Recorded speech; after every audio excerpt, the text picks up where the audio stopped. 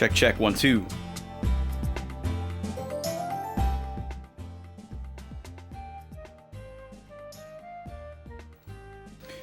Okay, folks, we are here. I made it. How we doing? Welcome, welcome. It's Friday. It's finale day. We're gonna beat a video game today. But before we start, I owe y'all 10 push-ups from yesterday. We had a wheel spin, and then I was supposed to do the push-ups that we landed on when we came back from a break, and I forgot. So, let's switch over here. Wow. Look at that Nima. I'm going to do these 10 push-ups real quick, right where she's laying.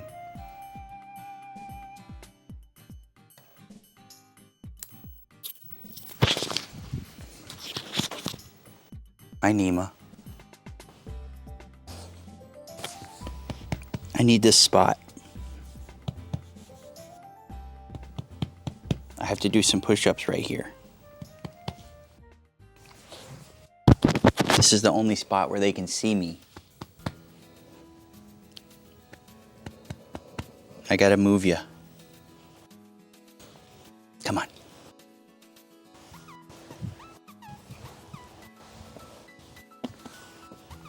She's perfectly all right with that. Okay. A quick 10 pack.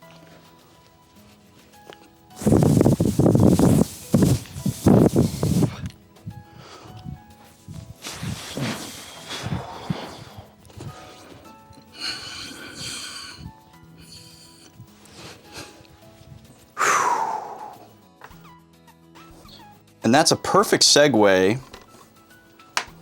to remind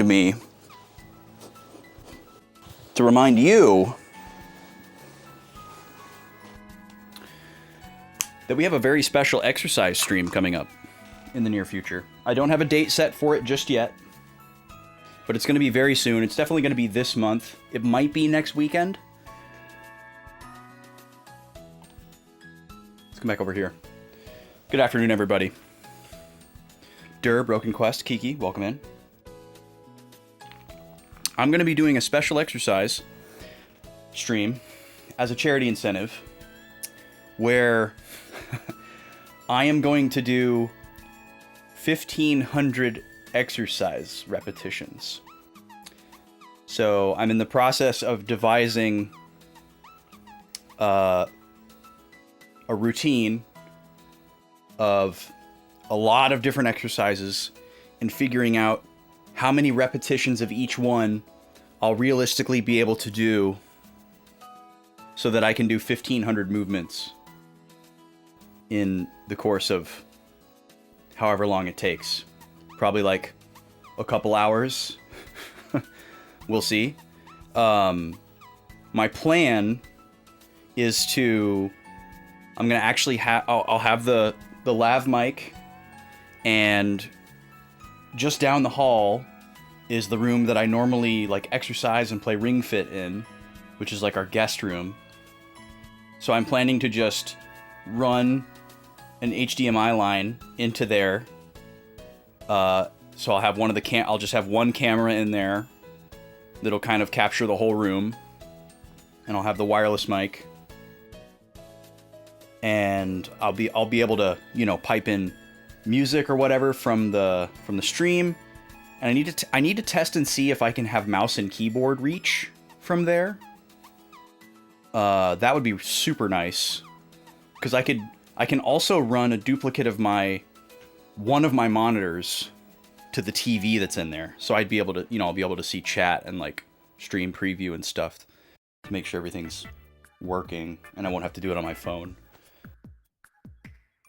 But I don't know if I'll have to test and see if mouse and keyboard work in there. But anyways, that's coming up thanks to the charity milestone. I'm working on getting that figured out first before I figure out the 2,000 milestone stream. But I am also working on some ideas for that. I'm starting to kick around some ideas Some things are starting to formulate. I'm starting to get an idea of like what kind of a thing I want to do. But I don't want to manifest anything just yet, because I don't want to lead y'all in one direction and make you think it's going to be one thing and then it ends up being something else. Because I haven't decided yet. There's a bunch of different directions that it could go. But I think I can safely say that it will probably be a 12-hour stream. But that's all I can say right now. And I don't know if that's going to happen this month. But if it doesn't happen this month, it will definitely happen next month. So stay tuned. I'll make announcements in the Discord about the exercise stream. And maybe by the time the exercise stream happens, I'll have more to say about the 2000 stream. I don't know what to call it yet. Maybe I'll call it the 12-hour stream, because I think I'm going to go with that. But we'll see. Okay, we're going to beat Suikoden IV today. Thank you for being here to witness it. Let's go over here. Let's pause this music. And let's go into normal display mode. So, if you weren't here yesterday, there's nothing to recap plot-wise. So we won't have a long recap at the top of the stream like we sometimes would. Yesterday, we basically said, if we want to do optional stuff, it has to be done by the end of today. So that was the ultimatum yesterday. We spent the entire day just kind of like wandering around, trying to get additional characters. We did get like 2, I think. I think it was just 2. We learned some things. We had some fun. We explored a lot of the world map and found a lot of nothing. But today, we aren't doing any optional stuff. We're at the point of no return in the game. We know that much for certain. However, what we don't know, and I don't want to know this, so don't tell me, what I don't know is how long this last stretch of the game is. So I want to make sure I give myself the full time to do it. There's also a chance that we would have to reset from before the point of no return, because the game is splitting us into 2 teams, and we don't really fully know what each team is going to be up against. One team is going to be significantly more powerful than the other. We have an A team and a B team. And we may, end up finding out, oh, we should switch them, and we should send the A team in that spot rather than in the one we thought, and then we'd have to like reset and do that all again. So I'm trying to make sure that we have enough time for all of those possibilities. There's a chance that we're just headed towards like a couple of cutscenes, some text dumps, some final battles, and the game will be over in like, 2 hours. I don't know. It's possible. Or maybe even less than that. But I have to prepare for the fact that it could take the full 5 hours of the stream. So, the first thing that we have to do is go and set up our B squad. Hoink. Welcome in. Is there a Mr. T to put on your A team? I kind of wish, if anybody is my Mr. T, it's probably Bartholomew. Because he's just a big, powerful truck of a man. If Mr. T had a spear,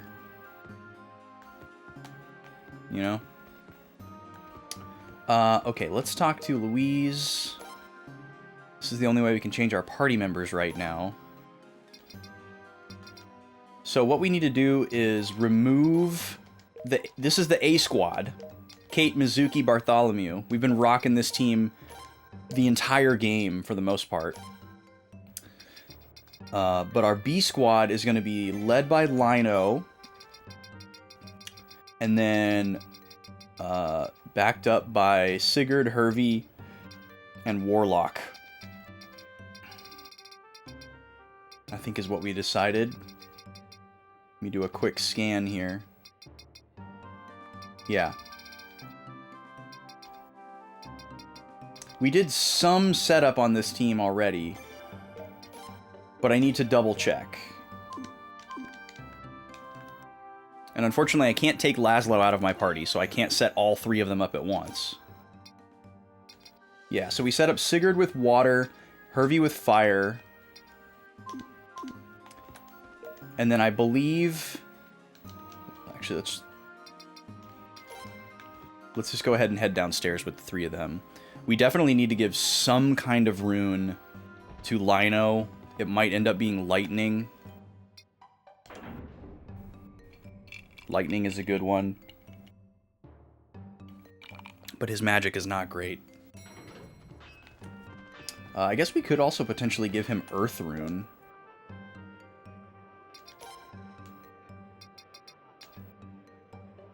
Double Strike. Heals when critical.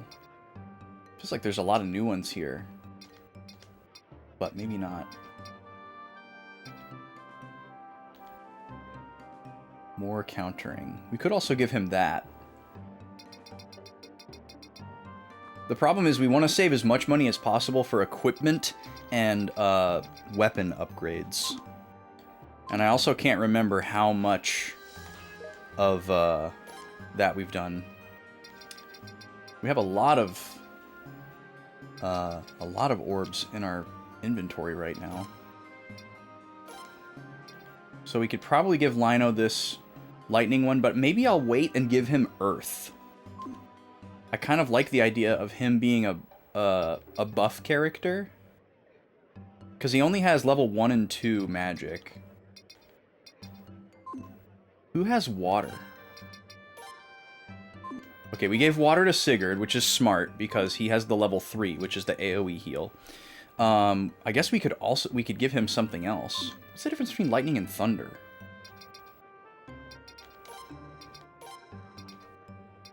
What's thunder?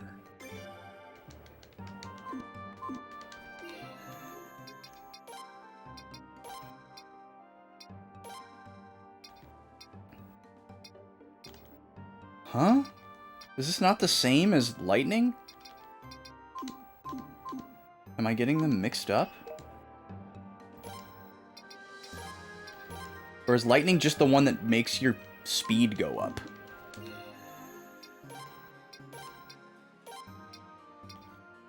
Okay, so thunder is like a leveled... I see. The level 2 of lightning is the level 1 of thunder. So it's like a more powerful... I see. So maybe we give the thunder one to Lino.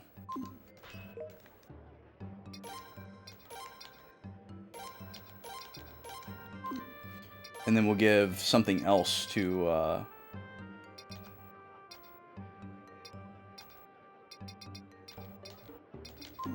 What would we give to Sigurd that goes well with water?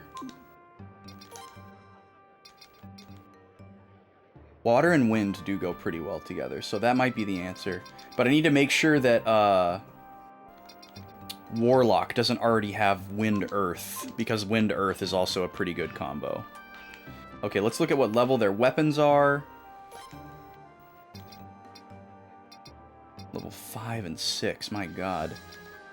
Okay, so we should probably get them up to like level 8 each. That's gonna cost a lot of money. Well, we don't need to level up Warlock's weapon. Because he's a magic only character.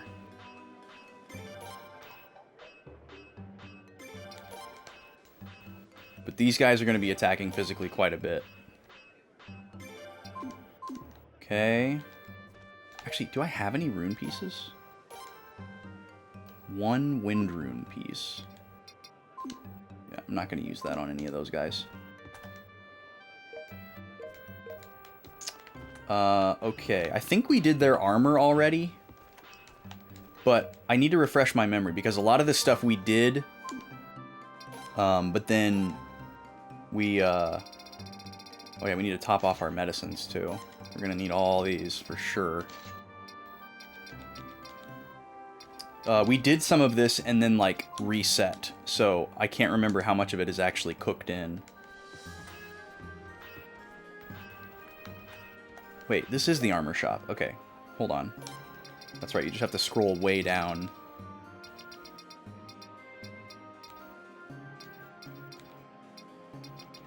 Okay, I don't think... Yeah, I don't think I saved any of the progress on their equipment. One second, y'all. I'll be right back.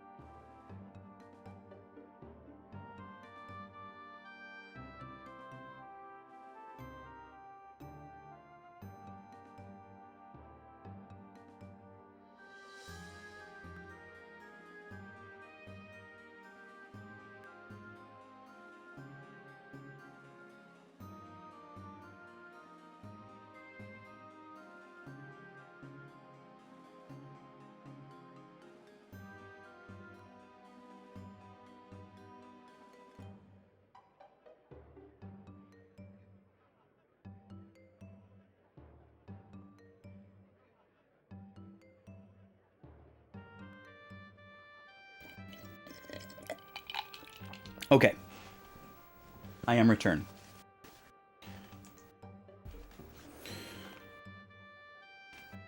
Back to shopping. Weapons are upgraded. Let's look at what armor they're currently wearing. That's what we were about to do. Iron helm. Yeah, okay, so we have to redo all of their equipment. This is all, like, super, super early game stuff.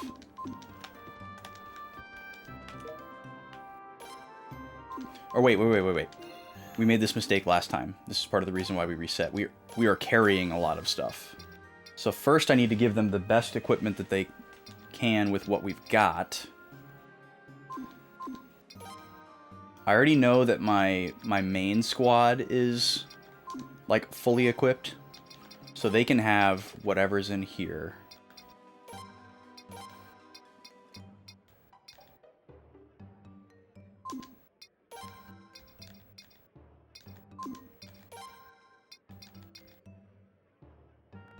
Platinum boots, okay.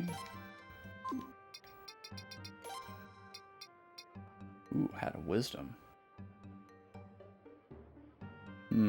Magic defense down, but lots of magic power. Magic 76. He does have pretty high magic, so we should probably give him that. Or at least for this team, he has the high magic. Holy moly! Okay. Yeah. Absolutely, you're gonna wear that. Guardian bracelet. Guardian sandals. My man's got the whole set. Except for the hat. Wow, okay, his stats are incredible now. What do we have for Hervey? Dregs. Oh, we have another battle suit. Interesting. Strength upgrade or just defense? I think it's probably insignificant either way we go. But this guy is mostly going to be physically attacking, so... Glass cannon all the way, baby. Okay. Oh, somebody that can use the hero shield. Wow, look at that thing. This is great, because we found a lot of these, like, unique items from some of those treasure maps, and our main party couldn't use a lot of them. So it's cool that some of our B squad are going to be able to make use of them. Okay, so let's shop now. We're going to start from the bottom, because this is all kind of like loosely in the order of worst to best. Okay, let's start with shoes. Diamond boots for Hervey. Is that worth it? 10 points? Probably.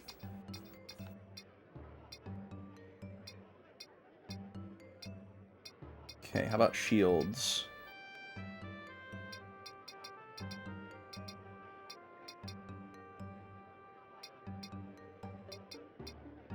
One pair of gold bracers.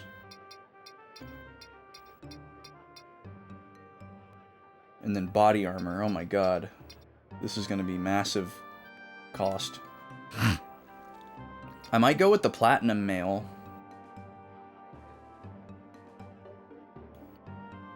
Because that's a better value. This is $1,000 per point. And this is less than $1,000 per point. And it's only 4 different. It saves me 18,000 since I'm buying 2. And then obviously we have to keep in mind that we're still going to be buying stuff for a warlock too.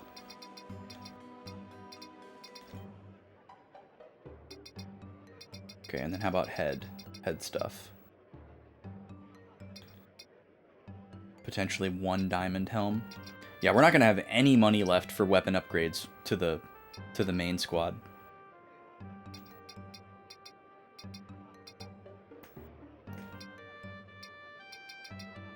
But because I don't want to sit around and grind this B squad, and I want them to be good enough as they are, it probably behooves me to just blow all my money on this.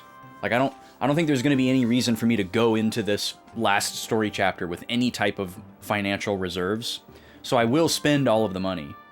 But it's, like, all going to be gone, like, right here. So let's see. Diamond helm. And then 2... platinum mail. Ow. And then 1 gold bracers. And then what are we doing about shoes?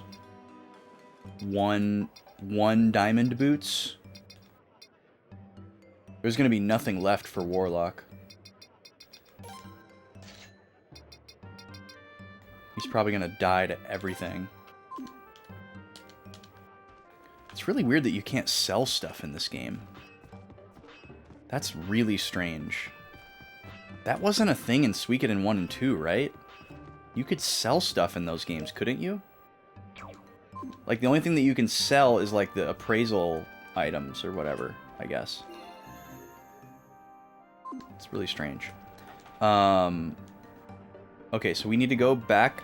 Or, sorry, we need to equip all the stuff that we just bought.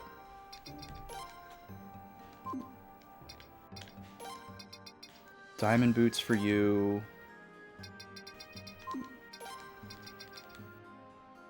Yeah, platinum mail for sure. Diamond helm. And then platinum mail. Gold bracers. Okay. And accessories, I'm just not super worried about, because there's just not a lot of options. Okay, so now we're going to go back up to Louise. And I'm going to put Hervey away.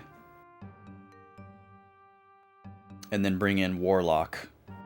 I may end up swapping Warlock and Sigurd's equipment. Because Sigurd seems to kind of use the same type of equipment. And Warlock is at a lower level, probably has worse stats. So he may need that help.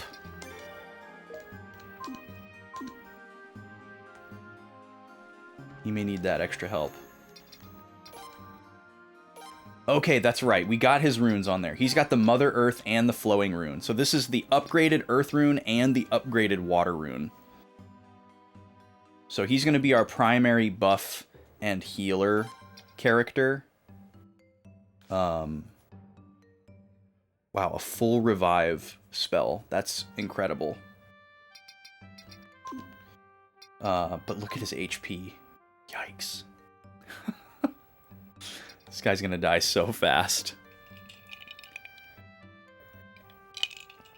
Okay. So we'll put the Thunder rune on Lino. Well, actually, let's put the Thunder rune on... No, we're gonna put Wind on Sigurd. Wind and Water go well together. And we'll put the Thunder rune on Lino. He probably won't use it much. Let's look at equipment. Yeah, this guy's basically naked. But we'll give him the best thing that we have available, just so that we know what we're up against. Which is not much. Yeah, probably better to increase his magic and magic defense than his evasion and speed.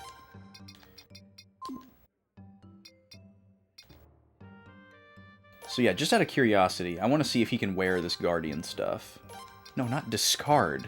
Why is that even an option?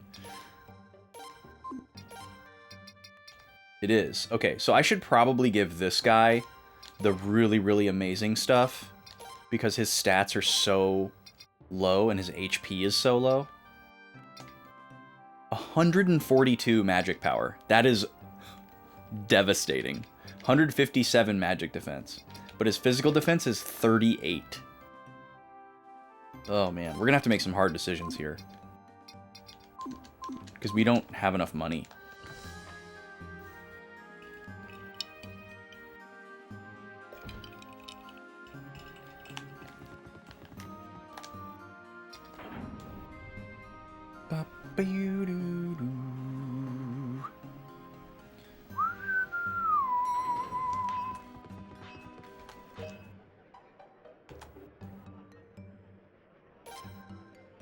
Wish I could sell some of these orbs that I have.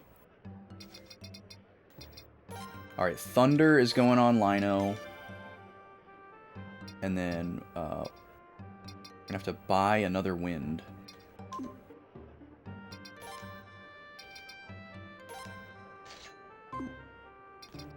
And put that on Sigurd.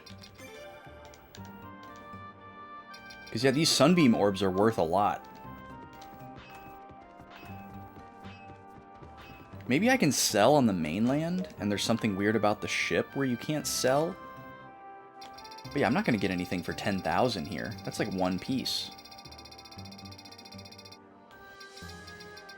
That's nothing. So Sigurd doesn't wear boots. He wears silk shoes. We can afford those. I thought we already had a pair of those, though. Hold on. I think we do. That's right. I just removed his stuff. I didn't give him the replacements. Ancient Vestment is the best one there. Yeah. Silver bracers. Silk shoes.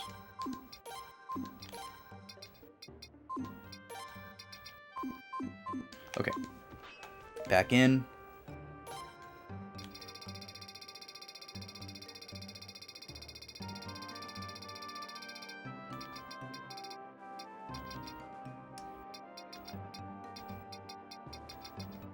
So he's good on shoes.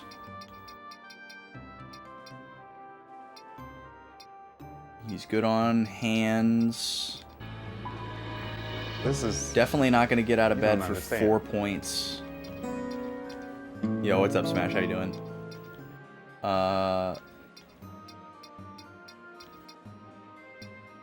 Okay. We're good on the robe because we have a really good robe. Silk hat. Gold circlet. Okay, actually we're there.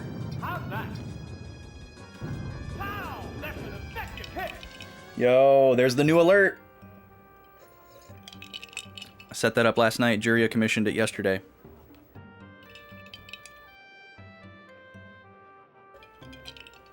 That's what they wanted. And we love Pokemon Stadium, so. And I was even able to fix the aspect ratio, which made me very happy. And squished it back to 4:3 because the original clip was widescreen. But the cool thing about 4:3 stretched to 16:9 is you can just squish it back. Do we want to buy this silk hat for Warlock? That is the final question.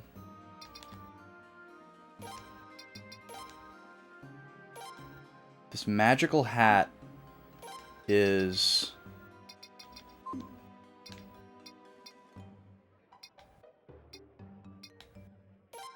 This magical hat is increasing his magic and magic defense. So I think we probably just leave it. I think we call it good here. Okay, so what we're going to do is we're going to go back up to our room. We're going to do a separate save. So this will be the save that is after all the money is spent up, but before moving forward and committing to which team is going which direction.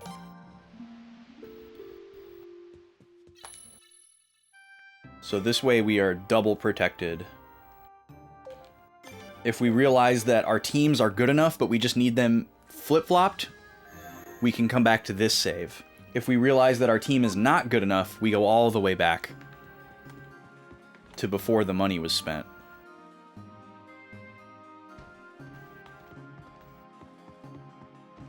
And that would be the only scenario where we don't finish this game today, I guess. Is if we hit some kind of crazy difficulty spike and realize that our B squad needs to be as strong as our A squad, and it doesn't matter, like, you know, if we put the strong team on one side, they're fine, but whatever side of the split that we're gonna see, you know, that the B squad is on, if they just can't handle either one, you know, then we're cooked and we gotta go back and grind. And I guess there's a chance where we could back out, grind, and still finish the game today. But that would be the most likely scenario.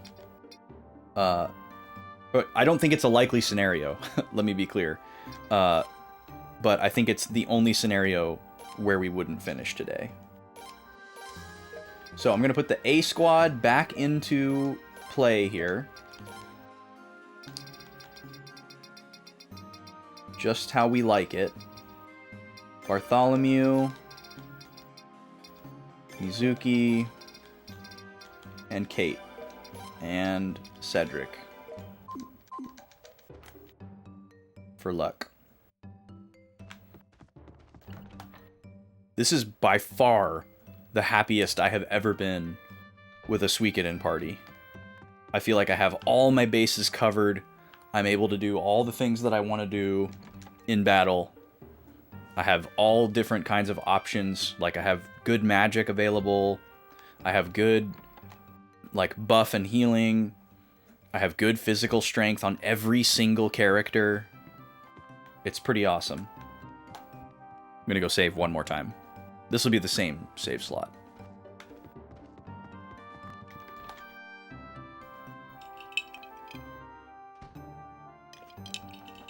So, we're going to save here. We're going to move forward with the story. We're going to see a few scenes that we have seen before. These were the scenes that confirmed for us that this was the point of no return. But I am going to... I will read them again because it's been like 3 weeks since we saw them. And I want to refresh my memory, even though they're technically in my notes. Alright, here we go.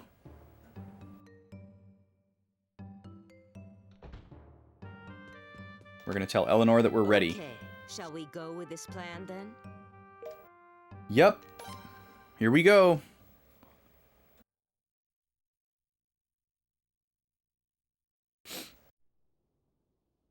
I'd like to execute this in the morning, 3 days from now. Everyone, please use this time to get ready. I'd like you to decide on members for the detachment.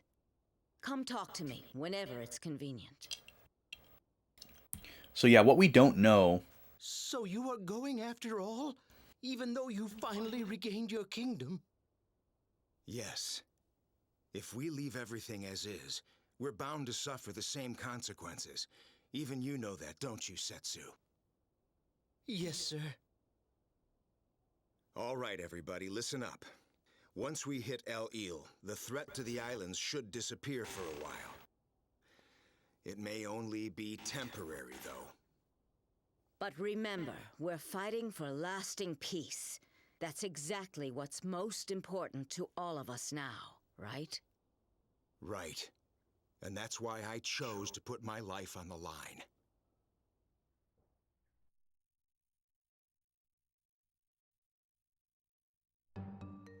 Okay, so yeah, what I was trying to say there, I didn't want to talk over the cutscene. What we don't know is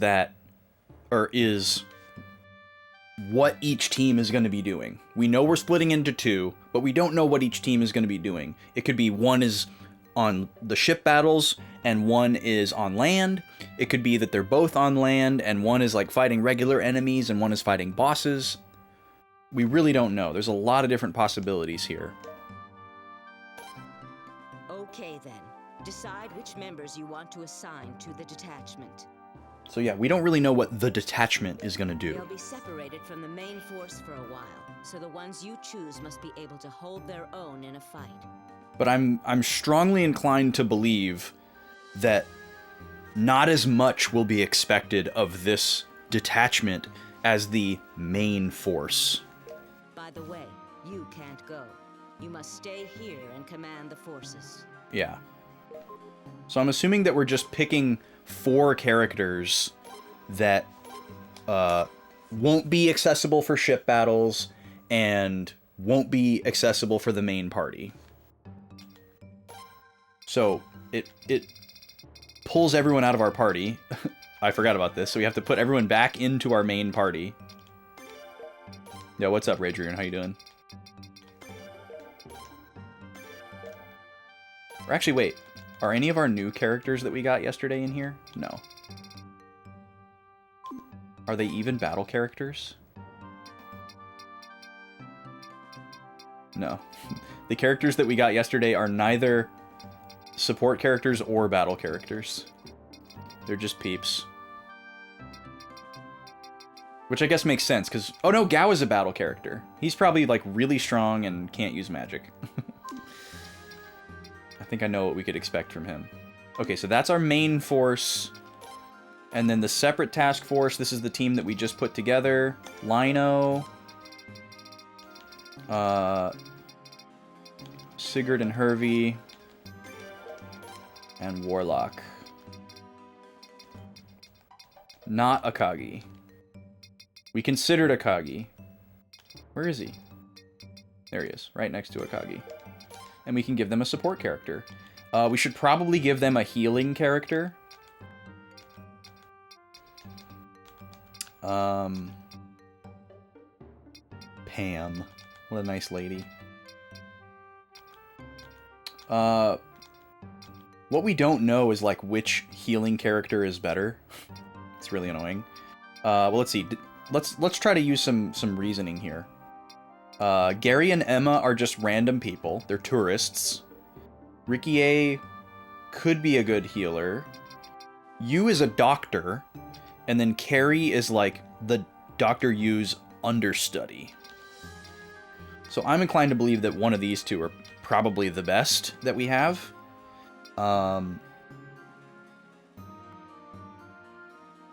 Let's do Carrie. Because they need some feminine energy to support them.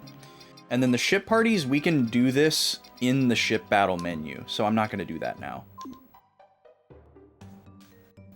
Okay then. Not worried about that. The detachment and instruct them directly. Lady Eleanor! Wait a minute. Won't it be dangerous for the tactician to accompany them? We must destroy the rune cannon by any means necessary. That's why I'm going. I've got the map of the fort and the structure of the rune cannon memorized in my head already. So yeah, the secondary party is definitely going to make landfall, but it kind of sounds like they're going to be on like a stealth mission. So I'm guessing that they'll either only battle regular enemies on our way from one point to the other, or they'll have to battle some boss that's like not as scary as the boss that the main party is going to fight. Those are my predictions. I'm just going to tell Eleanor that we believe on her. I think last time we said that you shouldn't, but it didn't matter. It didn't stop her. If that's what you think, I have no right to stop you guys. But please be careful. You're going to be there. I guess he doesn't know that. Okay, so we're done now. We have to go rest to move the plot forward. And I think this is what triggered the scenes that we saw afterwards. And unfortunately, we have the first thing that we ever got in the whole game to like customize our ship, and we can't do it right now because he's locked into this like end game state. So that really sucks. We'll never know what Canvas 2 looks like. Okay. I love how I have a big bass above my room. Oh, that's the rear deck. That actually makes sense. Wait a second. Does this character do fishing?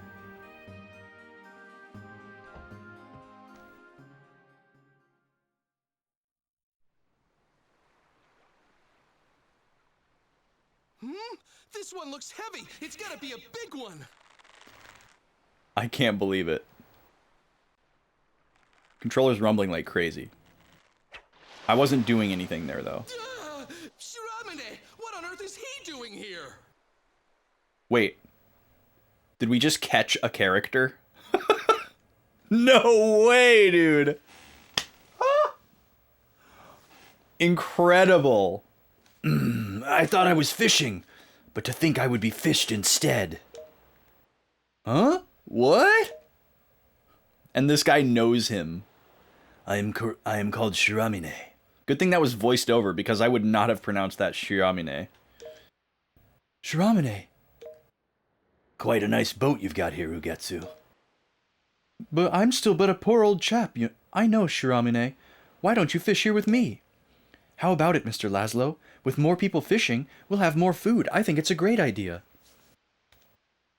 I can't exactly ask him to just leave. You just, nah. Push him back in the water. Pardon, much obliged. Wow. That was funny.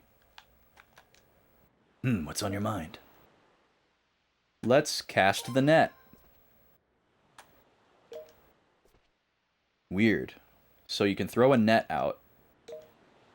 Can I, like, actually fish now? Oh my god.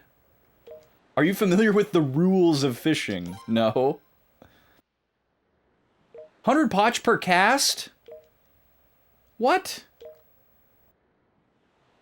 Press triangle to recover the hook. If you get a bite, press X. Rapidly. Green gauge will display the strength of your line pull.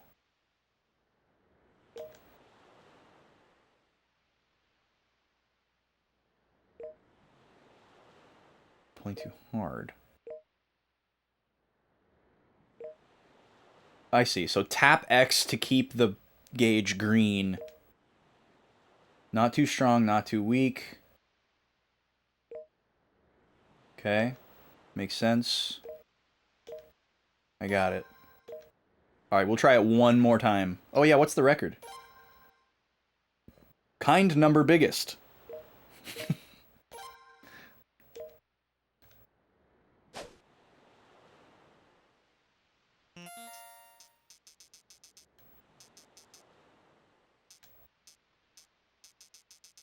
Okay, you don't have to do anything with the joystick.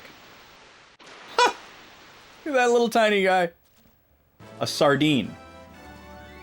I don't think you can catch a sardine with a fishing pole. Oh, I've never seen this type of fish. Okay, we'll do it one more time.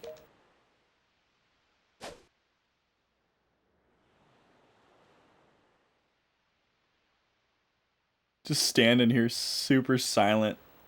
Stock still. Yeah, he's never seen a sardine before. So, oh. This is a very simple fishing minigame, I will say. The little, like, wetness effect that they're going for around the fish isn't really working. It's admirable, but... Okay, unless I can make money from this, I don't want to do it anymore.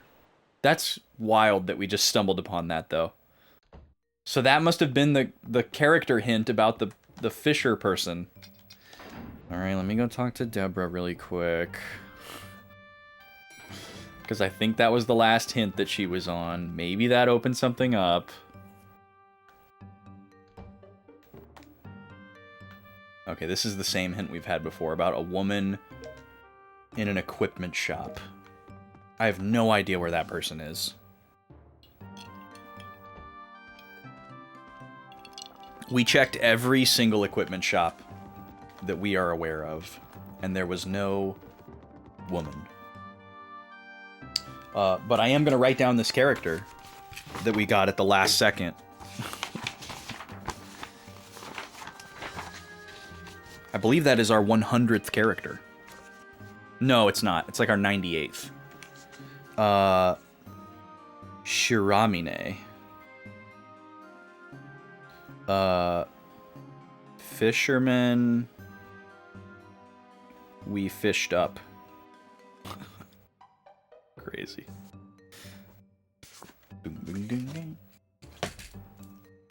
Okay, we need to rest in our room.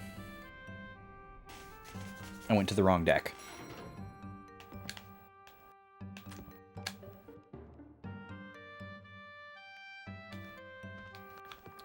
I'm gonna save one more time.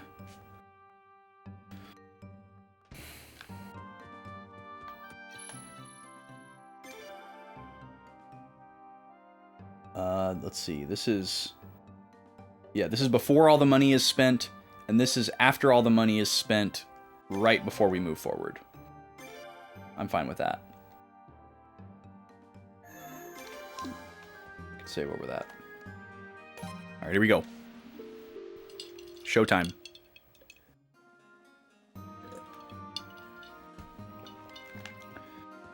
And I think we're in like a nighttime state.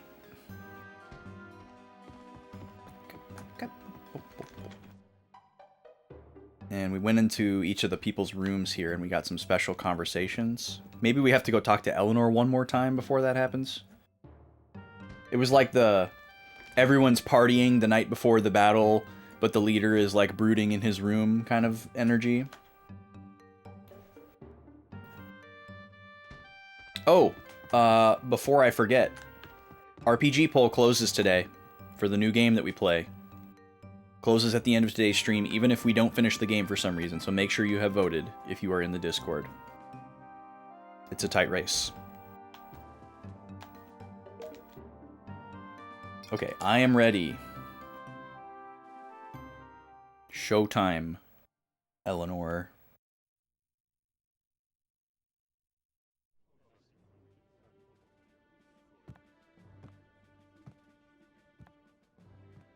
Okay. The decisive battle will take place tomorrow morning. I'm counting on you.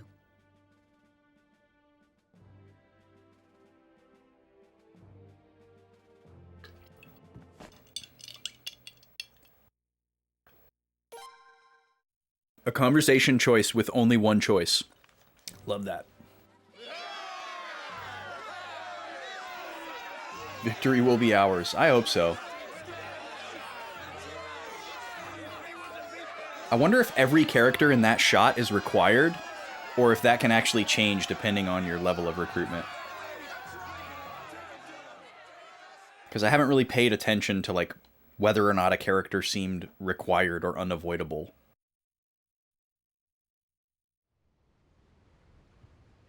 That looks really cool. How do we have electricity on our boat, though? Are those all like gas lanterns that are burning fuel? You're wondering if you should wait until the next RPG starts. Tomorrow's our big moment, isn't it? I guess it doesn't matter. It's up to you. Yeah, I mean, it wouldn't change whether it's on the next poll or the one after. And unless you want to be like influenced by what wins the poll, I would say it doesn't matter. If you already have something in mind and it doesn't matter to you what the next game is, then yeah, I would say it's totally your prerogative when you want to redeem it. All right, there it is. Pokemon Coliseum. Interesting. Now, I might have to think about whether or not that's a Friday game or a Tuesday game. Because I know it's technically an RPG. Oh, the ads just started out of nowhere. Interesting. Okay, well, we're going to the ad break. Be right back. Also, hi, Chris. This is our first matchup between Samus and Luigi. Looks like Samus won the warm-up, but that doesn't count. 3, 2, 1, go!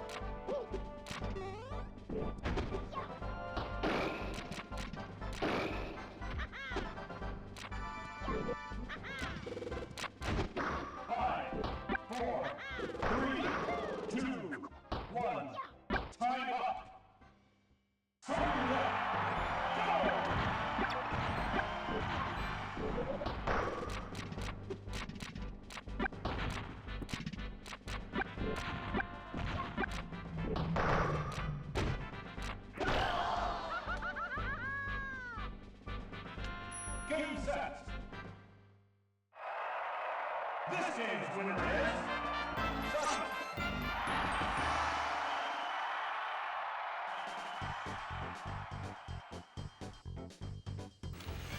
That was a very interesting matchup.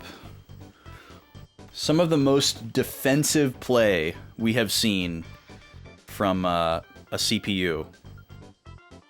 It was interestingly even. They were very spaced and defensive for the first minute. And it kind of looked like Luigi was just chipping Samus down. And Samus was too focused on the ball, the charged ball. But then she got the first KO. And then Luigi responded, and then it went to sudden death. So it seemed pretty even. We didn't have a prediction, but we'll have a prediction next time, as long as my ad timer comes on. Sometimes it doesn't. But Samus is up 1-0 after the first round. These characters are going to fight each other 11 times before we move on to the next matchup. And no characters have been selected for the next matchup. If you would like to pick any, 1,000 channel points to do so. Wide open. If we survive tomorrow... Continuing our cutscene. Don't worry. We'll be able to return to Rosaril. Liam. That's right. Let's do our best tomorrow. Yo, MN! What's up, dude? Welcome in. How you doing? I wonder what I'll do when I finally get back to Rosaril. Looks like Frosty's dead.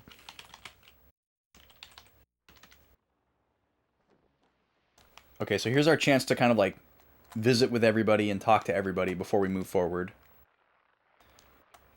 I am slightly nervous. I really must not be feeling this way. We're gonna give it our best, right, Laszlo? Laszlo, it's finally time. Let's keep it together no matter what. Let's do our best, Laszlo. Yeah, gambate and all that. I never think about tomorrow until that day has arrived. I live for the moment. Mr. Ramada is someone whom we owe our deepest of gratitude. He helped us when we were about to be sold long ago. Ever since, I've been unable to repay my debt to him. Yeah, I'm sad that Ramada died. He was a cool character. He had a nice arc. I suppose your fight may be settled tomorrow.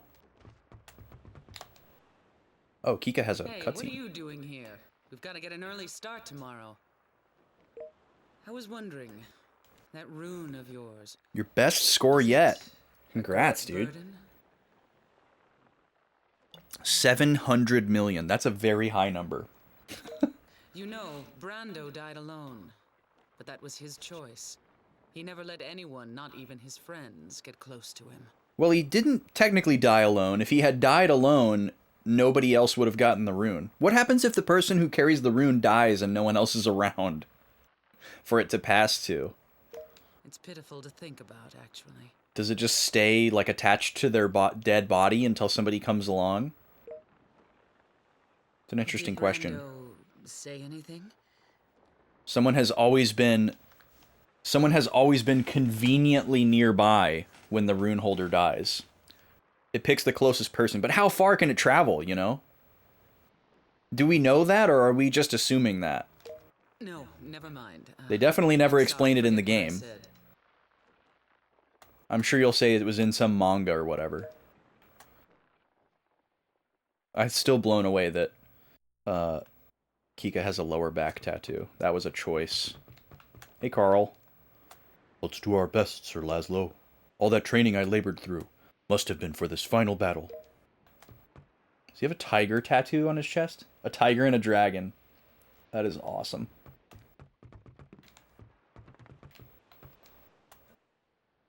So, you're not going back to Middleport or the Rheinbach family fleet after this fight is over? What kind of question is that? No, I'm just asking. I've already severed my ties to that place. In the eyes of Middleport, I'm a dead man. I intend to stay in the pirate business. I'll spend my whole life repaying Lady Kika for taking me in. What about you? Aren't you going to find your calling? I don't think so. I too would rather stay as Lady Kika's right-hand man. Well, first, we have to get tomorrow over and done with. Oh, right.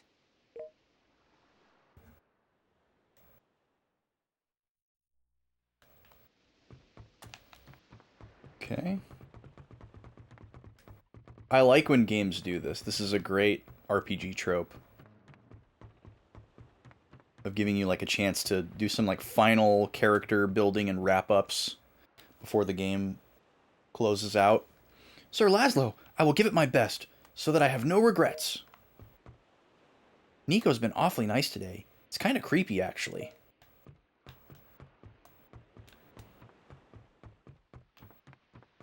Okay, and then we're also going to be able to go in here and get scenes with Lino and Eleanor. I will give it everything I've got. I'll do my best and survive this.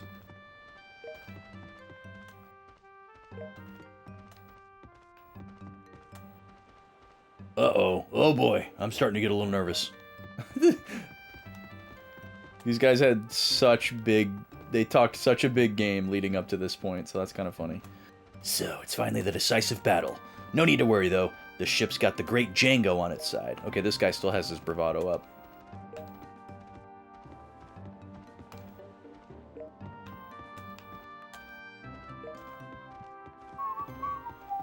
So we're just going to make the rounds across the whole ship here.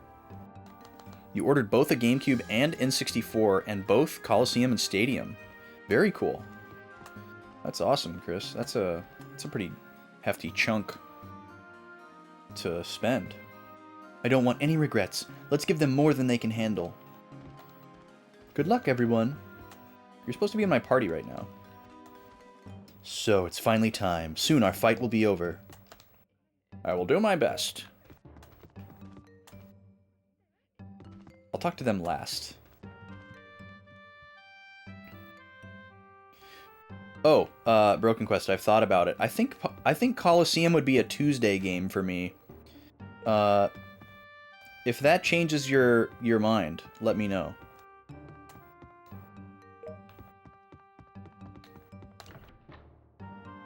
I think I would put that on the poll after Trading Card Game.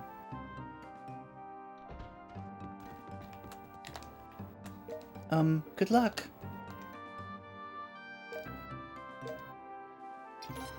I love that we still have the option to play the mini games. That's awesome. I would be honored if my abilities have served to aid you properly, Sir Laszlo. I will be fine, my friend. In the heat of battle, my seasickness should subside. It seems the young master never got over his seasickness. Wow, it's almost time, Laszlo. Do you have time for a game before then? It is strange that you would want to speak to me at a time like this. You wish to take a break that badly?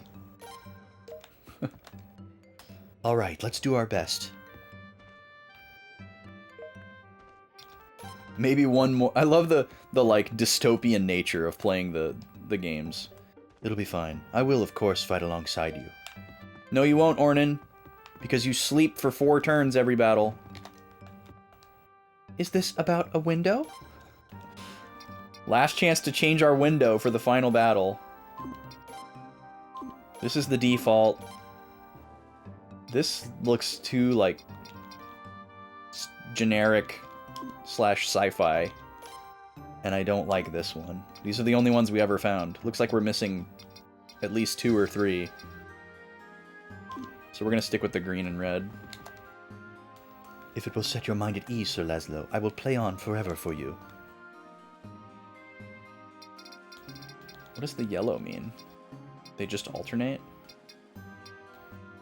Oh, we're missing one song. Maybe that's a song that we're yet to hear. I'm grateful for being allowed on this ship. It's not every day I get a chance to experience such events firsthand. Is this new? Oh yeah, it is new. A few words from Lady Tactician Eleanor. You have all done well to get this far. Believe in yourselves and do your best. Believe in yourselves. Even after this war is over, our lives will continue on. Let us ponder those words thoroughly whenever we come across troubling times in our lives. For being faithful readers all this time, we sincerely thank you. Unfortunately, we have a terribly distressing announcement to make. This publication will be on hiatus as of this issue. In closing, we ask for your understanding and we will pray for your future well-being. I love how the newspaper is like, hey, Apocalypse is on the way, so this will be our last one, guys. Signing off. This is the news. I do not condone pointless fights, but I suppose it cannot be helped. The duel between the Rose Swordsman and Laszlo began. The dual-sworded swordsman, Laszlo, fought bravely, but in the end, he was no match for the Rose Swordsman. It took little time for the duel to end. The hand towels held by the onlookers did not even have time to dampen. What? Laszlo was on the ground in a pitiful state before the Rose Swordsman. Laszlo opened his eyes and said, I have a favor to ask of the Lord. What might it be, Sir Laszlo? I'd like to welcome the Rose Swordsman, not as a comrade, but as our leader. A loud murmur rippled through the crowd. Brimming with pride, the Lord replied, Go, you should see the world while you are still young. I understand, if that is what you wish, Father.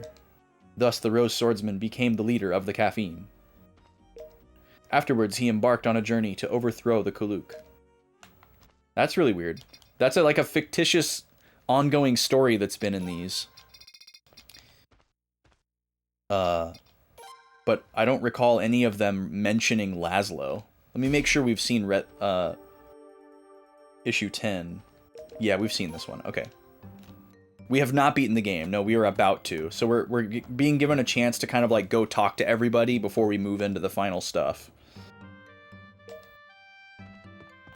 So I'm just walking around the ship talking to all my characters. The hand towels didn't even have time to dampen. That's so odd. It's so silly. Oh, Desmond is back in his normal spot.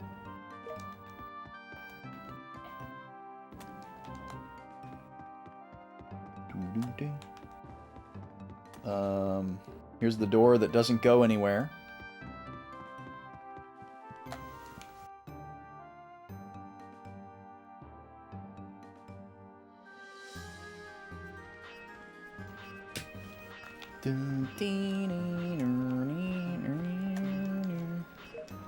It's pretty impressive that they managed to write new dialogue for every single one of these NPCs, not just the recruits.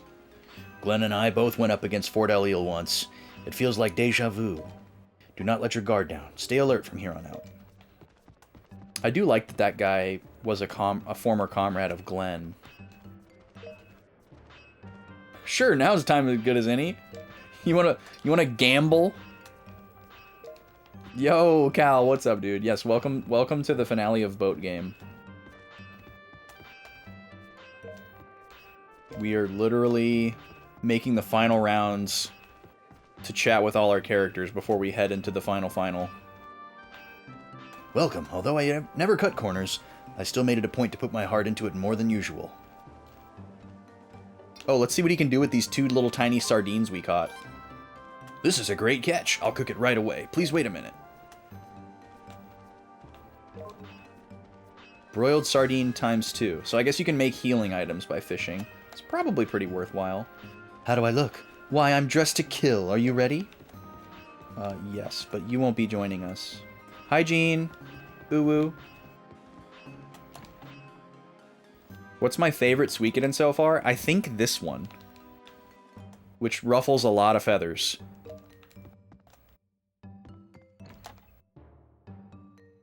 People love to dunk on this game. And a lot of people seem to agree that it's the worst one. But because of so many, like, mechanical issues of 1 and 2, I really like that this game addressed all of those mechanical issues. I like the plots of 1 and 2 a lot. But I also like this plot.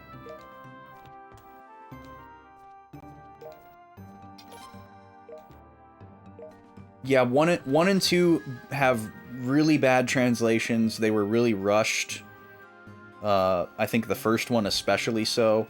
So a lot of times, there'll just be a random text box that is so poorly translated that you have no idea what they're going for. You know, like there's bad translation where it just kind of like takes you out of the experience and like, you know, ruins your immersion for a second, but you can tell what they were intending or what they meant. But there are some text boxes in Suikoden 1 and 2 where I literally have no idea what they meant. It'll just be like, all right, everyone, we have to try our best, you know, and then the next character will say like, fart, lampshade, pool, poster, dog, whistle, you know, and then you're just like, what? You know, it's just like an assortment of word salad that doesn't mean anything, and there's no like context clues or anything that can bail you out. We have to make sure we have the medicine in bulk since I can't afford to run out anytime soon. Right, technically words, they were English. Are you listening? Don't even think about dying. If you die, a doctor can do nothing, no matter how good he is. Wow, he's so smart.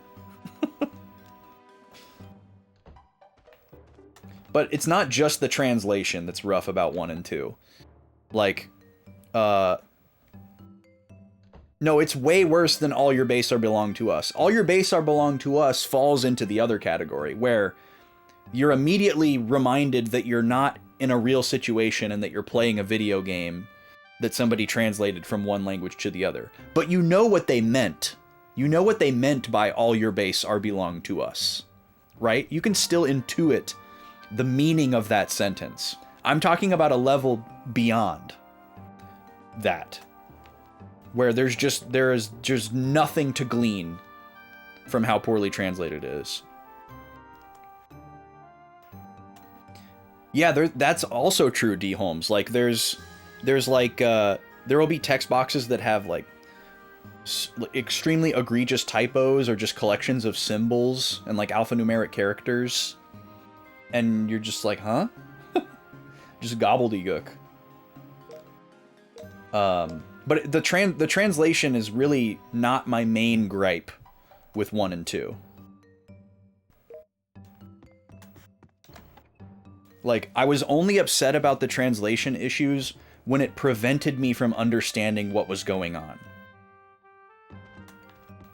I've played plenty of games with rough translations, and it's not that big of a deal. It's a thing that happens. It's not something that I would hold against the developers or the localizers or anything like that. Especially from that time period. It's more about like the mechanical issues. The game doesn't do a good job of like pointing you towards things in a way that a newer game would. And I think it really suffers for that. Not like what to do next in the story necessarily, but like giving you resources to go after all the things that they have taken so much care to put into the game. Oh wow, Deborah doesn't give hints anymore. She's like letting you know that your time to recruit characters is done. Yes, I leapfrogged over 3, MN. We're doing a little bit of a weird playing order. I'm going to be playing 3 last.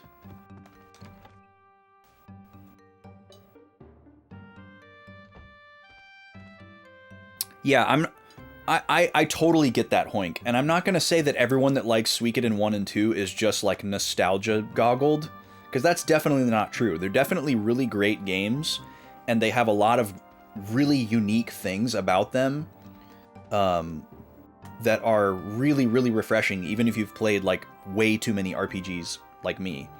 And I really, really appreciate how they have these like really grounded, kind of granular stories that are like geopolitical and like historical, in the sense that like there is a history before the events of the game that influences the way people act and feel, and it's just very like, you know, it's not like super high fantasy. Like there are like elements of like magic and you know, supernatural in Suikoden 1 and 2, but it's not like Final Fantasy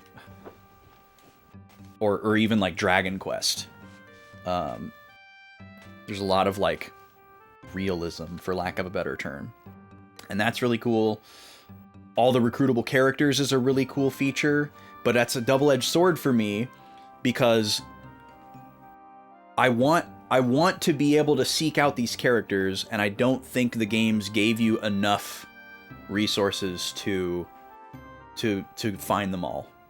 You know, having a character that gives you a hint about where more characters are is great, but it's not enough. And it also should be really clearly, I think it should be really clearly spelled out that that's what that character's role is, and that character should also probably be required for you to recruit. You know, they should have one of the required characters fulfill that role, rather than an optional character that you could also just miss, which is what happened to me in Suikoden 2.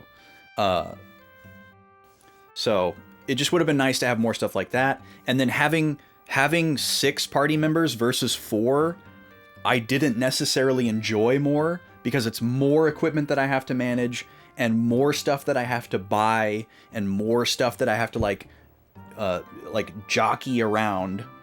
And on top of that, having characters constantly forced into my party made my massive roster seem less exciting, because I had very little control over who I could actually use most of the time.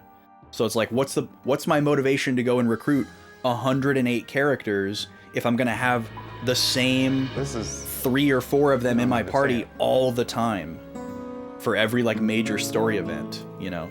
So that really took the wind out of my sails to like go out of my way and do the extra stuff. I got really frustrated with that. I also felt like there were 2 big plot questions in Suikoden 2 that I really wanted answers to, and I feel like I didn't get them. So that really stopped me from thinking that story was like a 10 out of 10, and it kind of brought it down to like an 8 out of 10 for me. The reason for 3 last is because twofold. One, because it's the only one that I played a little bit of as a kid and am slightly nostalgic for, and 2, because it is the culmination of the migrated save data feature that they had in the early games. So you import your save file from Suikoden 1 into Suikoden 2, and it influences a few different things depending on how you did in the first game. And then you also submit Suikoden 1 and 2 data into Suikoden 3. And it has a much less profound effect on 3, but it's still like the culmination of that. And I guess it's the last one that's made by the original creator, I think. So maybe it's a threefold answer, but mostly the first 2 for me. So tomorrow's battle will be the decisive one. You've become your own man. I'm sure Commander Glenn would be proud. Thank you for saying that, Katarina. We can just gloss over the fact that you, shipped me out to sea on a raft to die because you believed the sniveling coward Snow instead of me, Nepo baby. But we'll let that be a bygone. So it happens tomorrow. If there is anything that I can do, please tell me. Allow me to support you in this endeavor. After all, I have a connection to the Rune of Punishment. I am sure that my husband would have wanted it that way. Yeah, I wish we could have learned more about her husband. Tomorrow we're gonna show them just what we're made of. You hear me? Why is this cutting to them? Yes, sir. Just don't die on me. Got that? Jesus. Yes, sir. And if I should die, you'll go back to your mom. Yes, sir. Wait a minute. You found my mother? Oh, well, actually, oh, enough of this depressing talk. We're gonna sleep, and that's what is final. going on? Yes, sir. That is a weird scene. Yikes. Son, you're not allowed to die, but I am. And if I do die, you're gonna go back to your mother, who you apparently don't have a relationship with and thought was gone. Don't ask me questions about it. Are you okay? You look a little nervous. This guy's just like doing hot guy stuff in the corner over here. Moriyama worked on S3 from the beginning but left before it was released. Interesting. I guess it's time for us to leave this place too. Except just me, because you're just gonna stand in here.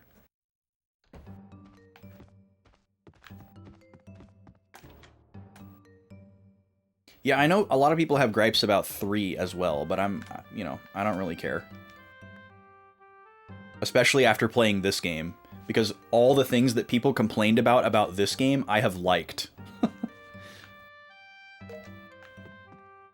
That's not to say I don't have complaints about this game, but the complaints that I have about this game don't match up with any of the common complaints that I hear.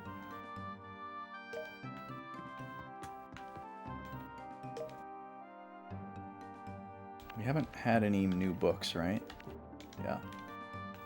Yeah. Like my complaint about this game... My complaints about this game are... I guess some of the same complaints that I have about 1 and 2 is just wanting more resources to like take advantage of all the content in the game. You know, like there's just a lot of like unanswered questions about like, what are the treasure maps? What are they gonna do? How do they work? How do you find the character to get to that mini game? There's all these like mini games locked behind characters. And you don't really know that they exist until you just randomly find the character.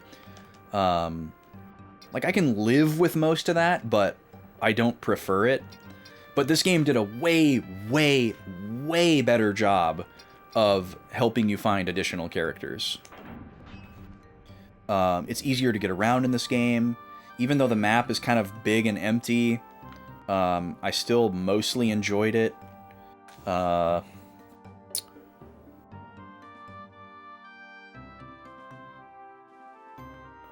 I don't care that there's 4 characters instead of 6. I actually prefer it.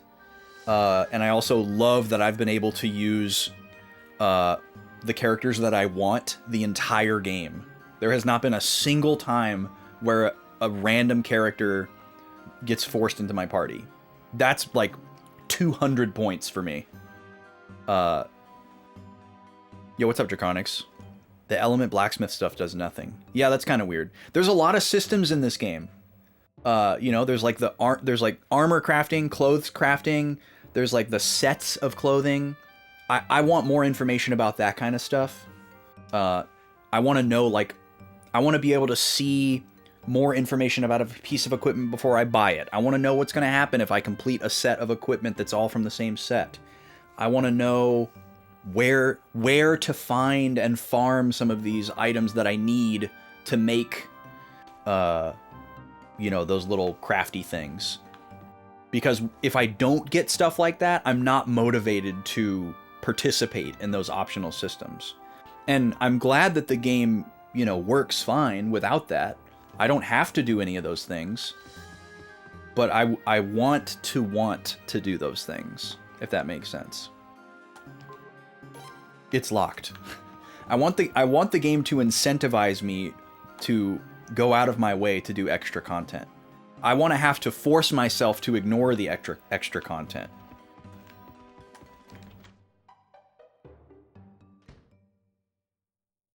You think I'll like 100 Heroes more than the average Suikoden fan? Yeah, I'm sure it just has a lot more, like, quality of life stuff like that.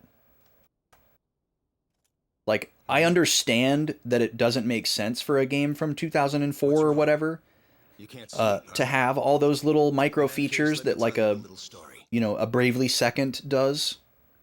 But that's just, like, where my standards are at after having played as many RPGs as I have. It was summoned from the Sorry, I'm not going to talk over the scene. It's a good scene. By the Queen of Obel. She was my wife. We lived normal lives, resisting the rune's lure. Then one day we were attacked by pirates. So the original holder of the rune was the Queen of Obel, his wife. Kids were on the ship too. It was found in the ruins Claire of and Obel. her younger brother, they were just newborns. My lady died, saving them. She defeated the pirates, but our ship sustained heavy damage. My youngest went missing. If he were alive, he would be about your age now. Just a couple more years and I might have shared a drink with him. Oh, but make no mistake. I haven't supported you in an attempt to replace my lost son. It's not that at all. Okay. I'm going to sleep now. You should too. Be ready for tomorrow. Yeah, Lino's a really cool character. He looks dumb as hell with that outfit. He looks like he's on his way to a Daughtry concert. But he does have a cool story. My favorite RPG of all time is probably Final Fantasy IX. Eleanor's getting wasted. Can't fall asleep. Maybe a drink will do the trick. I'm drinking matcha, Draconics. What kind of example are you setting, Lady Eleanor? We should go to sleep so we'll be Matcha ready latte. for tomorrow. Tomorrow. I wonder if I'll see Cray tomorrow. Long ago, he used to be my subordinate. A tactician and an assistant in the service of the Scarlet Moon Empire. But out of the blue, he attacked the nobles of Scarlet Moon. How many years has it been since then?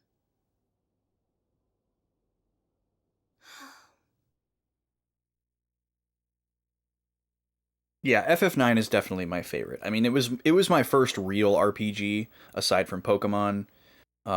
It was, and I guess Mario RPG. But I didn't play all of Mario RPG until later. And I guess I probably played a little bit of Paper Mario before I played Final Fantasy IX as well, but I don't remember. It was my first, like, real, meaty, filling RPG. It was my first Final Fantasy, my first PlayStation game that I ever played. So it was a lot of firsts for me. It was very mind-blowing. It's certainly a lot of nostalgia-driven, but I do think it is, like, a near-perfect RPG as far as, like, across the board, like, mechanically, story, pacing, all that kind of stuff. Like, it's definitely not perfect, but it's very, very close. It's extremely approachable, even with it being 25 years old. It has aged incredibly well in all those aspects.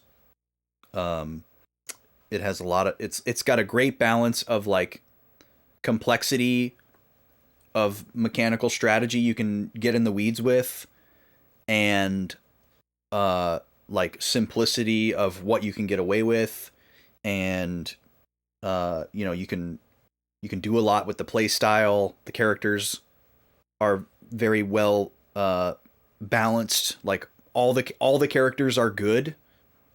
There's not like, oh, well, I never use this character because they're not good. There are definitely characters that get used more than others, but it's not because the other characters aren't useful. So that's nice. Story is near perfect. Yeah, it's a great game, but definitely don't conflate favorite with best. The best RPG is definitely a different conversation. But it is extremely, extremely polished. And I don't think it needs a remake. And I hope it doesn't get one, because they'll probably ruin it.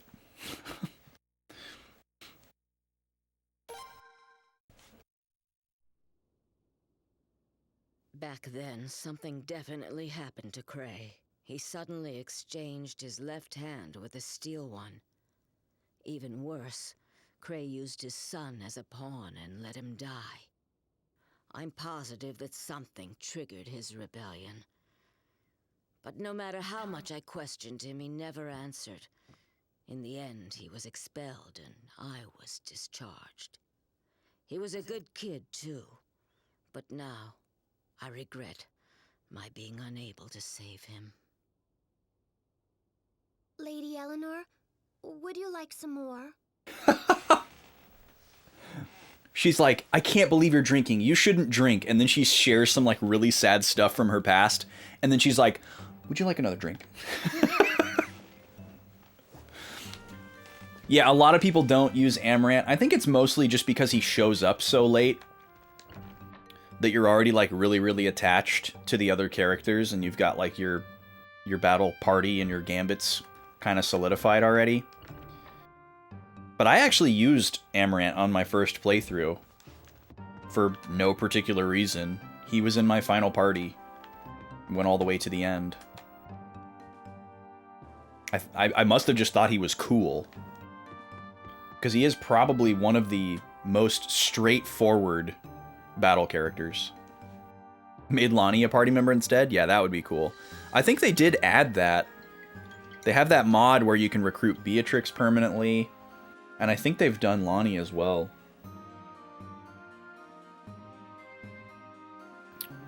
I wish companies would stop remaking great games. They should remake flawed games instead so they can achieve their wasted potential. Yeah, I agree with you, D. Holmes. I'm pretty staunchly anti-remake in just about all regards. There are certainly notable exceptions. There are remakes and remasters that I have enjoyed more than the original. But they're usually for games where I already enjoyed the original version. You know. Okay. I'm guessing that we just need to sleep one more time here, now that we've talked to everybody. We've made our rounds. We'll save one more time. We'll cascade this one just for the heck of it.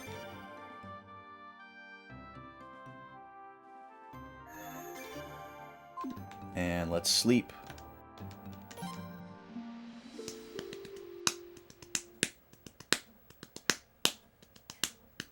I also really don't like the idea of games being remade by different people than made the original game.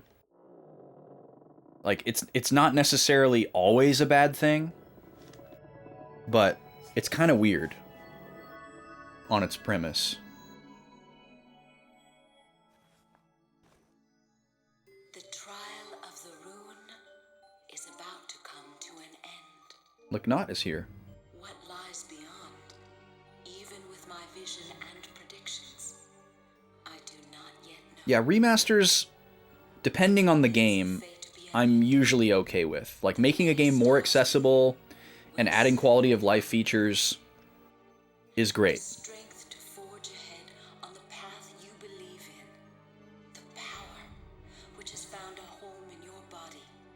And the rune which consumes your life. These times will surely find a place in my memories. Are you the Tooth Fairy?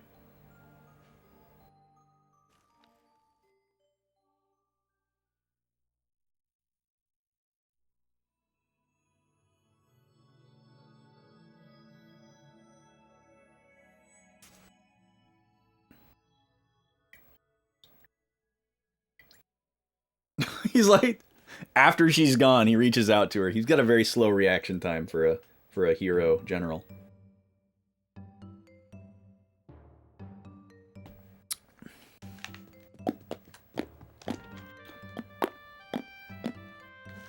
Man, now y'all got me thinking about Final Fantasy. Why would you do that?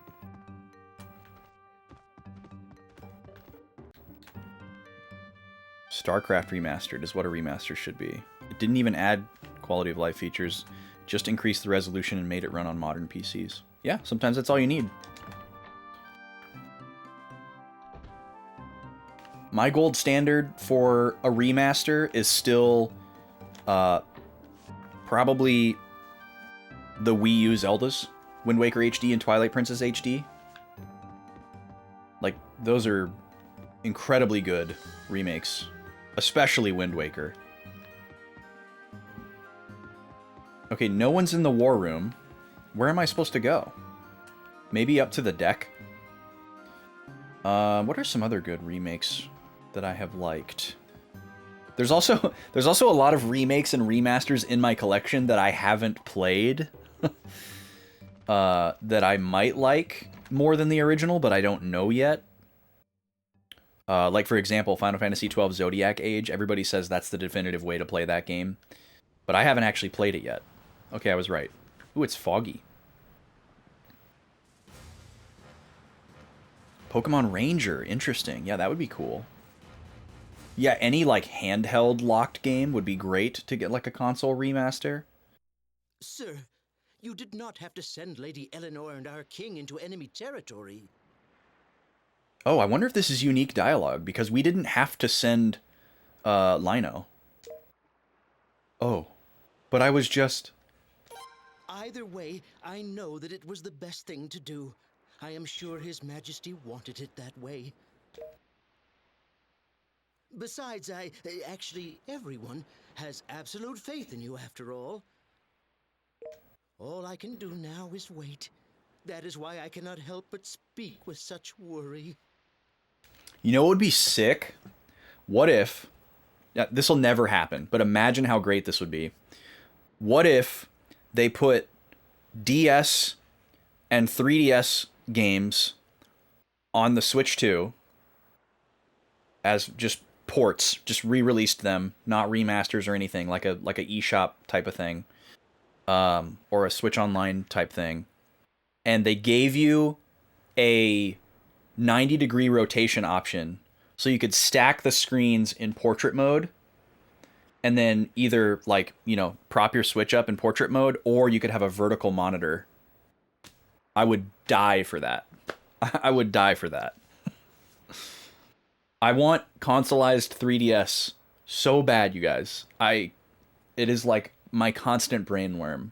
I want a dual HDMI 3DS that I can put my cartridges in and use a controller. I want it so bad. I don't care if I don't have 3D support. I need it. I need it. I'm manifesting so hard. I want somebody to modify, to create a mod kit for the Wii U where I can play DS and hopefully as well 3DS cartridges on it. Like, imagine how amazing that would be to stick a DS or 3DS cartridge into your Wii U or your Wii U gamepad and play it. And I guess we would also need a mod kit to allow the gamepad screen to go to some type of HDMI device so that you could stream it. But even if I couldn't stream it and I could just play it at home, I would die for that. It seems like a slam dunk, so of course it won't happen. Exactly, Hoink. You preferred the original FF12 job boards over the Zodiac Age ones? Yeah, I mean, it's interesting. FF12 is one of those games where nobody had the complaints about it when it came out that they have now. You know, like nobody at the time was like, oh man, I wish there was a speed up option to make this go faster. Or, oh man, I wish that, I guess there were some like really, really nerdy people that knew that there was like an international version that had updated boards and they wanted that. But the problems at the time were like, oh, I wish treasure chests weren't random. Or, I wish some of these bosses had less HP. Or I wish there was a little bit more tutorialization of the quickening system so I could break the game, you know.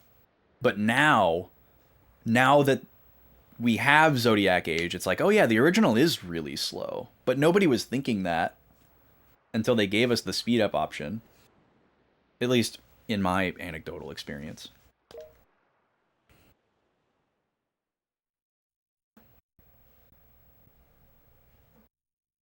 But it is a great choice. I'm not saying they shouldn't have included the speed up. Okay, let's go. What do we do with this boat? Let's hide it in the rocks. The fog will clear in a little bit, so we'll need to hide too.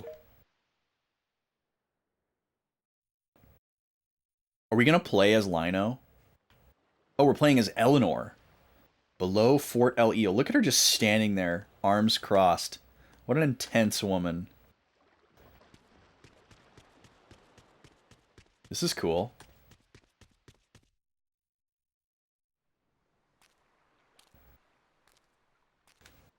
I guess it makes sense for the field model to be her, because they don't know who you're going to pick.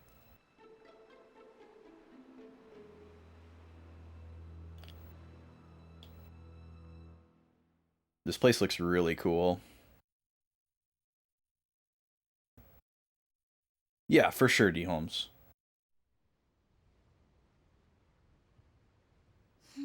Streaming is such a big influence to it as well. This fog is really supposed to clear up soon?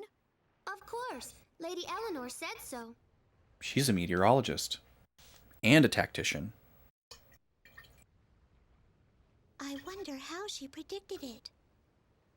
I would like for her to teach me how to read the skies sometime. After me, I am to be taught first. I think that's the first time Tanya's ever spoken. I'm teaching you. Besides, do you even have the aptitude for it? Wow. What is that supposed to mean? Luis is like, I'm staying out of this. The decoy fleet has been sent towards El Eel. It's finally time. Desmond is such a wiener.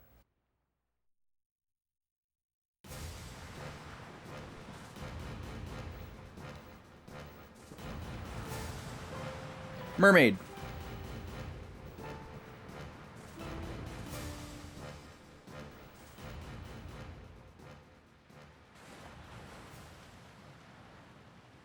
It's interesting to imagine how much variation there must be in some of these final scenes. Because there's no way all these characters that they're showing were required.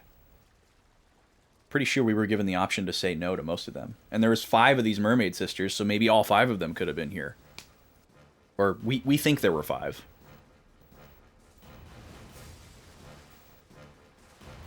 This is pretty cool.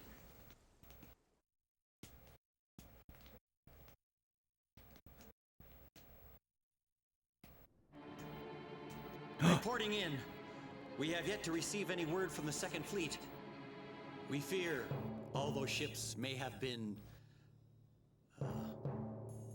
Understood. Thank you. I really think that Troy is going to end up defecting and helping us. Captain, a fleet is approaching us. It appears to be the enemy. He's going to stand up to Cray. Prepare for battle. Be aware of the rune cannon's firing range and draw the enemy close. Confirm the fleet's identity. Yes, sir.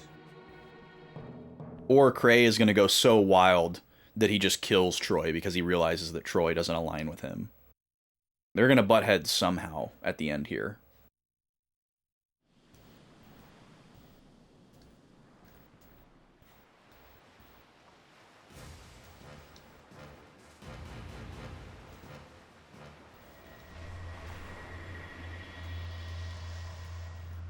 That doesn't look good. So this is our decoy fleet. We need them to fire the rune cannon because it takes a certain amount of time to recharge. And we're going to take advantage of that recharge time to try to destroy it before they can shoot it again. And then we can approach with our real fleet. That's the plan. To think the Second Fleet was annihilated so easily. The First Fleet has moved outside the firing range and is prepared for battle. Captain, there's a suspicious fleet in front of us. They're in range. Are they planning to approach using the fog as cover? Let's stop them. Prepare to fire. We have not yet confirmed the fleet's identity. It's not one of our own. A split-second decision can cost us our lives. I'll take full responsibility for this. Fire! Yes, sir. All right, they're falling into our trap.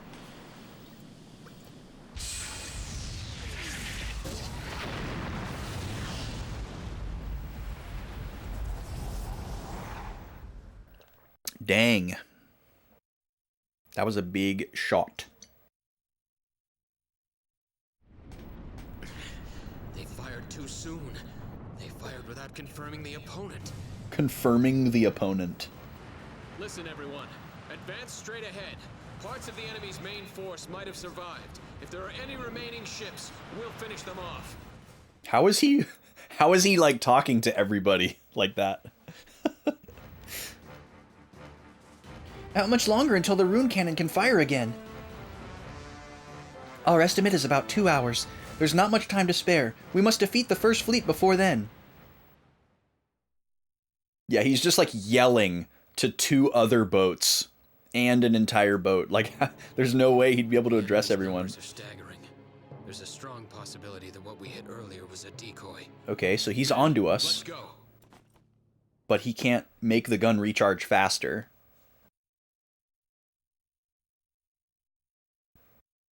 Okay, I'm going to open up a prediction here. We're about to hit an ad. Final engagement. 2 minutes to get your wager in. Oh, wait, hold on. Hold on, don't vote in that.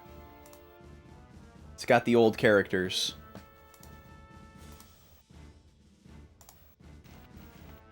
Let's try that again. Luigi versus Samus. There we go. 2 points, or 2 minutes to get your points in. We're going to pause right here on the cliffhanger before this final engagement. When we come back, it's going to be bottle time. I'm going to have the little guy up here with me. There's going to be the blur on the screen. We're just going to chat and chill while he eats. And when he's done, we will get back to the game. He's been eating pretty fast lately. He did a good nap today, and he was under his food quota for the last feed, so he should be pretty hungry. Maybe he'll eat real fast, but we're going to give him his time. It could be a full hour. We always allot the full hour for bottle time, but sometimes it's faster than that. We're going to let this prediction tick down here. We're about halfway through. If you want to get some points in, put them on the line. Samus is up 1-0 if you're waiting to hear what the odds are. It was a pretty even matchup, and it's hard to say at this point with only 1 round played.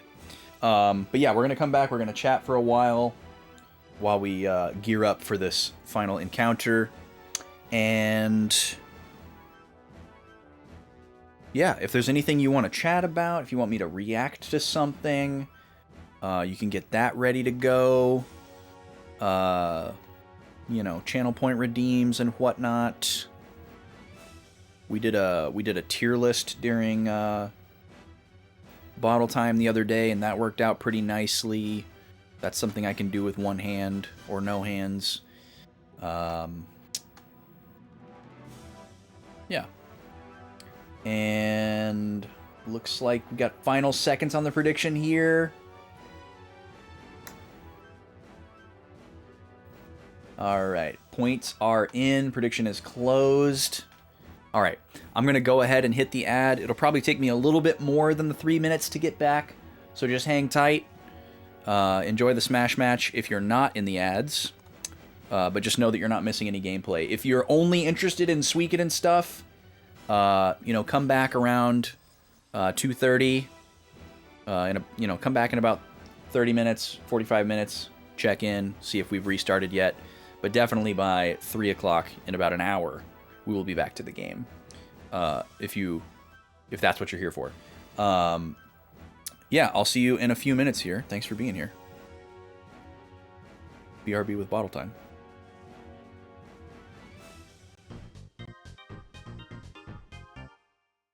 Free for all!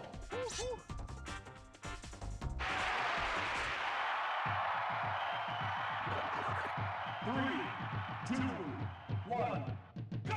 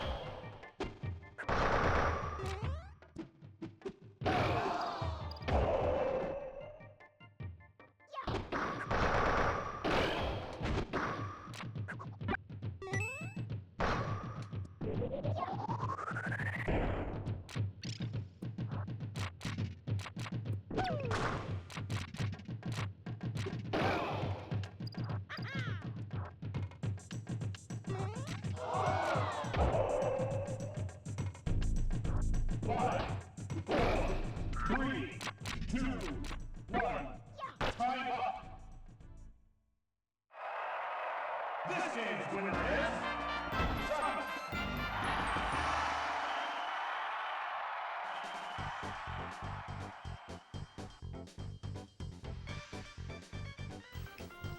Alrighty, folks, welcome back. I was fast today.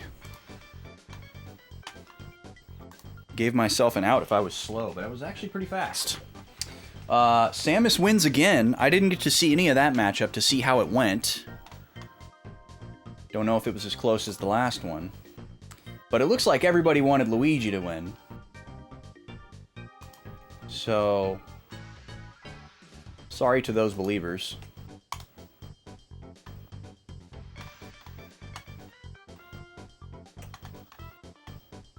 Say goodbye to your points.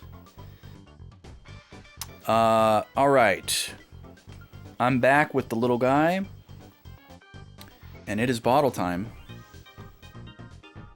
So, let's get our Smash stats updated here. 2-0. Oh, I gave Luigi credit for the last one. Why did I do that? Silly me.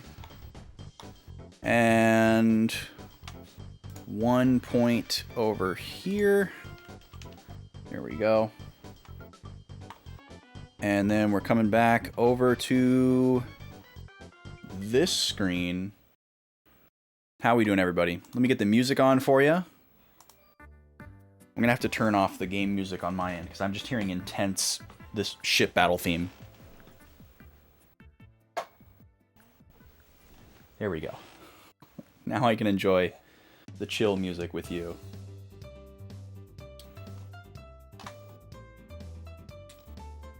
It's really quiet on my end, though.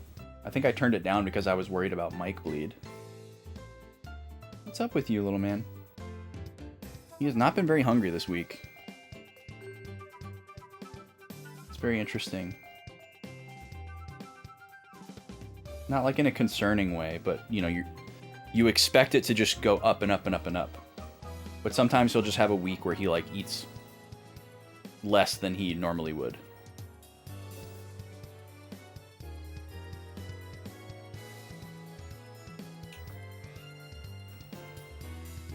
It seems like sometimes he eats less because he's, like, distracted which is really odd.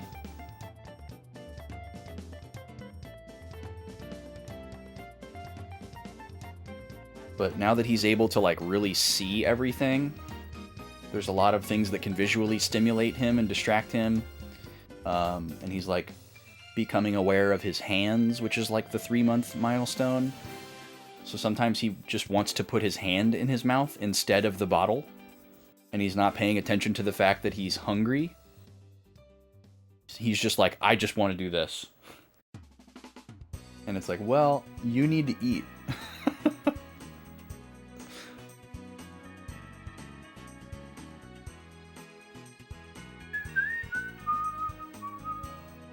But he's doing pretty good right now. But yeah, usually a couple minutes before 2 o'clock, he wakes up before I go and get him. Because he's like, it's food time, I'm hungry, you know, and he starts screaming a little bit. I don't understand. That's kind of like what we expect, like right before his scheduled mealtime, which is good because it means his like body clock is really going and he knows like what time it is. But that didn't happen today. I had to go wake him up. I was like, hey, it's time to eat. And he was like, okay.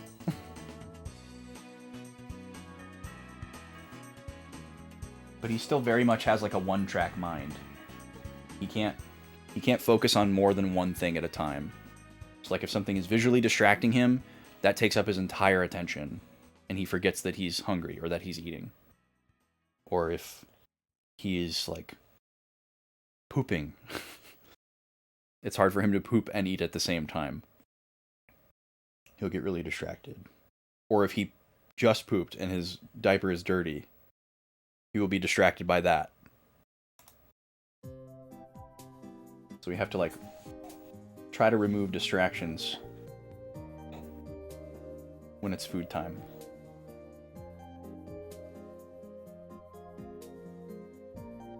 And sometimes he wants to eat slow, which is frustrating. Sometimes he just doesn't want to, like he's hungry, he doesn't want you to take it away from him. He just wants to go slow. And other times he goes fast. So we'll see what we get today. Today has been a pretty slow eating day. Hi, Gobi. What's up, Up? Come here. I can pet you if you come over here. You've been significantly less annoying than usual today. What's up with that? You've been very sweet and calm and good. Gobi's been very stir-crazy lately. It's been cold, which means we haven't gone on like our regular walks and like taking them up to this place where they can like run around off leash, which they desperately need, like on the regular.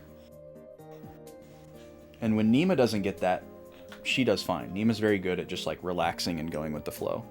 But Gobi goes nuts when she doesn't get her exercise. She becomes a menace. She gets mad that nobody's playing with her and chasing her around and fighting with her. And she doesn't like act up and like get into stuff like some dogs do when they're not getting their exercise. Which is good that she doesn't do that.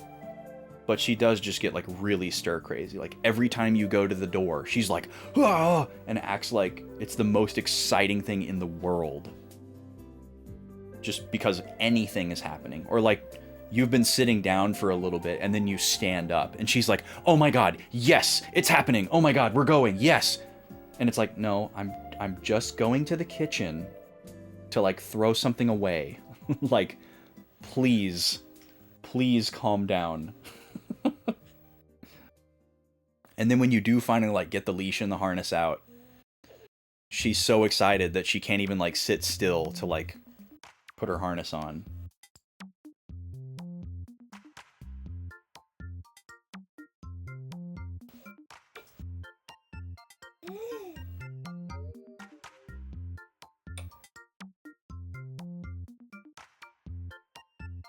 Unfortunately, we don't have like a big yard And I also don't trust her to be outside for a long time unsupervised, because she will just eat random stuff. Like eating bugs, eating like rocks and like pieces of wood mulch, dirt, you know, stuff that's like really, really bad for her GI tract and her like her biome. So I can't just like leave her outside, even though she would love it. She would like, I could leave her outside for like 5 hours and she would be fine. She'll just go like lay in the grass and like sit in, like, especially if it's kind of warm outside, if the sun is out, she'll just lay on the driveway and like sunbathe, or lay in the grass and sunbathe. She loves doing that. She can like settle outside. Nima cannot do that. Nima will not even like sit or lay down outside. She's always moving. She's like, I'm out here to do a thing, and when I'm done doing that thing, I'm going back in that house with you. She's better at it than she used to be, which is surprising. But she does not like to stay outside for very long. She'll run otherwise, yeah. Yeah, I mean, we have a fence. They wouldn't like take off, but if they saw something, they would run up to it, you know, like if there was like a person walking by or a dog barked or something, like they would go. What's the matter, dude? What's going on? He wants the bottle, but then like every couple of sips, he has to like pull his head away and like, ugh.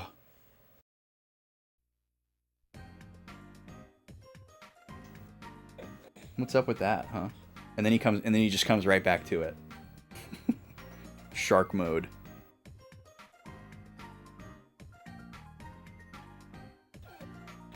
Yeah, I mean, leaving a dog out on a line is not as unethical as a lot of people think it is. Like, obviously, if the dog is able to, like, hurt itself, then that's a separate issue.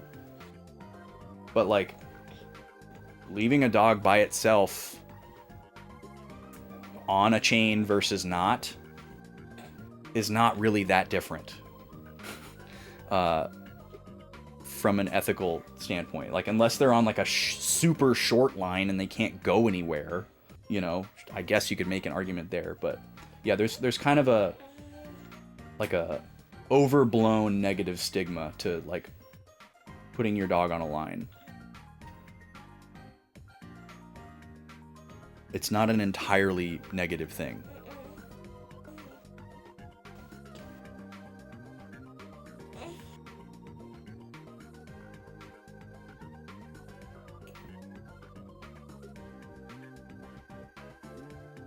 What are you looking at up there, little guy? You looking at the Zelda shelf?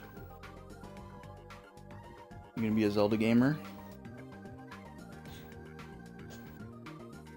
You're so silly.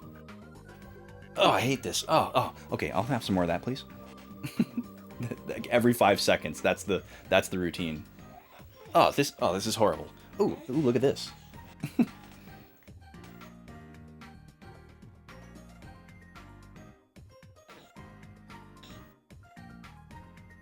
He also is yet to figure out, like, that he can't move his entire body while eating. And he seems to be frustrated by that. Like, if he had it his way, he would be able to swing his neck around and move all 4 limbs at once while eating. That's what he really, that's his dream. But it doesn't work. And he doesn't quite understand why yet. He's like, why do I have to be completely immobilized in order to eat? This is the way of the world. And you must learn it. You're getting so much static electricity on your hair right now, too. It's really funny. His hair is almost long enough to, like, do a buzz, which we're looking forward to, especially the lady. The lady is like obsessed with buzzing his hair. She's like, we need to buzz his hair. I want to trim his hair right now. And I was like, we need to wait a little bit longer. I promise. It'll look so much better if we wait. She already went after him with the clippers once and gave him a total hack job across the back of his head. But yeah, he seems to be getting really full early again.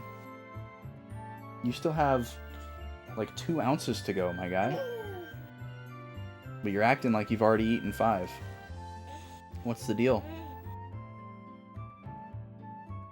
Your tummy get smaller? A lot of leg movement. That usually means pooping. Maybe he's a little distracted. Try a couple times for me here. There we go.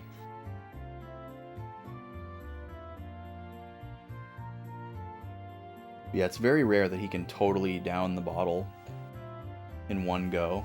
He does it sometimes. Usually I have to go put him on his tummy so he can work out a little bit. And then he gets a little bit more of an appetite. He can usually finish off after that. But it's going to be tough today, I can tell. Oh man, I was watching little shout out moment here to Adef. You guys ever watch Adef stuff? Adef is a speedrunner who has, like, in the last, I don't know, couple years or so, carved out this really cool niche with his YouTube videos where he does these really, like, mathematically driven Pokemon videos where he'll apply some, like, really strong mathematical principles to, like, a question that he will raise about something in Pokemon. And then he'll make, like, a super in-depth video essay type thing explaining it. And they're so entertaining. They're so well put together. You don't really watch speedrunning? Well, yeah, you wouldn't need to enjoy speedrunning in order to enjoy this content. You would just need to enjoy Pokemon and math. But, like, he did a video that's like, which Pokemon can actually fly? And so he, like, looked at all the Pokemon that can learn fly and then applied all these different mathematical principles, like, based on what we know about the Pokemon's height and weight and, like, air resistance and things like that, to figure out, like, which one of these Pokemon can actually fly and support the weight of a trainer and how much does a trainer weigh, and all that kind of stuff. Or, like, and then he did another one, like, which Pokemon can actually surf. But he recently did this one that I haven't even finished watching yet. It's like a 2.5 hour video where he looked at every single trainer that is in Victory Road of Fire Red, Leaf Green. Pretty much everything he does is based off of Fire Red, Leaf Green, not actual Gen 1 OG. He looked at every trainer in Victory Road in Fire Red, Leaf Green, and then asked the question, would these trainers actually be capable of obtaining 8 badges and getting here, right? Because you need 8 badges to enter Victory Road. But, like, let's look at these Pokemon that are on these trainers' teams. Would they actually be able to beat 8 badges with those Pokemon?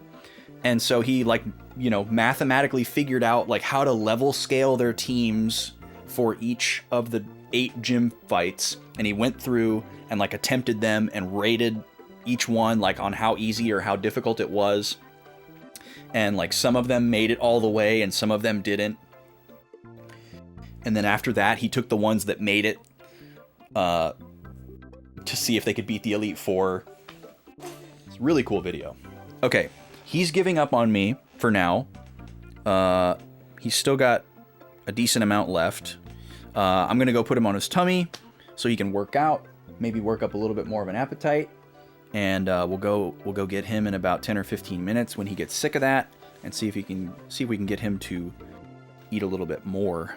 But I'll be right back in like 90 seconds.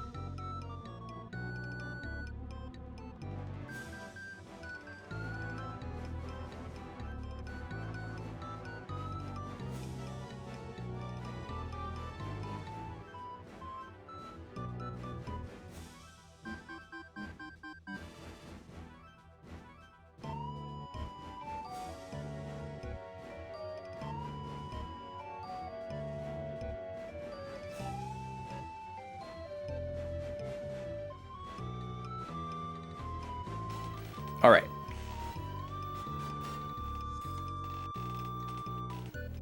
Yeah, I don't remember, actually, Draconics. I don't remember if Pidgeot passed the fly test.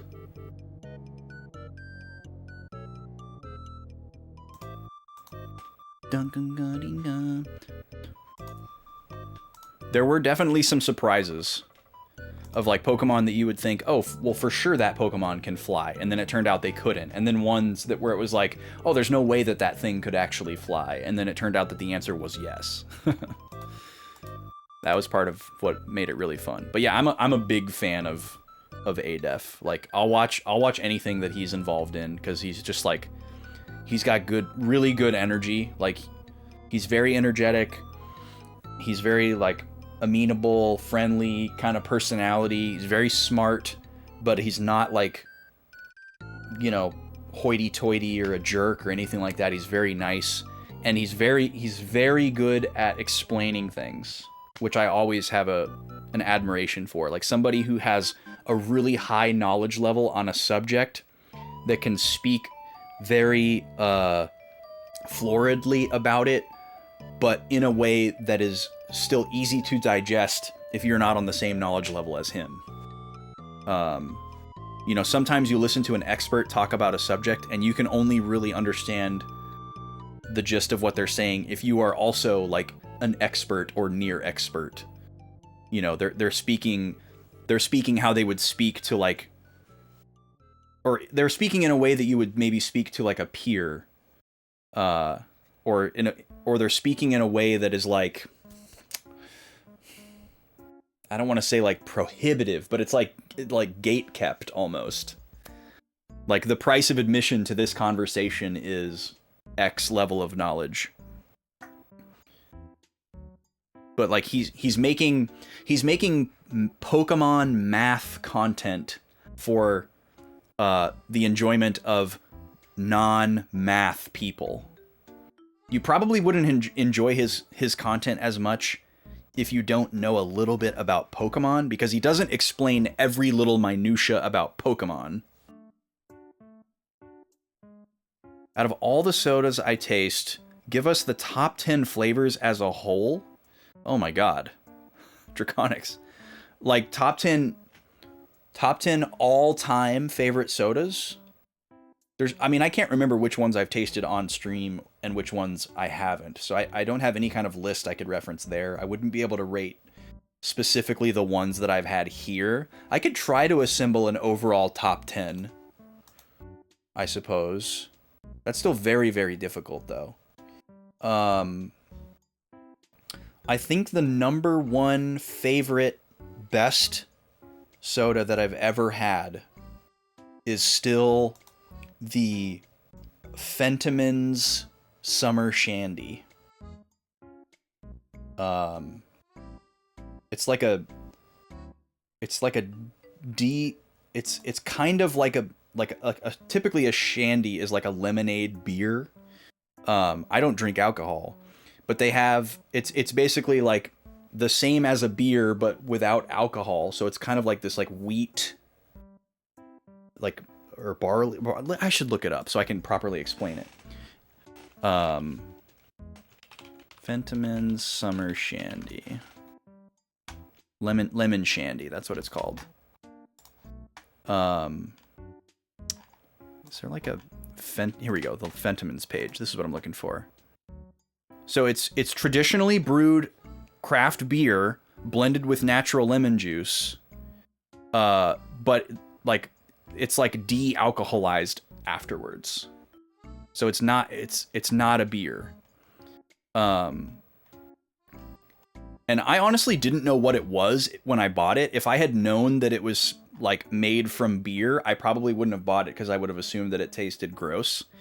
But it's actually delicious. It has this like weirdly, like kind of like thick, frothy kind of a mouthfeel.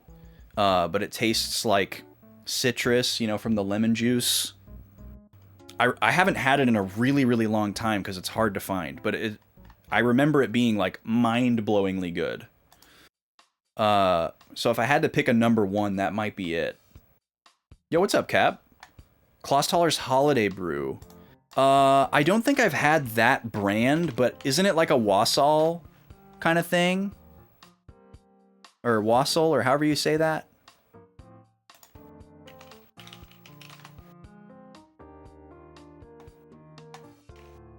I have had wassail before, and I like it a lot. Cranberry cinnamon. Yeah, that sounds amazing. There's also a Bundaberg flavor that's like a holiday spice ginger beer. I don't know if they make that anymore. That is incredible. It's like Christmas in a bottle. It was like a limited edition thing that I bought like a couple cases of when I saw it because I figured I'd never see it again. I don't know if they make it anymore. Bundaberg spiced ginger beer, that's what they called it. It's so good. I don't know if that would be like a top 10 for me necessarily. I just thought of it. No, it doesn't really taste like a gingerbread cookie. It's I guess it's like in the realm, but it's like clove, cinnamon, ginger, obviously, because it's a ginger beer, and then like what's the other thing I'm thinking of? It's like mostly clove and cinnamon. It's a very recognizable like flavor profile that you would understand when you taste it, but it's kind of hard to describe. It literally tastes like Christmas. There's no like wintergreen or pine or anything like that in it, but it has that vibe. Yeah, it doesn't say on here. Oh, maybe it says here. It just says cinnamon and clove. Yeah, maybe that's all it is. God, it's so good. I'm a big fan of that. Top 10 sodas. Well, it's easier for me to split stuff into categories. So, like, my favorite root beer is St. John's Brewers. That would definitely be in my top 10 sodas overall. My favorite ginger beer is probably Bundaberg. Oh, a top 10 soda for sure is the Bundaberg Peach. There's absolutely nothing like it in the world. It's absolutely mind-blowing. I've never tasted a peach soda that tasted so much like a real peach. That soda will alter your brain chemistry. It's incredible. Another Bundaberg soda is probably on my top 10 list, would be the Lemon Lime and Bitters. That's just a god tier soda.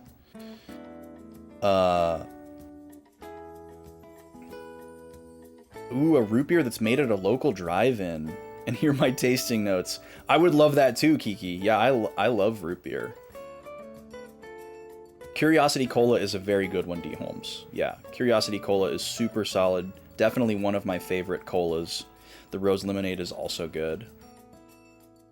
Best cranberry or raspberry? Ooh, there's not a lot of those. Especially cranberry. Cranberry's pretty rare. Okay, Backlog Baby's ready to try for more. Let me go grab him real quick.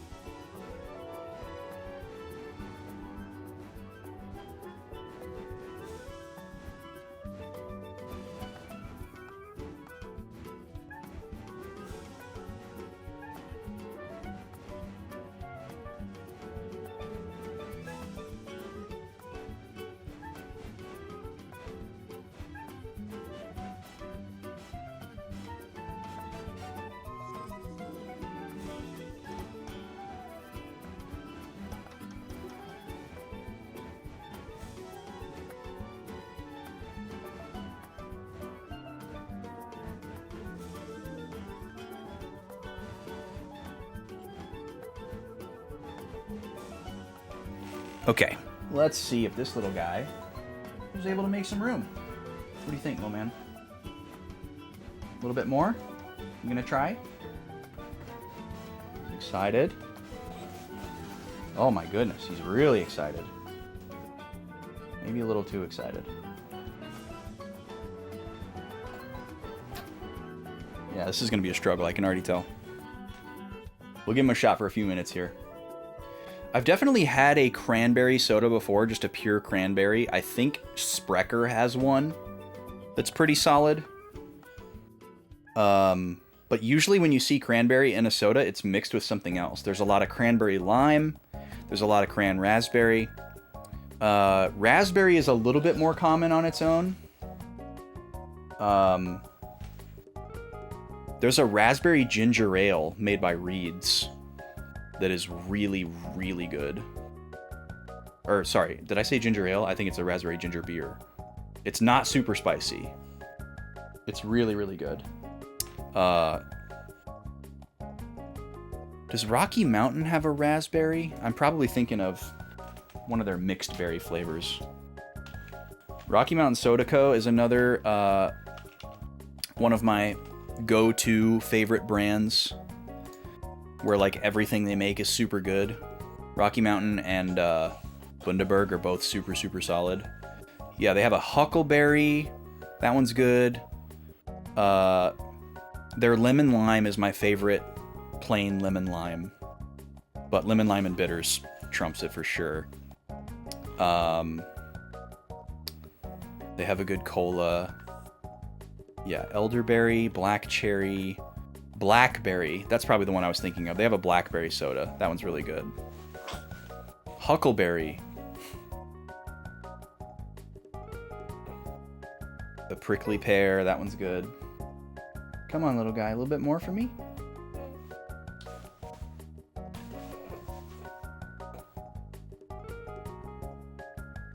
Their root beer, their sarsaparilla, and their cola are all super solid, but they're definitely outdone by other brands. Same with their ginger beer. Their ginger beer is really dirty, really earthy.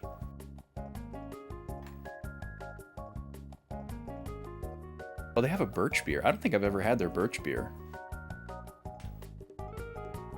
What are some other like top tier sodas?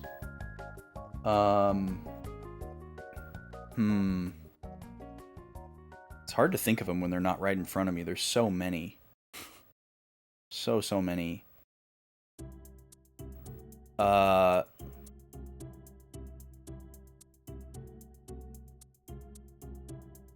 really, D. Holmes? Yeah, I mean, the aromatic bitters thing is definitely not for everybody. Definitely an acquired taste.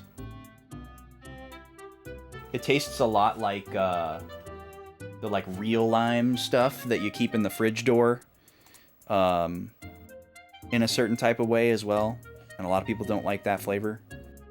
That one's definitely not for everybody. I wouldn't call that one a universal slam dunk, but it's definitely one of my favorites. I didn't really know what aromatic bitters were before I tasted that.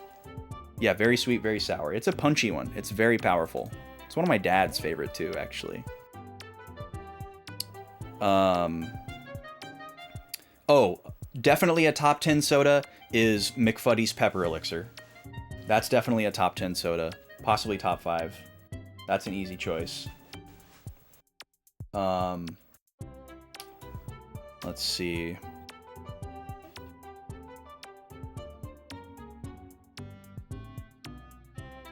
Is Blue Sun the only way that I get soda? No.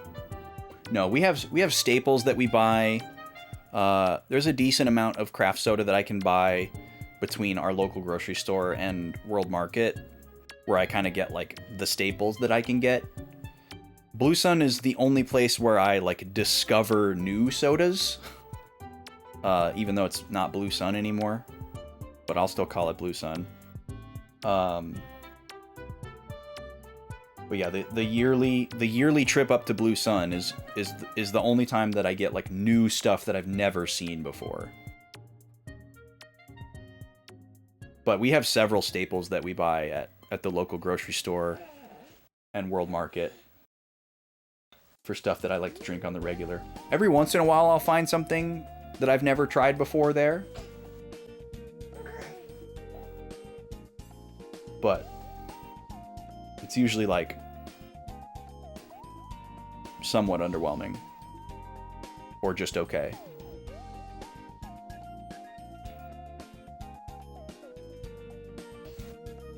But it's also mostly because I've tried all the offerings that those places have already. They both have good selections. It's just not a place where I can continually discover new things. I wish there was a dedicated soda shop around here. You're doing great, guy. You're really fighting me, but you're going. You're getting there. We got like a half an ounce left. Oh yeah, the besitos. I need to get some more besitos. I forgot about those D-homes. Those are so good. Besitos is like a spicy soda brand. So yeah, they have like a mango flavor where it's like a, you know, classic like mango nata kind of flavor. So it's like mango. It's almost like sparkling mango juice concentrate, but then there's also like spicy like chili powder kind of flavor. Really good. They have like a lemon lime one.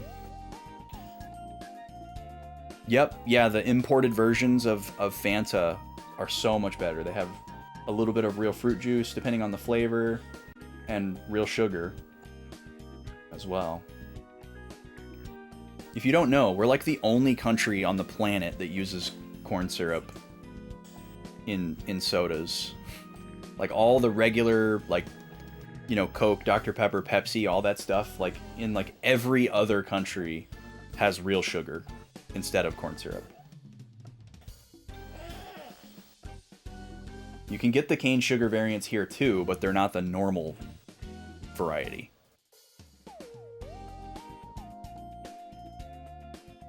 Interesting, the Chinese one was not good. Yeah, we had a Chinese Coke not too long ago. It was like a peach Coke flavor or whatever, and it had some kind of like alternative sweetener in it as well. I think it was sucralose, which is like the worst one. It tastes bad and it's bad for you. Based on the data I have reviewed and the studies I am choosing to believe. It's definitely still a hotly debated topic, whether or not sucralose is actually bad for you. But I would rather say if the jury is out, I'm out too. Especially if I don't like the taste.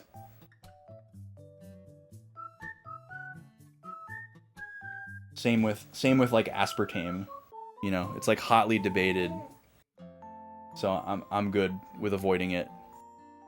The only thing besides cane sugar that I have liked is stevia.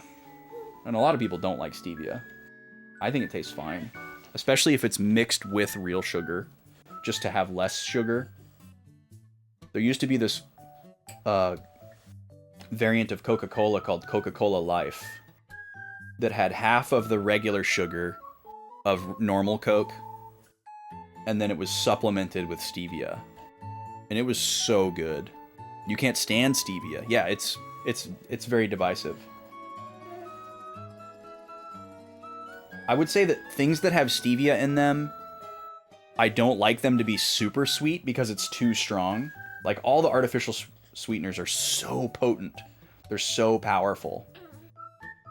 So when they try to match this, when they match the sweetness of real sugar, it's usually too powerful. It's a very delicate balance. You're almost there, guy. You're so close that I have to tip you back to get the rest of the milk into the bottle where you can get at it. I believe in you. You're gonna finish. You just keep doing your wiggles and your struggles. Take a sip every once in a while, and we're gonna get there. And then you get to go on your playmat. Yep, you can get your hands involved. That's great. Yeah, someday we're going to have to teach you how to hold this bottle so I don't have to hold it for you. That's going to be an exciting day. Grapefruit and stevia? What do you mean, Draconics? Is that like a soda or like a common combination? Or grapefruit is one of my top favorite categories of soda. We had a grapefruit soda recently that was one of the best sodas I've ever had. I can't remember what brand it was. I don't think it was just straight grapefruit though. I think it was mixed with something else. Come on, guy, you're almost there. You're so close. You're doing so good. He's giving me this look like, I hate you. Why don't you understand me? I've been trying to tell you that I don't want this for the last, like, 20 minutes. And you keep giving it to me. You fool. There you go. There you go. Yes.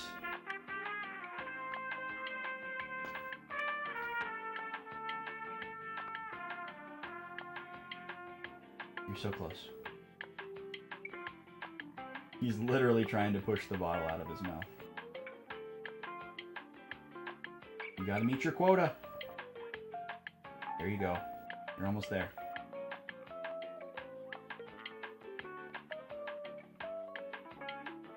He wants to escape so badly. Dublin 1891 grapefruit. Oh, interesting. I could probably find that one. The Dublin of the Dublin soda brand. By the way, I realize y'all can't hear me very well right now. I'm just not facing the mic very well. But I have to be in this position for the moment. The Dublin in the Dublin soda brand is not Dublin, Ireland. It's Dublin, Texas. The bottling plant for Dr. Pepper used to be in Dallas, Texas, where I'm from. And then it shut down in like the, I don't know, the 60s or the 70s or something. And it moved to Dublin, Texas, which is a much more like rural, remote city. They moved their bottling operation out there. And I guess at some point they started making a whole bunch of other sodas. Or maybe they moved there because there was already a bottling plant. I'm not super up on the history. I know that that's where it is. And you can like go down to Dublin, Texas and buy cane sugar Dr. Pepper, which I had a friend in high school that used to do all the time. It's like, I don't know, 2 hours away from Dallas or something. All right, the little guy finished. I'm going to go put him on his playmat, and I'll be right back.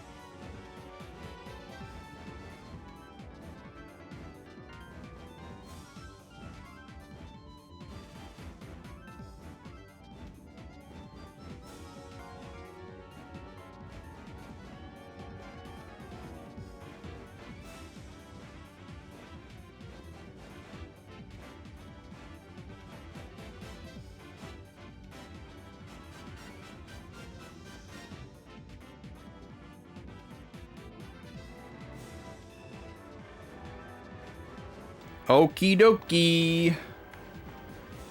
Here we are.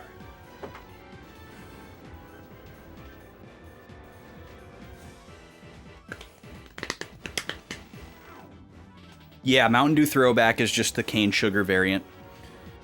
Chris, you should look up a drink that's called Ski. Any Mountain Dew fans actually in the chat should look up a drink called Ski. Just like the verb, like the sport. It's been around for a really long time. I don't know if it's been around longer than Mountain Dew, but it's been around for a long time. It's not exactly the same flavor profile, but it's similar. And in my opinion, it's like a better version of Mountain Dew. There's also a bunch of like craft Mountain Dews. Sprecher makes one that's called like Citrus Splash or something like that. That's like a caffeinated Mountain Dew clone. Let me turn the filter off. Something like that. That one's really good. I like those a lot. Yeah, Ski is fairly pervasive and you can find it. Gobi. She's just like laying down next to Backlog Baby and wants to just like lick all the residue off of his face. Gobi, that's not nice. You can give one kiss at a time. But he's not a popsicle.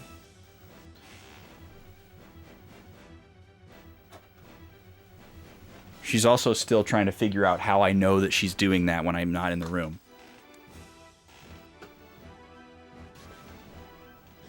Okay, I'm gonna have a handful of pistachios.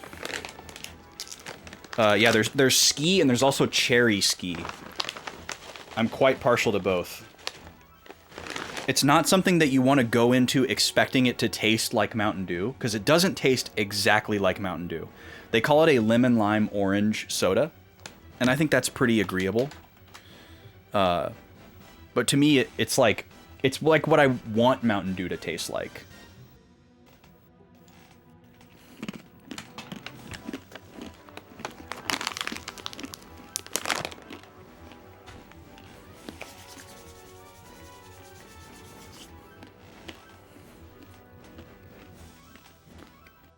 That was a big handful.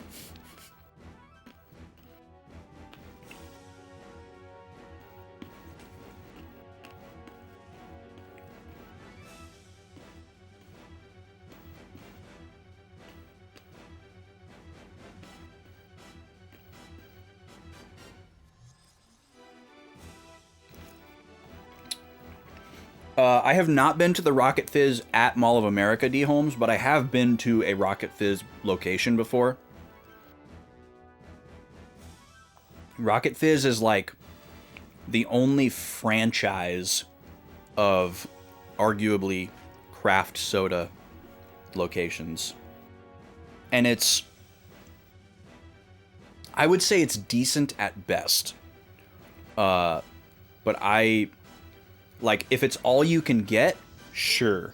But I would not recommend it to somebody as an introduction to craft soda.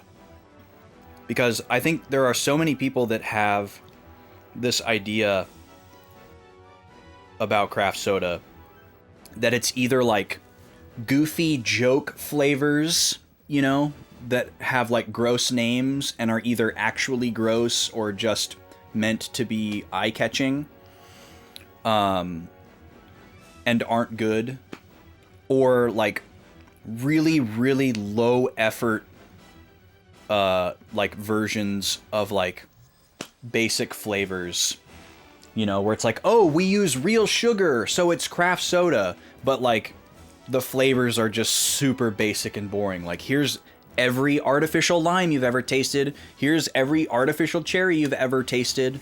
Like, Rocket Fizz carries some good brands, but the Rocket Fizz brand itself, they all suck. They're all bad. They taste like chemicals. That, like, none of them have like any like exciting multifaceted flavors. They never use natural flavoring. It's super low effort and boring. But, you know, if you can go there and find something like Rocky Mountain Soda Co. or Bundaberg and that's a place where you can get it, that's great. But everything that Rocket Fizz makes is mid at best.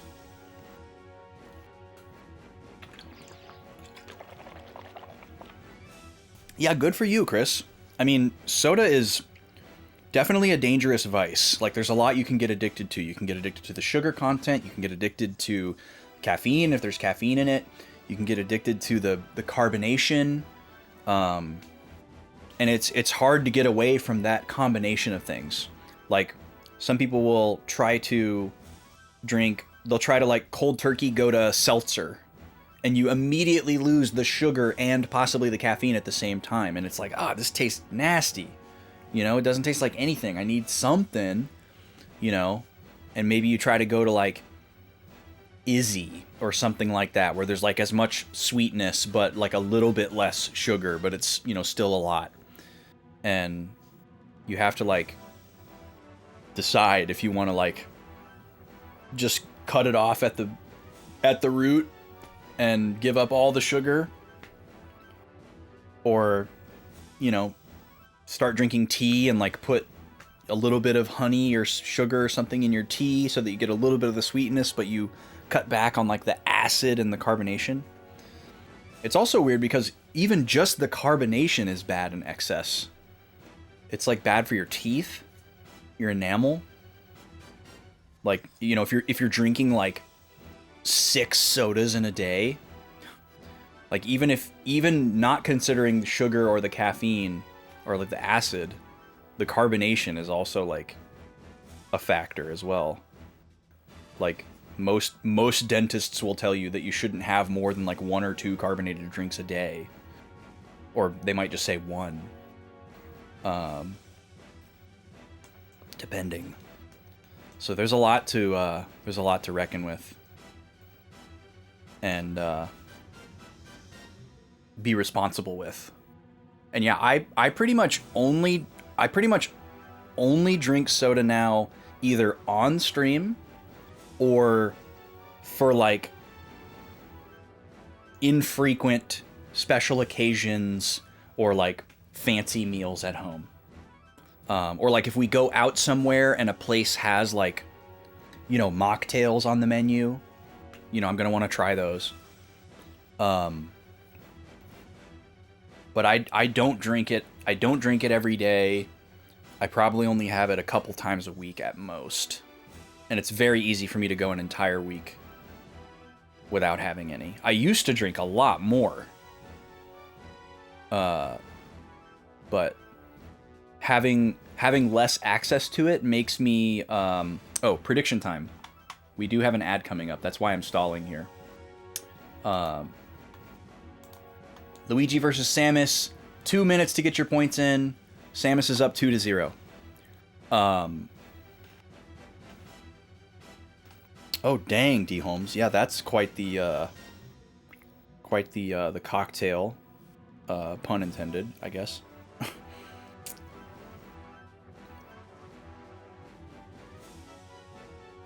But yeah, if I just want carbonation, I like seltzer a lot. I'll drink seltzer.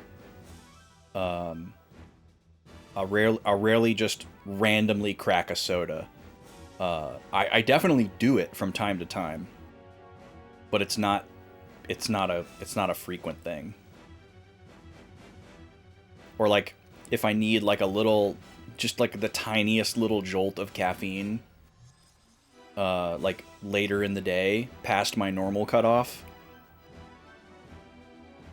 I might have, like, a cola from the fridge, because we keep some colas stocked. Alright, I'm going to, as soon as this prediction closes, I'm going to switch to the ad and go wrap up the little guy for his next nap. And then when we get back, it's going to be Suikoden time. It's going to be final engagement time. Looks like we're headed into a ship battle here. I enjoyed this soda chat, though. You were working outside during COVID. You'd always come home with headaches. Yeah, for sure, Chris. Yeah, that'll catch up with you so fast. I'm really glad to hear that you had such a awesome rebound. And glad that you were able to, like, figure out, like, something that you could adjust. That's so awesome. If you were more ambitious, you'd make your own seltzers. Yeah. Yeah, that would be fun to mess around with. Just like real fruit juice and stuff and carbonate it. SodaStream is on the BDS list though, so I won't be getting that anytime soon. Not that I was planning to anyways. Okay, prediction is closed. I'm going to push the ad through. I'll be back in 3 minutes with non-stop Suikoden finale engagement. Be right back.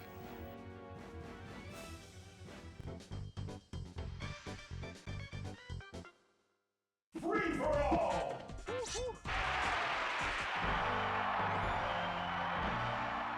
3, 2, 1, go!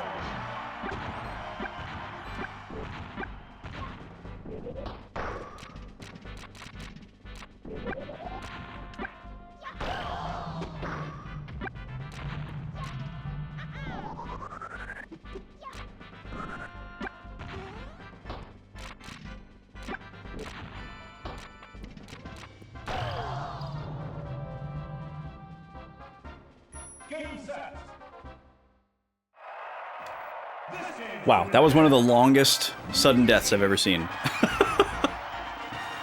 Another sudden death on Sector Z. Alright, well Luigi comes out on top after the third round, so he's on the board. Let's get our stat sheet updated here. Luigi with 1 KO over Samus.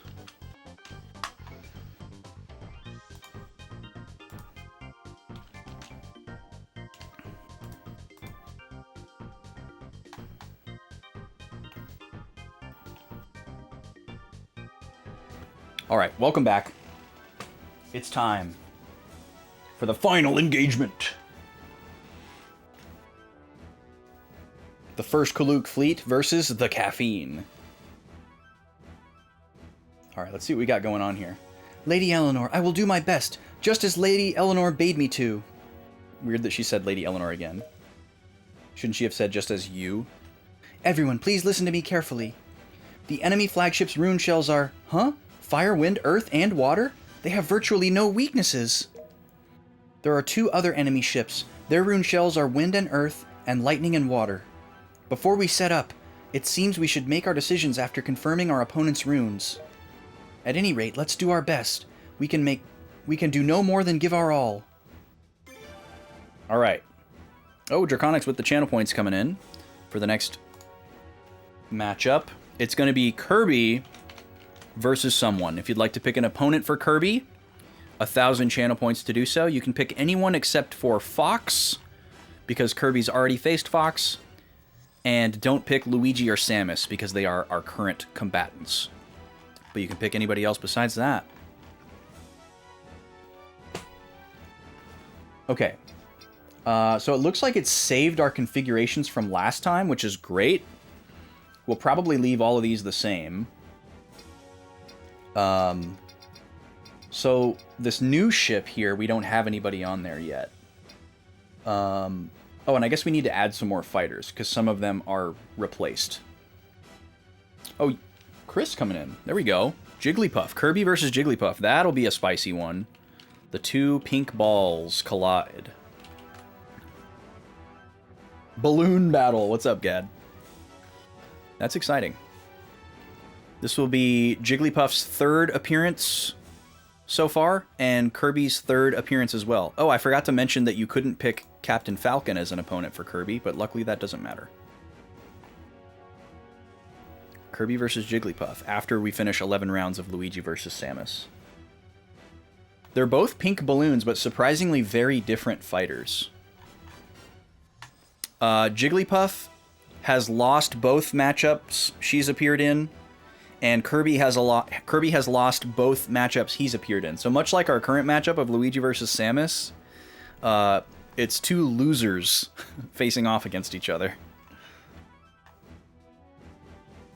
Okay. Hi, Nima. Let's start outfitting our party here. Boom, dun, dun. I don't think this matters too much. I'm not going to worry about it that much. Sure, we'll put Gao in there. The Grishend. So how is Bartholomew here? He's in my party. I guess Mizuki's here, so yeah. My party is all here. Hi Nima, yes, I'm happy to see you. I'm always happy to see you. I will pet you. These are just the characters that would fight if we're in a situation where we have to board another ship. But if we play well, that will never happen. So I'm just kind of like arbitrarily picking characters that have high attack stats and not thinking about it too much.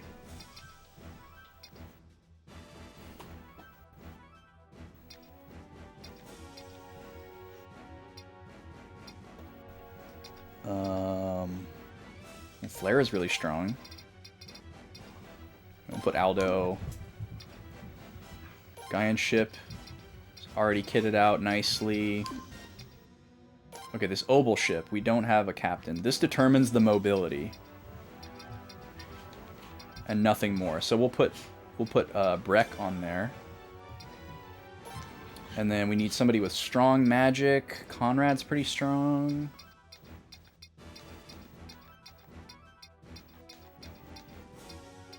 Wow, Desmond has a lot of variety there. Okay, so definitely Conrad. And then we get one more. What's missing? We have fire water, lightning water. So we need some earth badly. Earth or wind. Let's see here. That's 12 earth. 16 wind. Okay, let's go with Dr. Yu. Let's go with Dr. Yu on this one. It makes you choose one of these here, but you can still choose later on. So I don't know why they do that. And then we'll just choose the characters with the highest attack here. 102, 112, 129.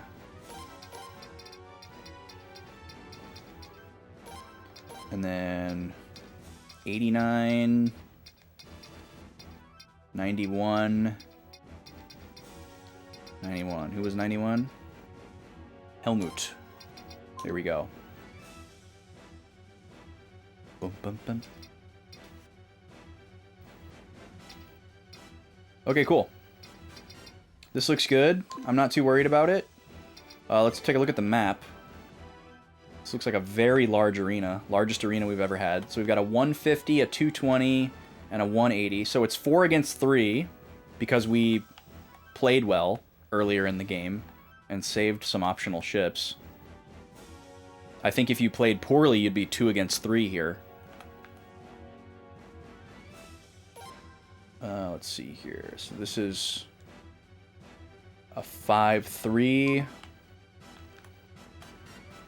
This is 3-4. Okay, so it can shoot a little farther, but it can't move very fast. And then this is also a 5-3. Okay, so wind earth on that one. We have the perfect counter for that ship lined up, and then this one, it looks like we're also in good shape there.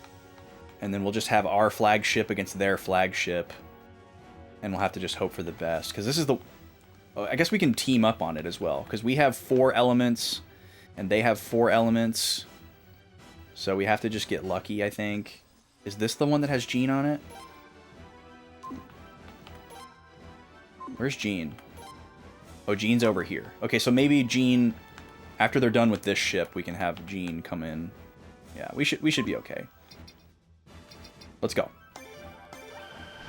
Engage.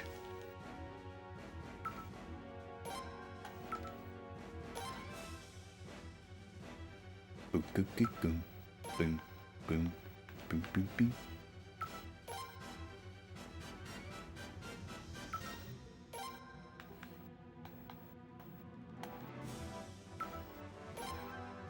I'm turning sideways so that if they try to shoot at me, I can try to retaliate.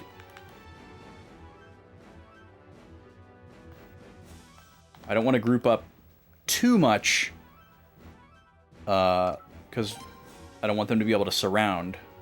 Alright, so we're going to attack here. Lightning is good. Oh, man. So it's fire, wind, earth, lightning, water, I believe. I should have taken a look at that.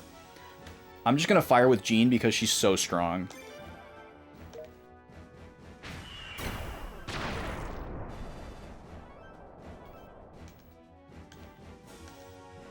Okay, so unfortunately we chose wrong there.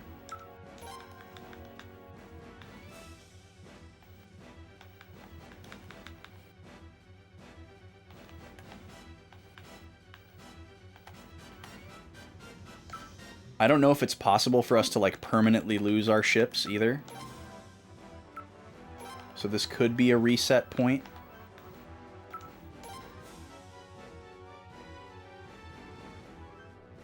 Oh, dang it. They got a free shot on our flagship there. That was silly of me to turn sideways. It's okay, they didn't do very much damage. So we're gonna do the same thing to them.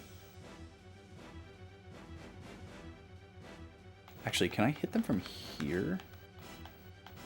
No. Sometimes you can shoot diagonally.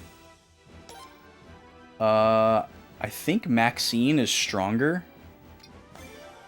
I remember Maxine being really strong, so... choose the strongest one when there's no chance of them retaliating. Yep, that was a beautiful hit. Okay. We cannot fire after, or we cannot move after firing, so...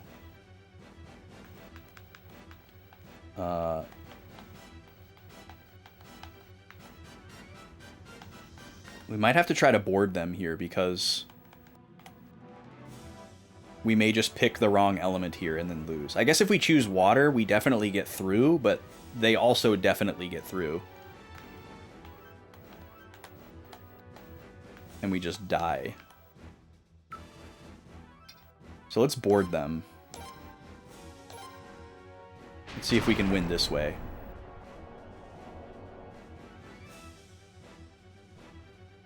Oh, wait, they just shot me? Okay, I didn't think that that's how that was gonna go. That was lame. I thought we were gonna be able to board them in lieu of the rune cannon.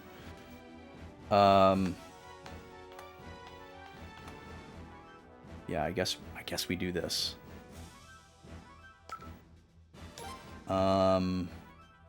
Katarina is the strongest. And they can't block water. So, let's do it.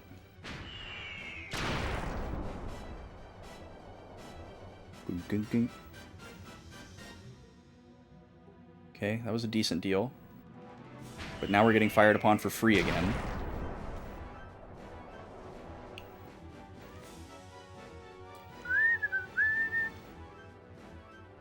Oh, great.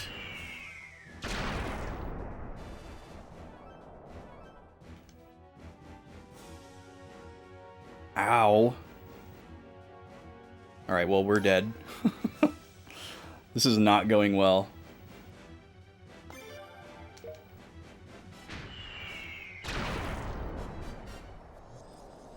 I'm assuming we lose if the flagship sinks. Oh, we don't lose immediately. That's surprising.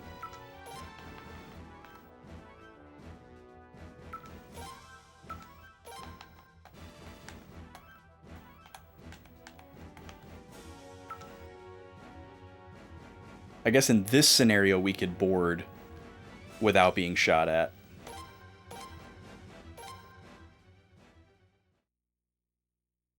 Let's see how this goes. We're probably going to end up resetting here.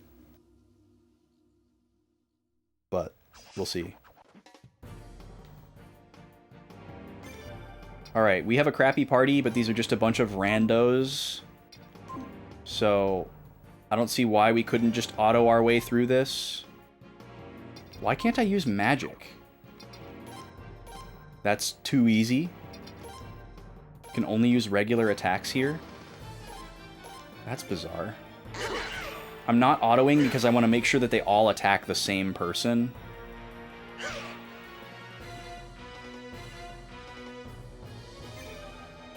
Well, Helga died in one hit. I don't know if she got crit or if these guys are just really strong. Okay, these guys might just be really strong. Come on, Kate! He just dodged. It's just because they're, like, naked and have no equipment. They're doing no damage to Kate. Kate might be able to solo if she can hit and keep dodging like that. What a legend. I can't use items or anything. Yes, Kate. Let's go. She's so good.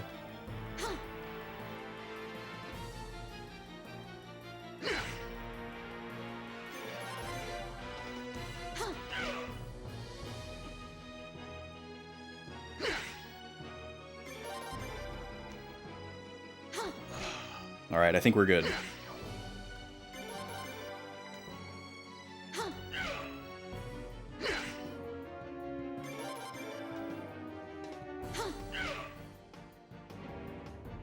Nice.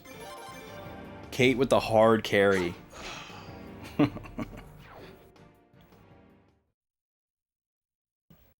Go, B. Oh, come here. Take it easy. You'll get your dinner in 40 minutes, okay? You just gotta hang on for your dear little sweet life for that much longer, okay? 40 minutes.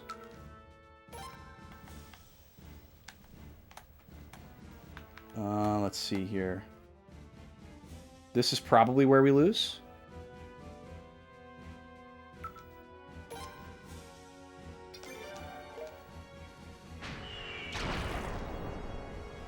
Because we're going to get ganged up on, and the ship does not have a lot of HP.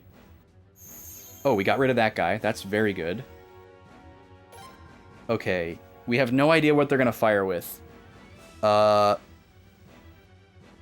But I don't believe they can counter water. So at least if we fire with water, I think we're guaranteed to get through. Even though it's less damage than Maxine. They chose lightning, so we could have chosen fire, but, you know, obviously we didn't know that. Yeah, they just one-shot us. I don't think we can win this. Because this is Troy's ship, so we're probably not going to be able to board him and, like, cheese him like we did the other one. Why am I not able to retaliate? Oh, because my range. Their range is longer than mine. Yeah, we're probably just dead there.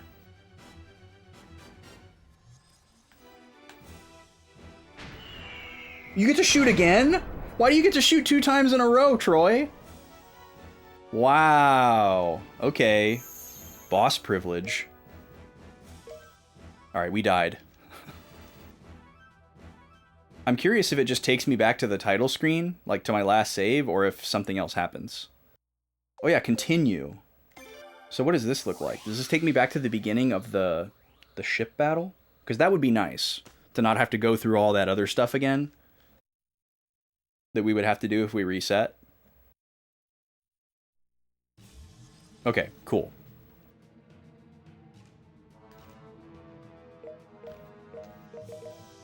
I'm not going to change anything about how we set the ships up. Oh, and it kept everything too. That's awesome. I'm not going to change anything here. I think that's fine. I just need to play better. Oh, we had an OBS drop.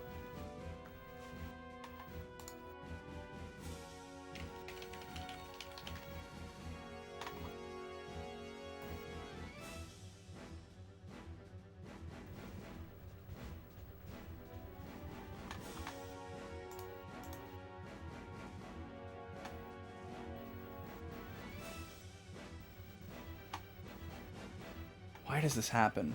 Hate this.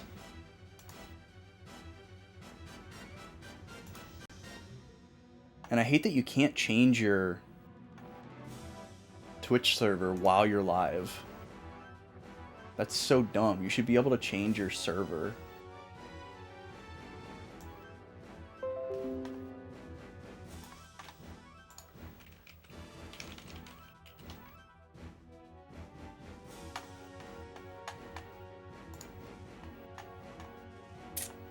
Okay, we should be back. I'll give folks a second to refresh. Just an OBS drop. I think it's related to Twitch servers, but I really don't know for sure. I don't know what causes that. It used to be a lot more frequent, and then I changed my Twitch server in OBS, and it stopped happening as often. So I think that it's related to that, but it still happens. It's not my internet. And it's not my PC.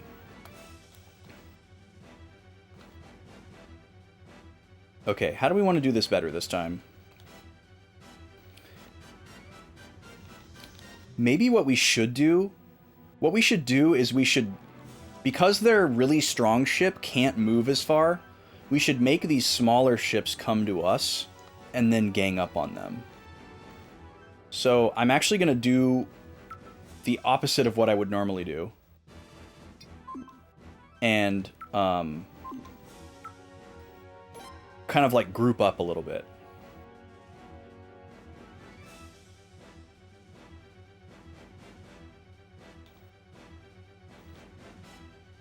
We mostly just have to make smart placements and make sure that we don't get shot without being able to defend ourselves.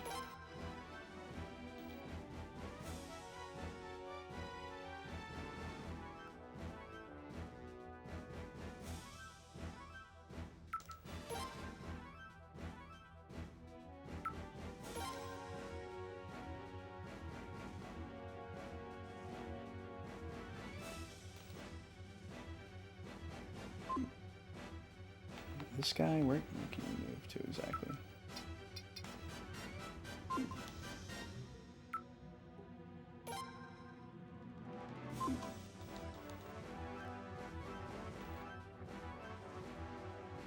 Trying to decide if I want to do 2 and 2 or all 4 together. I probably should do 2 and 2.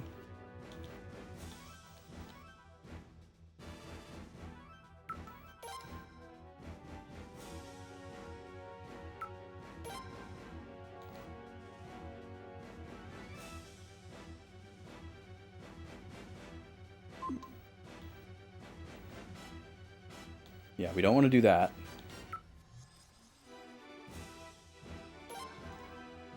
I think I want to just do this. Or maybe this.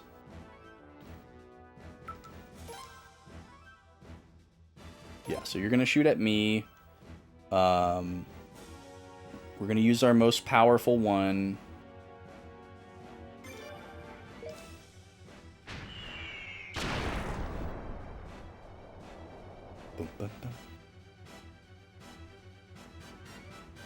That was good.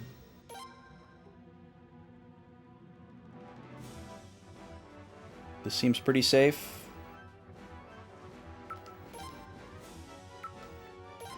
So we could board this ship and try to just take them out with our A squad. Because, yeah, I don't think we can do 132 damage. Who's on this boat? Gao, Ornan, Akagi, Mizuki. I'm sure Mizuki could solo whatever is on this boat. So let's do that to preserve our HP for the flagship.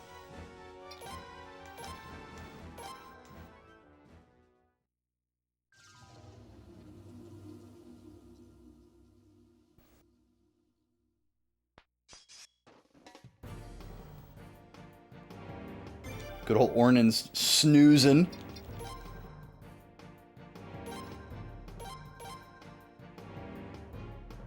It's really weird that you're not allowed to use runes. Can't use combo attacks, can't use items. Like, why? What's the, like, in-game lore reason for that? 7. So yeah, I guess Gao's gimmick is that he hits 3 times. So if you get his strength up really high, you can probably just decimate things. Alright, Ornan's awake on turn 1. That's nice.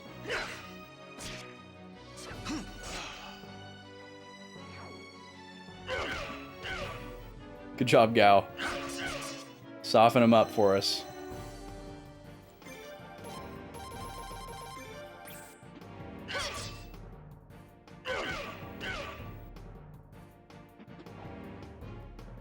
Man, they dodge a lot.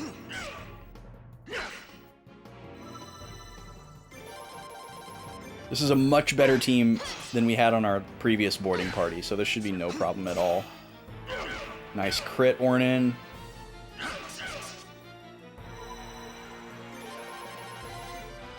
We might have everybody live on this one.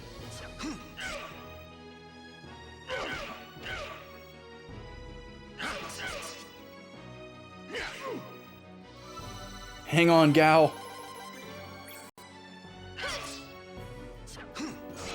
There it is. Alright, cool. So that's definitely an effective way to take out these ships.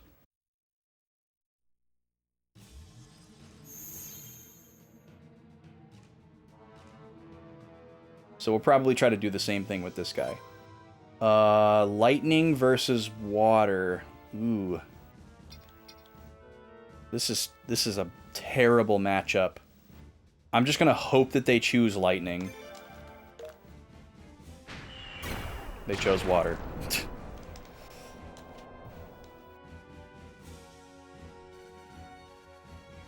Okay, which one of these still has, or which one of these has the better boarding party? Kate, this is the Kate party, and this is the, okay, this is the worst. So we're gonna try to just board them here. Take them out this way. Because if we have all of our ships and everybody's able to fire at the flagship at least once, we should be good. This will probably go just like last time, where only Kate survives, which is totally fine. The rest of them are there to just aggro to keep Kate alive longer. There goes Mitsuba, there goes Helga. Chiapu rocking and rolling with a critical 50 damage. Alright, he's gone now. Alright, Kate, it's all you now. It's your show. This actually went a little bit worse than the last one. I think there was one guy gone when everybody else died, but she should still be fine. Because these guys are 2 shots for her. So as long as they don't dodge too many times and she continues to dodge, we should be okay. Nice.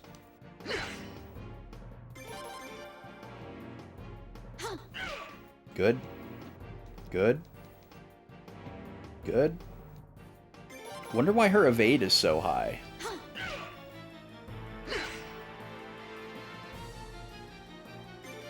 Okay, we might be in trouble here. Yeah, if we don't dodge the next attack, we lose. Oh! Come on, Kate. Oh, another dodge! Okay, we should be good as long as she hits.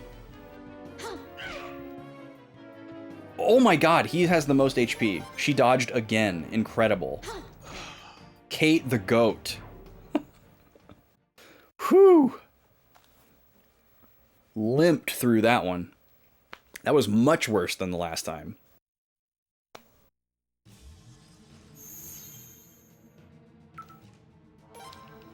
Okay, so now we just need to move into formation to try to gang up on the flagship here. I'm actually going to move away from it a little bit.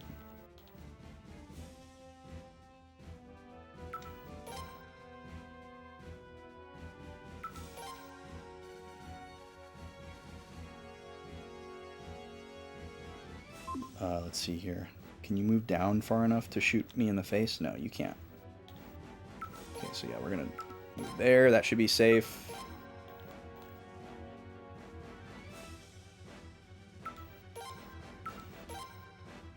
Now we can take a shot here. We might as well.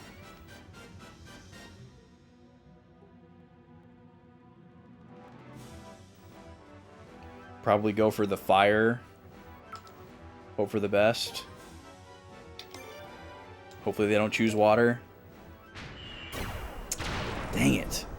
They can probably read your inputs, if I had to guess.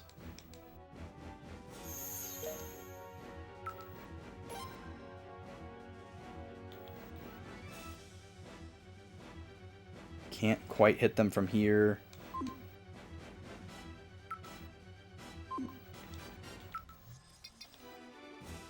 I'm gonna,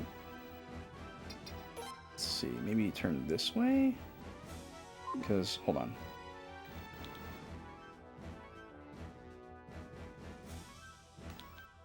Either way, yeah, either way they won't be able to hit, so stand by. And then here we can shoot you without you being able to retaliate. With our most powerful rune cannon, this is great. This should do like 70 damage. Oh, or 113. That's also good. Oh, wow, and look at this. We can just snake right in there. Do your thing, Katarina.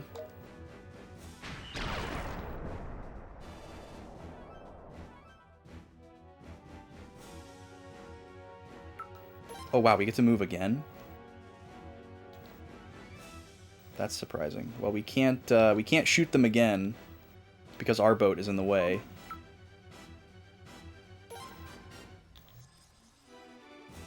So maybe we'll do... I can't imagine that they...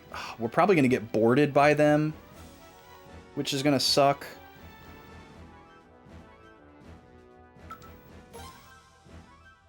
Oh, nope, they're gonna take the bait. Alright.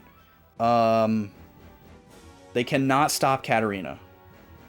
They don't have lightning.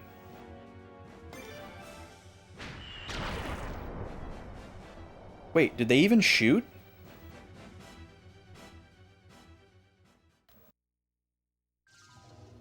Oh, they're boarding us. I see.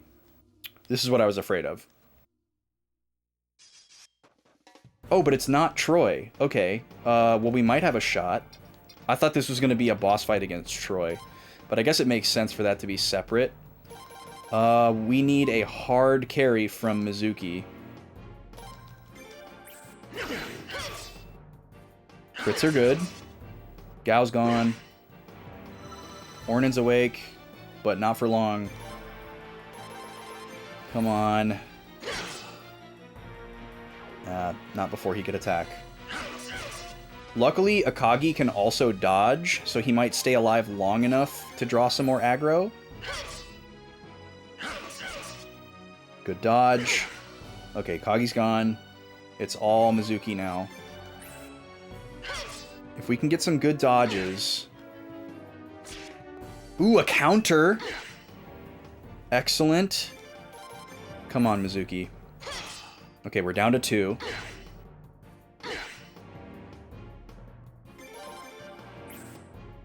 Come on. Good, there's a dodge. Double dodge. Incredible. Huge. Another dodge. Another dodge. Oh my god, she's a legend. Okay, we should be okay now. One-on-one.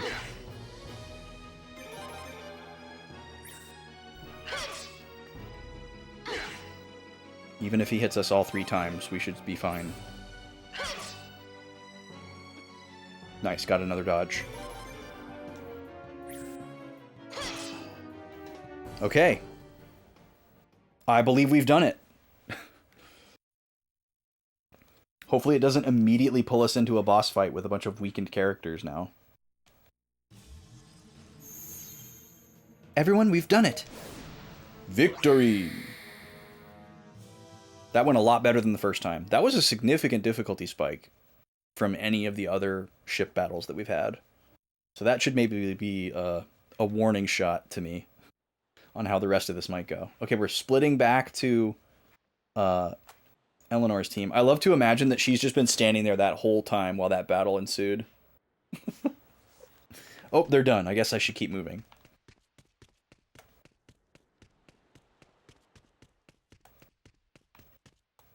Are there encounters here? Ooh, a chest. Watch it be a frickin' Karibo.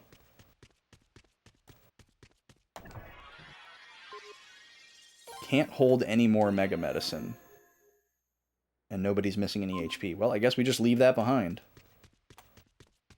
What a weird thing to put in a chest. Alright, we're heading into Fort El Eel.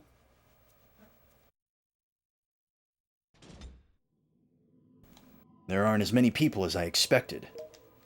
Just like I thought. What? Huh? So they're expecting us, is what she's trying to imply, I'm assuming? Or she means that she expected this area would be unprotected. Okay, let me write some stuff down here. I haven't written anything down yet today. This song is spooky. This must be that last song on the jukebox. Ship battle against Troy's fleet was hard fought,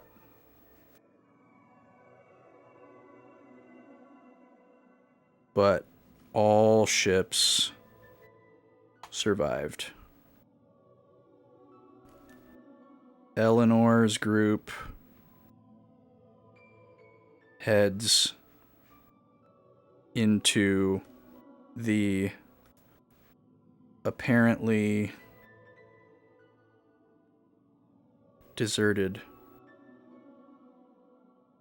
fort. So, does that mean there's going to be no random encounters in here to imply that it's deserted? There's a staircase leading up and a staircase leading down. Interesting that I'm being given a choice. I assume we want to go up. So I'm heading down out of curiosity. Those are just little sconces on the wall? Yeah. There are randoms. Okay. Is it monsters or is it soldiers? It's soldiers. We are able to run away. So I'm probably going to try to run away from as many of these as possible. Just to conserve. Okay, this is a prison. Oh, this is where Ramada died. This is where Ramada found the governor. Okay, this is very significant.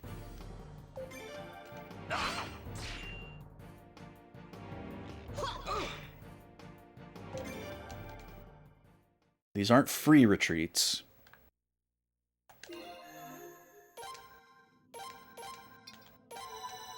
So we'll have to play with luck a little bit. I don't know, maybe it would be smart of me to take these encounters and try to get a few level ups on these characters. Yeah, this looks just like the prison that we saw in a few of the cutscenes. Ooh, a piece of equipment. Who's wearing helmets? Ooh, Lino can wear it. And so can Hervey. Hervey's stats are a little bit lower, I think. Let's see. 133, 87, 59, 60. Yeah. Yeah, we're definitely going to give this to Hervey.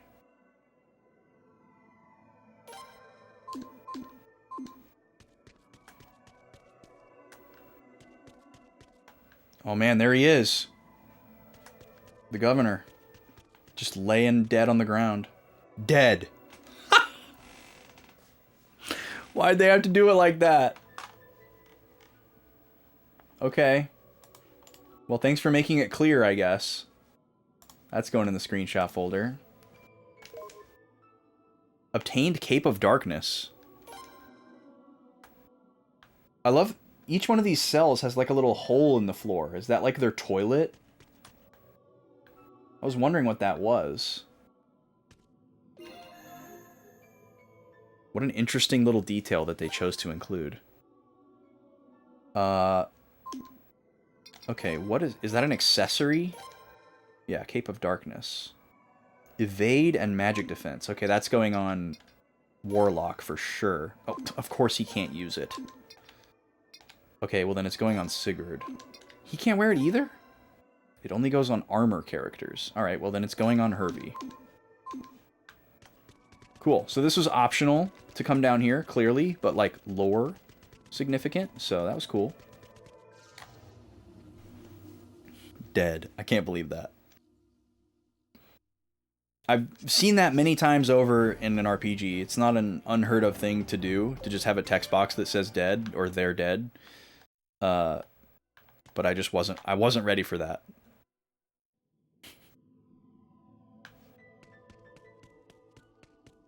Now we head up.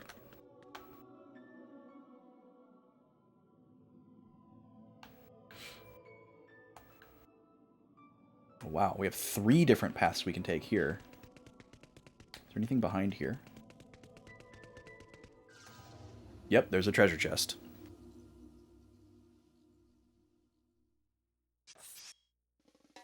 Oh, well, we're gonna take this encounter.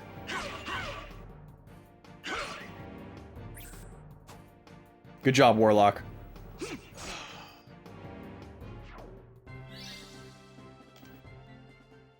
He's not going to be able to attack anything physically. Are you serious? Okay, we are not fighting this. Why would they put one of these in here? It probably has a really good item, but there is no way that I'm going to be able to kill it with this team. I would use way too many resources. We'd have to use all our like really powerful magic spells, and I'm sure there's no way to get them back.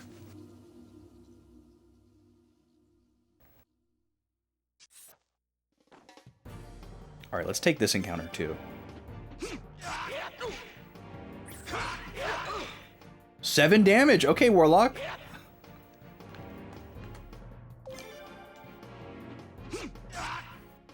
Stop missing so much. God, that's a horrifying sound that the archers make. Yeah. Sounds like... Oh, I accidentally ran. Okay, whatever. It's locked. Interesting. The door is called Stairs. It seems this door will not open. Okay, I guess I'm just being funneled. Which is fine.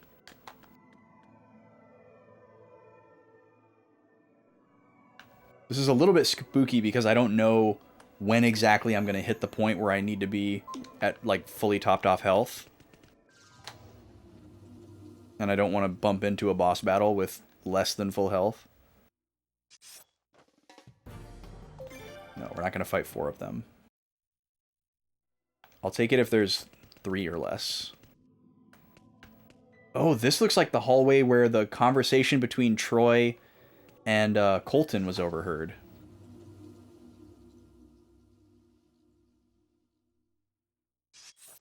Okay, we'll take this.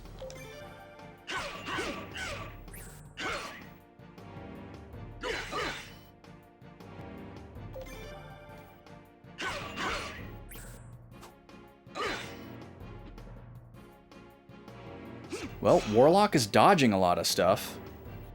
That's good. Hopefully it's because of the nice equipment that we gave him.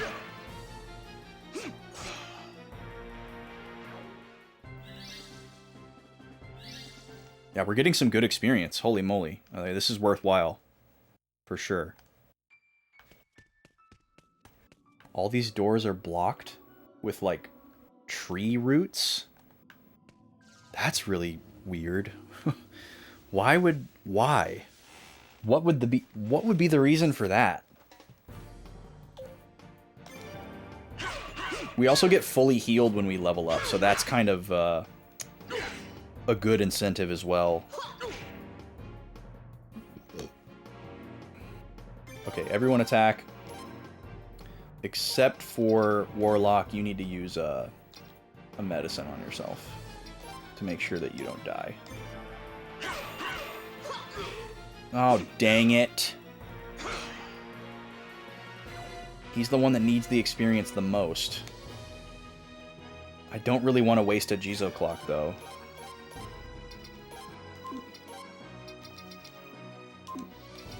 You never know. We may be kicking ourselves if we have 11, only 10 of those instead of 11 when we get where we're going. So, I'm just going to have him miss out on the experience, because he'll revive after the battle. This is one of those RPGs, which is very lucky. So, unfortunately, he probably missed out on a level up there, which would have fully healed him.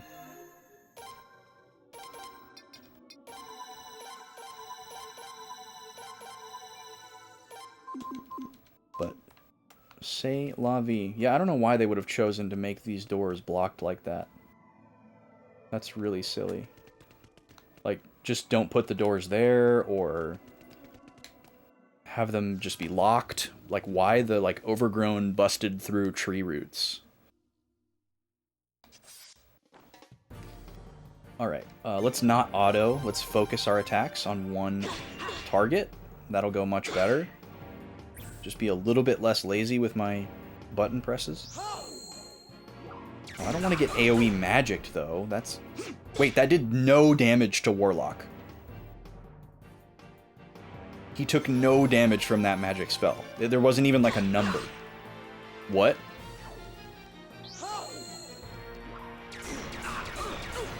Okay, that time he did. Maybe it just was, like, overlapped because of the camera angle or something. But he took less damage than everybody else, despite being at a lower level, so that's a good sign. Flexing that magic defense stat.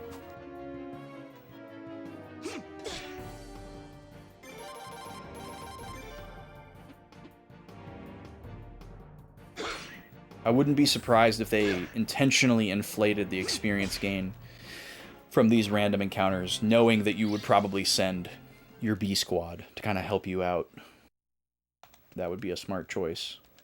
Who's not full health? This song is very spooky. It sounds like, it reminds me of like Ocarina of Time dungeon music. Goddess robe. Okay, probably nobody here can wear that because it's probably only for women characters.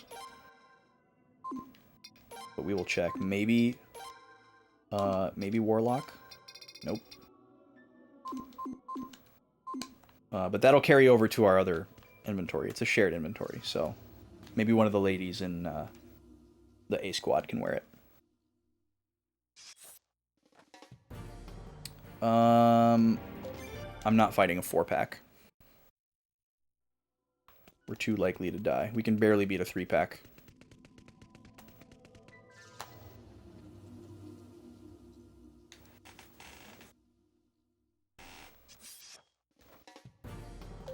No 4-packs. Sorry. Come back with a 3 or less.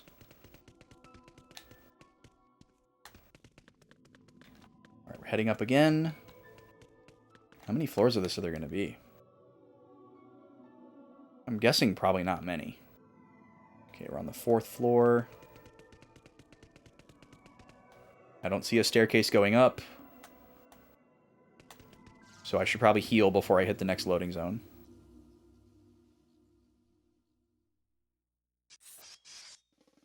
Alright, we'll take a 3-pack.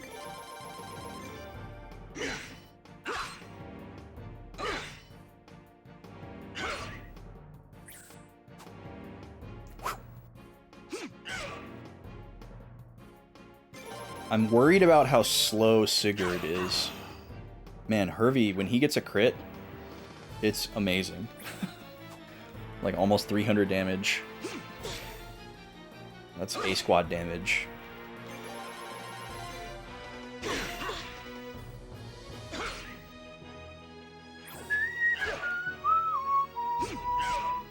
But yeah, having our healer and buff character go last is not good. Although he's the secondary, so we should be okay. Alright, more levels. Yay!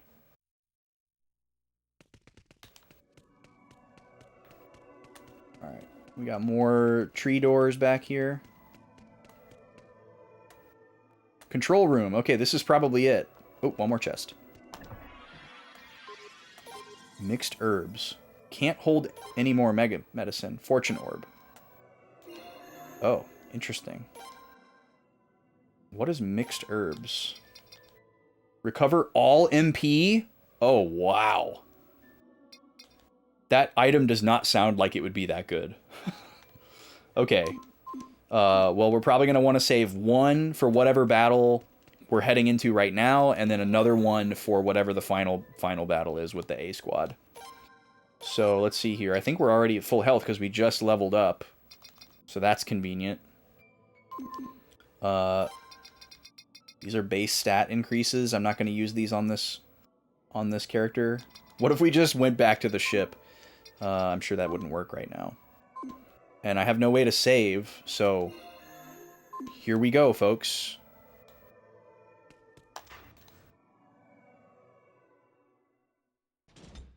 I'm glad we took those level ups, though. That made a huge difference, especially for Warlock. There he is. Why are you here? Answer me. Long time no see. I heard rumors about you, and I just had to find out for myself if they were true. I see. So it was you all along, wasn't it? You were the one who spread the information about the Scarlet Moon Army breaking through our northern border. You're quite right. That, in fact, was me. But I'll have you know, that information wasn't false. So, you used your family in your homeland. Your skills in manipulation haven't faded in the least. Oh, Ramada's not dead. We find out that he's still alive just for him to try to die again. It's poisonous. Be careful. Please.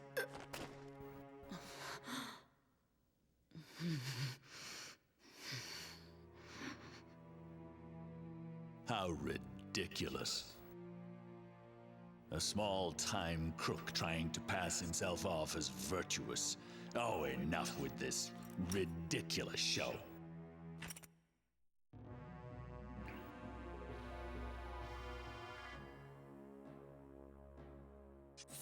Okay, I wasn't expecting this. I assumed we would be fighting Cray as the A squad, and this is what I was talking about, where we could be forced to go all the way back because we end up realizing that we need the A squad over here.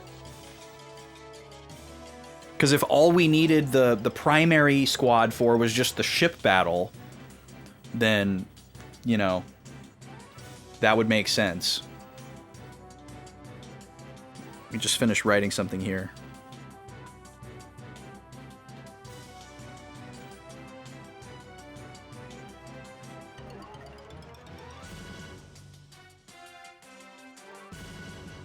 Okay, so couple thoughts here. This is definitely not the final boss, and Cray probably won't die here. Those are my predictions. I could be wrong on both counts, but... Alright, we can finally use runes. Oh, wow. Okay, so we have since leveled up to higher magic counts. I'm not going to use an MP refill until it's higher value, but that is interesting. Let's see how much this does to Graham Cray. We definitely want to open up with, like, as much amazingness as we can. We're not going to use the shredding because that cancels out our AoE heal.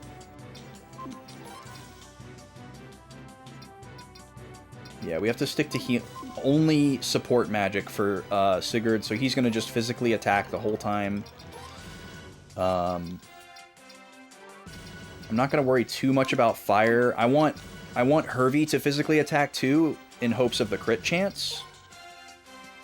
I guess we could try this combo attack, but it seems low value, so...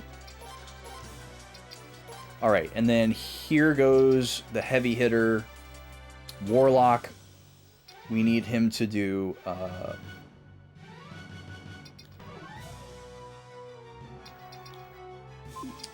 Wait, Mother Earth Rune doesn't have the regular Earth buff? Oh no. That's not good. I was thinking that Guardian Earth was Clay Guardian. Not having Clay Guardian is going to be a problem. We might as well throw this up, though. Because it doesn't time out. Yo, what's up, Halo Killer? How's it going? We're getting down to the wire here. Getting down to the end of it. Oh, we have an ad coming up. Prediction time. Congratulations to the Luigi believers on the last one. Another prediction here. Luigi versus Samus. 2 minutes to get your points in. Ad starting just after that. Charity Week was an absolute smash, Halo Killer. You missed the Friday. Friday was cool. It was just a chill hangout. Wait, hold on a second. It wasn't like... Oh, okay, we might not want to get rid of that, actually. Ooh. This is a tough call.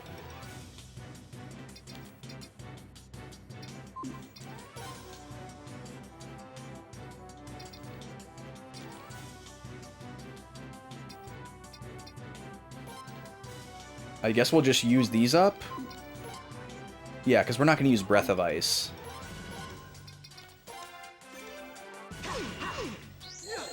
Okay, decent damage.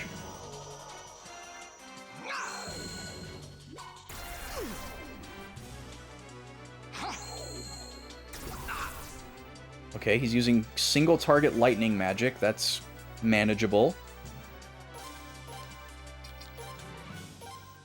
Ding, ding, dong, dong. Okay, Sigurd, you're gonna heal yourself. Hervey, attack again. Vengeful Child on Sigurd.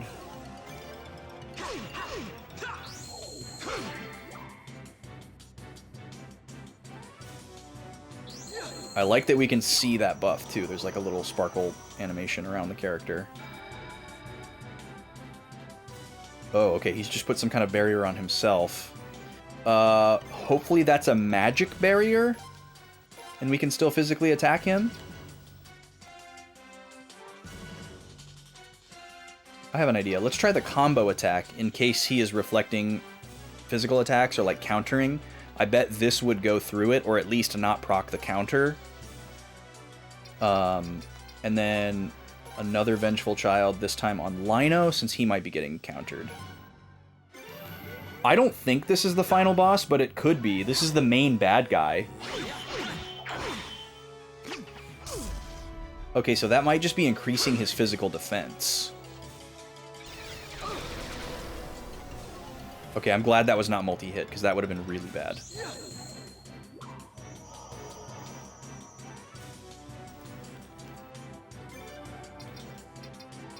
This could be the final boss, but I don't think so. I think it's going to have us fight the final boss with our primary squad. Because the way that they stressed this really made it seem like this was like the secondary part of the mission. Because what we're doing right now is trying to disable their rune cannon so that our main forced that our main forces can like make landfall and like overtake this fort. And that obviously is still yet to happen. This has to happen before that can happen. Yeah, I agree, Mr. Popsicle. This has not yet the final boss vibes. My guess is probably that he is the final boss, but this isn't the final boss. You know, he'll probably like turn into some demon or whatever. Okay, the ads are upon us. I'll be back in 3 minutes. Last ad break of the day. Unless we have to push into extra innings, I guess. But I don't have time for that today. I can't do that. BRB.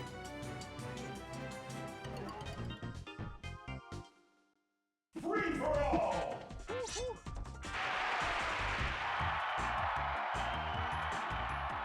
3, 2, 1, go!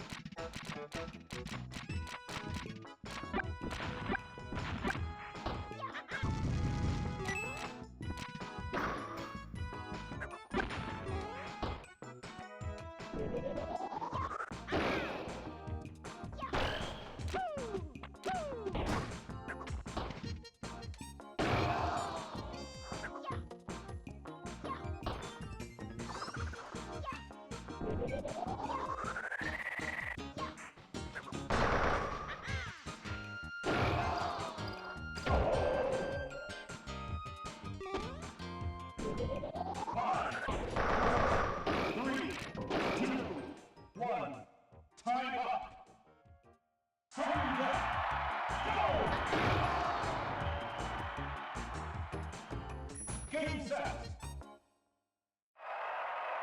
This game's winner is Luigi. Luigi tying it up after 4. Very exciting. So it's dead even now going into round 5.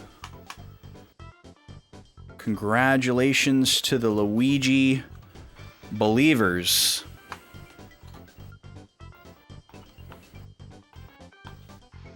Here are your channel points now.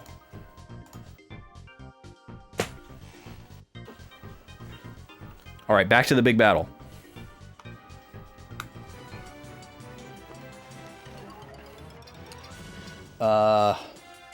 So we might want to try to go for some attack magic here, actually, because of his barrier.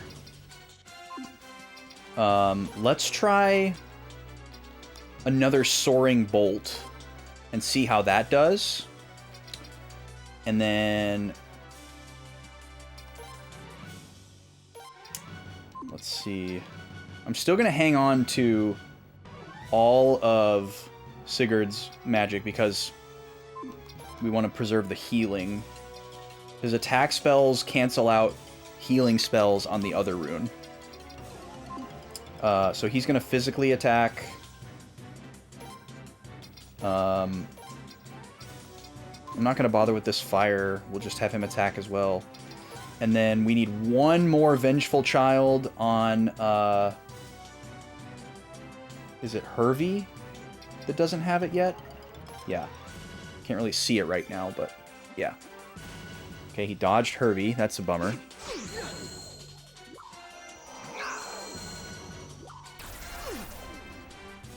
That does more than his physical would have done. Okay. We're not quite in heal range yet.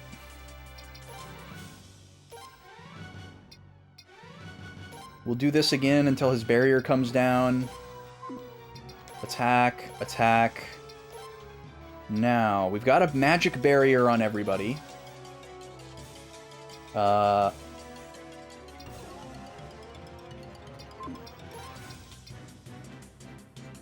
think we could probably safely go for the Earthquake. That could be massive damage. Because using Earthquake will block out this temporarily suppressed magic thing. And I don't think we're going to want that. Like, he may have some super powerful spell that we wish we could shut down, but it also shuts down our magic. So, we don't really play that. We don't want to neuter ourselves that much. Because then we wouldn't be able to heal. Which would be very bad. Okay, Hervey needs to heal now. Let's see how much this does. 515, that's beautiful. Oh, what just happened? Oh, his barrier ran out. Okay, good. I thought he healed. So let's go back to physical attacks here. Excuse me. I'm going to have Sigurd heal Hervey. Wonder if Kindness drops or Healing Wind does more.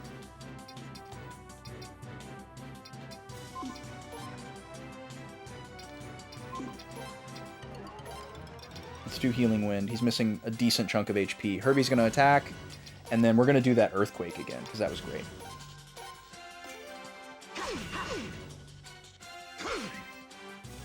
I'm going to try to play this as though I do not have the MP Restore item, because we may be glad that we have 2 for whatever comes after this. Oh, 1,000? Oh, he's already weakened. Incredible. So that barrier was suppressing all sorts of damage, not just physical. Good to know. Looks like we've almost got him. Apparently that healing... Oh, the Healing Wind was suppressed by his... Whoa. Okay, that is very good knowledge. So the little barrier thing that we put around our characters, it stops you from getting hit by one magic. It also suppresses you from getting hit by a healing spell that you are aiming at yourself. So we probably won't be using that again. That's really scary. We need to be able to heal right away. You're going to attack, and then you're going to... Oh, weird. We actually don't have a single target heal. Okay, so here's what we're going to do instead. You're going to attack, and then you're going to AoE heal.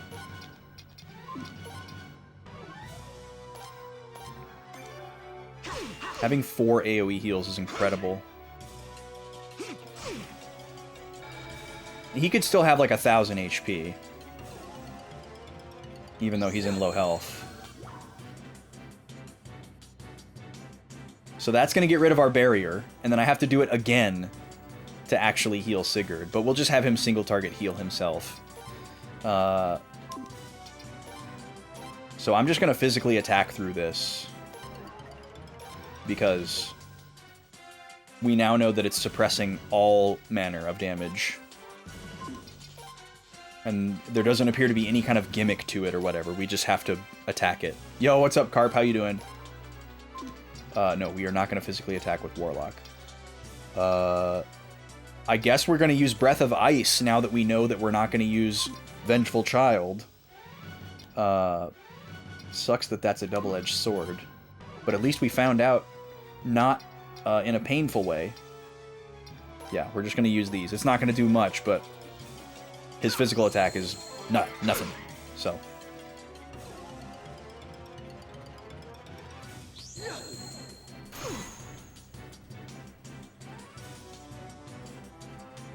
Sir, we'd like to destroy those giant balls behind you. Ow. Excuse me, sir. That was a very rude attack. The fact, yeah, also the fact that you cannot send Laszlo into this fight pretty much confirms that it's not the final fight. That's like a surefire confirmation. That's the easiest way for them to tell you you don't need your A squad for this fight. We got him!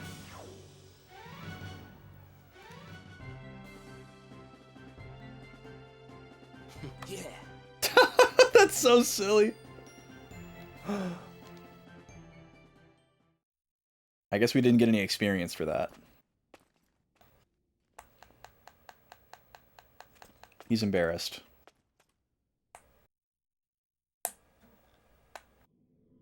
Damn, he got away. Okay, back to our rendezvous point. I can handle things here. Will we be okay? Don't you think that Cray might come back? Oh, don't you think that Cray might come back? He's got other places to go, and I've got some ideas where. More importantly, I want you to secure a safe return path. Go on, take Ramada with you, too. Oh, is he not dead? Got it. We'll be waiting below, okay? So she's going to disable the rune cannon or blow it up or something. Now, that'll do it for this one. All that's left is... the guy that we just let get away.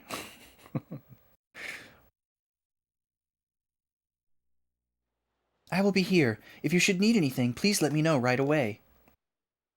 Black screen. Oh, okay, we get to form our party again. But it doesn't give us access to the characters that are on the other mission.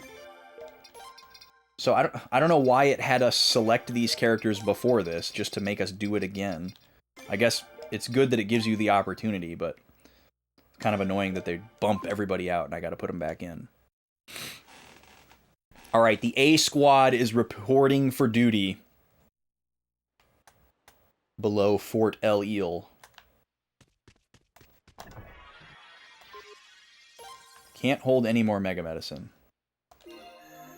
Okay. Well, I can use one. Since this party is missing some health. There. I should top off anyways.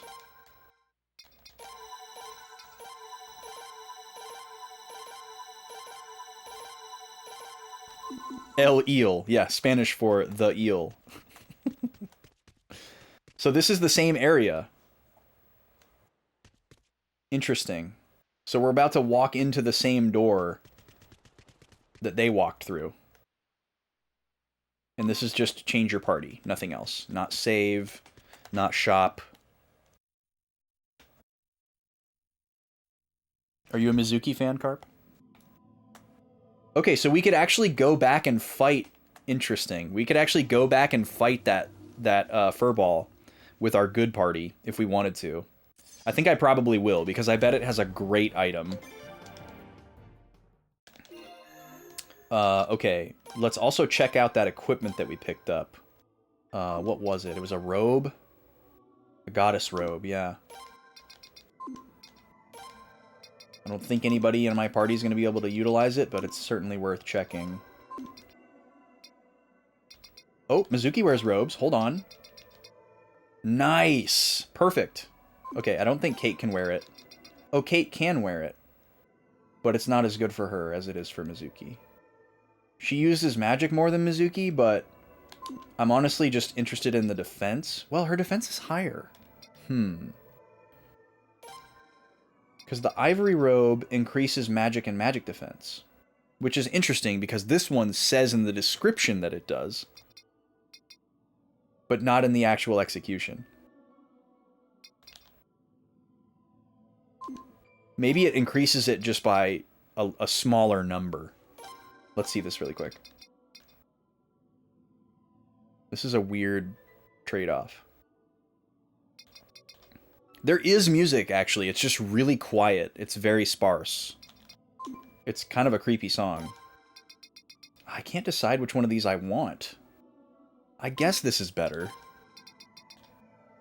Oh, these are incredible. Wow. Venus gloves and mermaid bracelet. Okay, well, we're going to give mermaid bracelet to Mizuki, and we're going to give Venus gloves to Kate. Wow.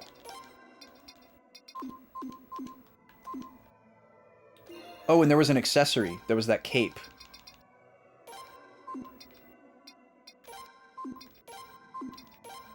Oh, I guess we did give it to somebody. Because it's not here.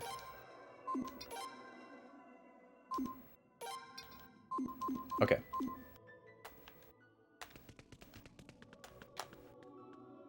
This is a very interesting choice to have us, like, retread the same ground. Very unexpected. I don't remember what floor it was on. I think it was floor 3. This door is still blocked.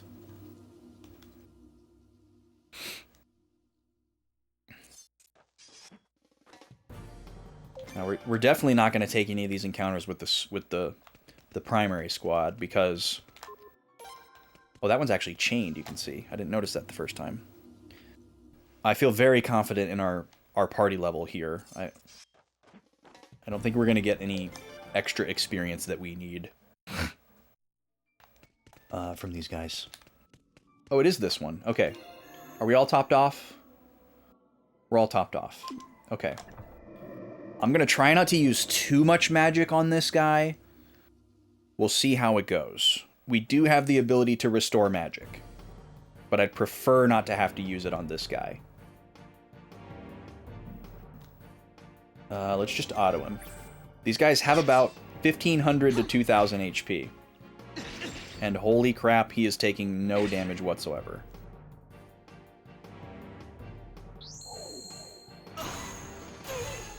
That's very strong. So yeah, we would have to fight this thing like a boss. Do we want to do that? I have to believe that it's going to give me something amazing. So, okay, let's do this.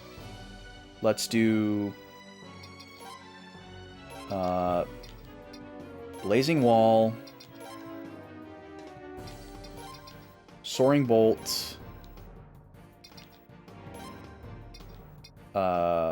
Shrike Rune... Clay Guardian.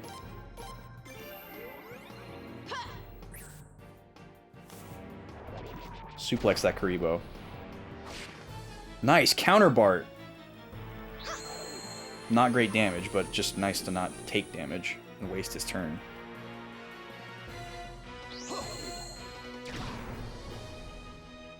So magic is working a lot better so far. We have seen a slight variation on these that we've fought in the amount of HP that they have, but not like their attacks or their stats. Okay, Blazing Wall, Thunder Runner, Shrike, the Shredding.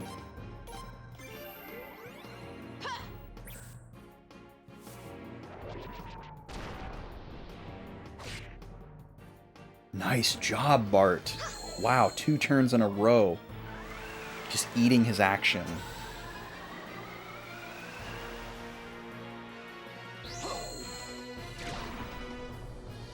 Couldn't really see that number.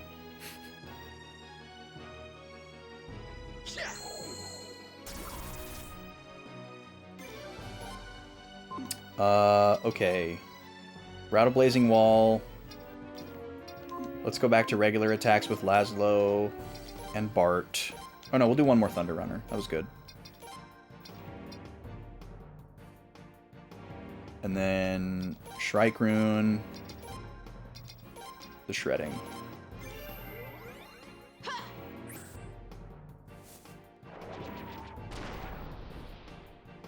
I'm just playing a little bit conservatively, both in an effort to potentially not use a Magic Restore item before I have to, and also to like wait and see what this thing can do. Because it doesn't seem very threatening right now, but that could change. Okay, attack, attack, Shrike. Are we out of Shredding? We're out of Shredding. Okay, this is an all-attack turn now.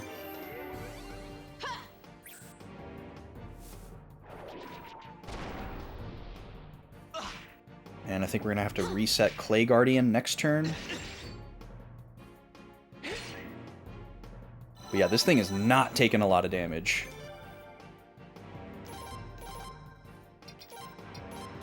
At all. But it's also not doing very much damage to us. It's definitely taking more damage from magic than physical attacks, but not a significant amount. It seems to just have high defense overall. So the test could just be, can you do 2,000 damage to this thing at 80 per hit and stay alive long enough to do so. Okay, it's unfortunate we didn't get that off before the big attack, but nobody died, so that's good. We'll do an AoE heal here.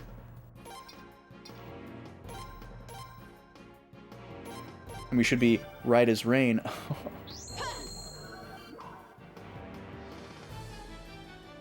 Yeah, that's a full heal. Beautiful. I might try some Rune of Punishment stuff here in an effort to get this thing out of here quicker.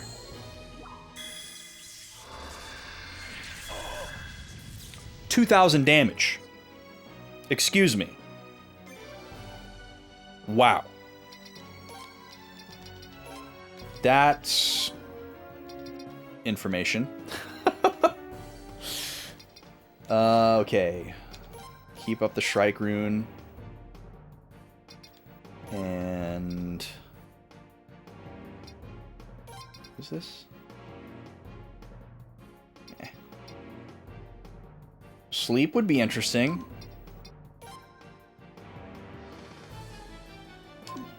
But it's probably not worth going for. It'll probably either miss or he'll wake up as soon as he gets hit by something. So either way, super low value.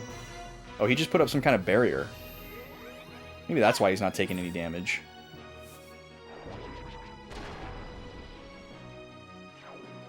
Oh, it's dead. Okay. Wow, we revived Bart just in time. 20,000 potch. And, a stone? Chaos Shield. Okay, this has got to be, like, amazing, right? Except I don't think I have any characters that use shields. Oh, no. Oh, that's unfortunate. That wasn't too bad, though. We didn't waste too many resources on that.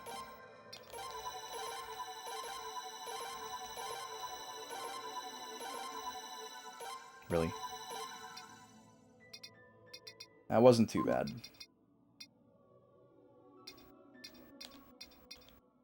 One MP for each level. Oh, we could... Oh, yeah, we haven't used these, like, the entire game, either. So we could save our mixed herbs. We probably should use these stones, though. Usually my rule of thumb with the stat increase items is to use them on the character that already has the highest of that stat, rather than trying to use it to, like, make up the difference and equalize. So let's go up a little bit higher. And then we'll do that. Because what else are we going to save them for? Plus, we can't, like, save and commit any of this stuff anyways. This is all for all the marbles.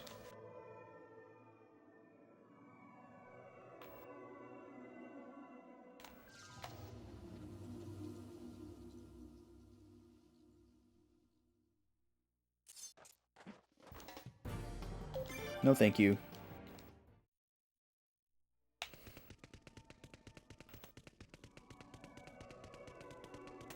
Alright, here we are. One more random encounter to run from.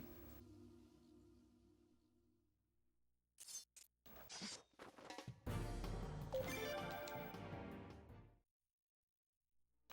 also have a bad feeling that Eleanor is gonna, like, get ambushed or, like, randomly sacrifice herself for some reason. Okay, let's go ahead and use these stones. Okay, so strength, defense, skill, and speed. Alright, let's take a look at everybody. Strength, defense, skill, speed.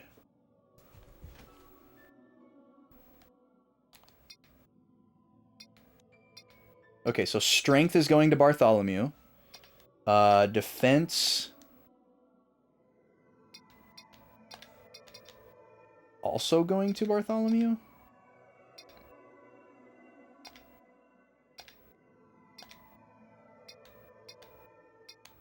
Skill going to Laszlo, and speed going to Mizuki. Okay.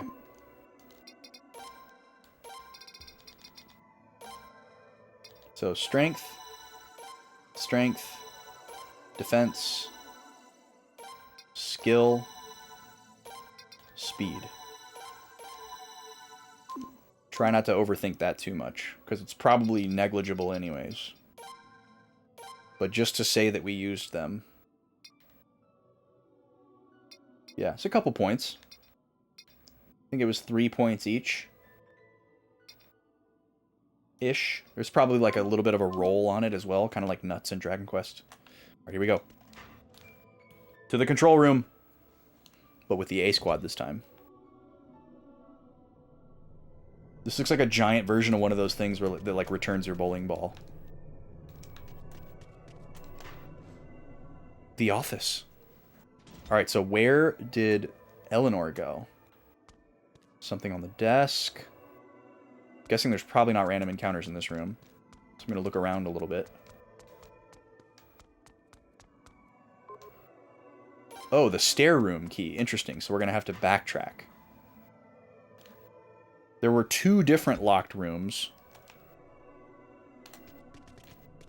I wonder if that opens both of them.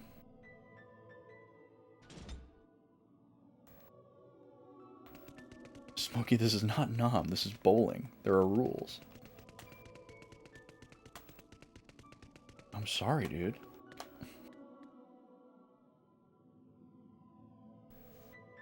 Smokey, you're entering a world of pain.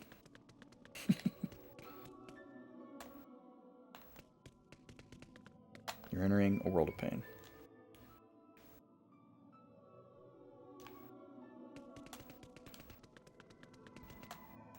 Okay, I think we have to go in that one, and we can't go in this one. So I'm going to check this one first. Because this one said it doesn't look like this door opens, and the other one said it was locked. Oh, look at you! Poor little guy. What are you going to do? You're going to die. That's what you're going to do. Yeah, okay, so we're going this way.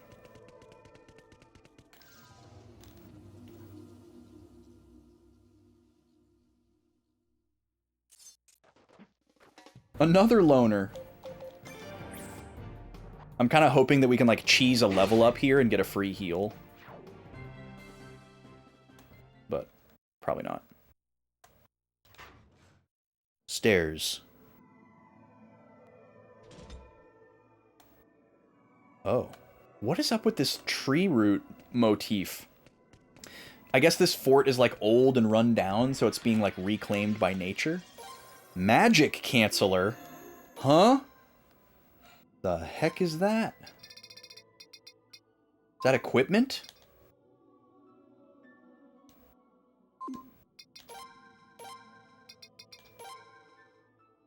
Nullify magic once per battle. Interesting. So it's an accessory that gives you the same thing that that buff gives you. This would have seemed really, really amazing if we hadn't just learned that it's a double-edged sword.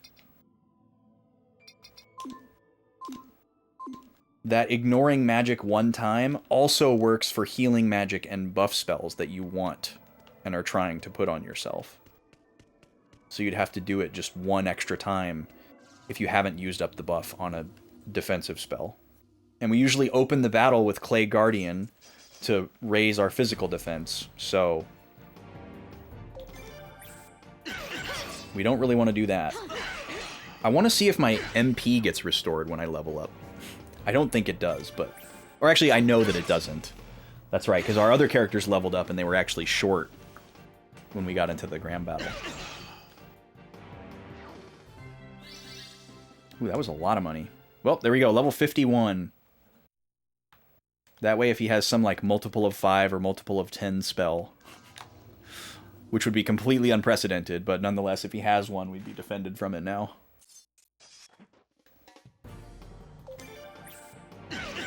I don't know why I'm taking these.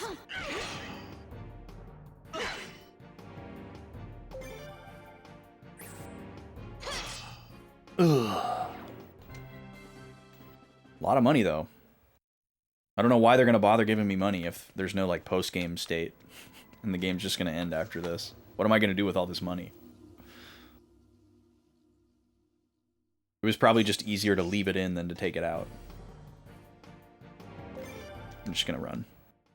Wasting time. Gaining experience that I may need, but probably won't make a difference. What is this, Final Fantasy VII? Come on. Get up the stairs. Stairs. I guess they're just trying to make it dramatic. So Graham's going to be at the top of the stairs. He's going to do some crazy thing and become some supernatural, mythical demon thing that's going to destroy the world. And he's also going to become, like, weirdly hot. This is nuts. This is literally a Final Fantasy VII parody.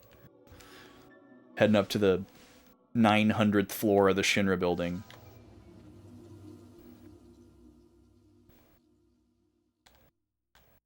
I'm kind of racing against the clock here. What is that? Grain of light? Well, these are different enemies. These are like elites. Holy crap. Please let me run away. I do not want to do this. Okay, good. Gobi's snoring, but it sounds like she's growling. Like every so often.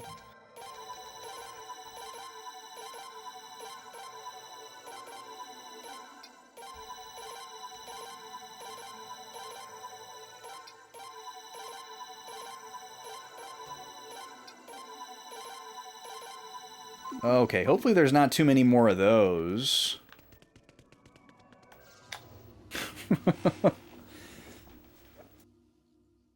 Because that's annoying.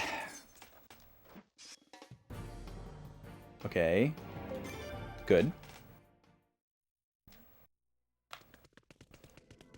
Oh, hello. Oh, another mixed herb. That's incredible. Boy, they are really being nice to us here. Oh, the stairs are getting more dilapidated as we go higher and higher. Interesting. How tall is this fort, though? We're already on, like, the 20-somethingth floor. Not two of them. Oh, no. We're gonna get double AoE here.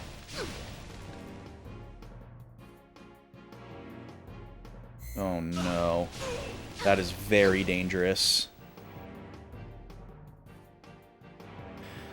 If we fail to run, we die. So I have to engage here at least to heal myself. So let's do that. See if we can take one of these things out with 3 attacks.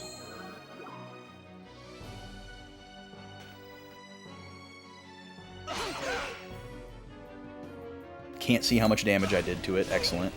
We're gonna get double AoE again.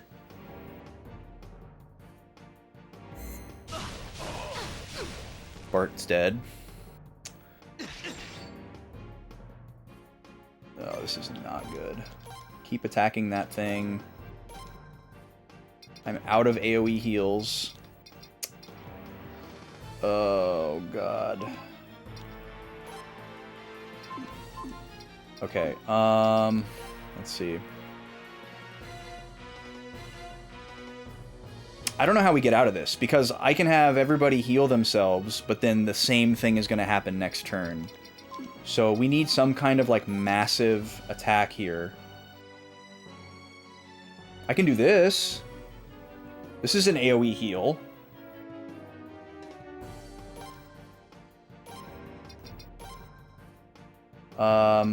I guess I'll use a Jizo clock, but I'm probably going to regret it.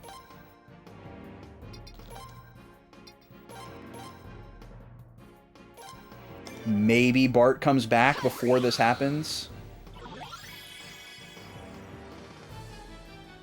Those guys can heal themselves? That must have been Bart. Okay, defense up. And the AoE heal, please. Oh, not before they kill me. Excellent. This game sucks. That's crazy, man. Where is this gonna put me?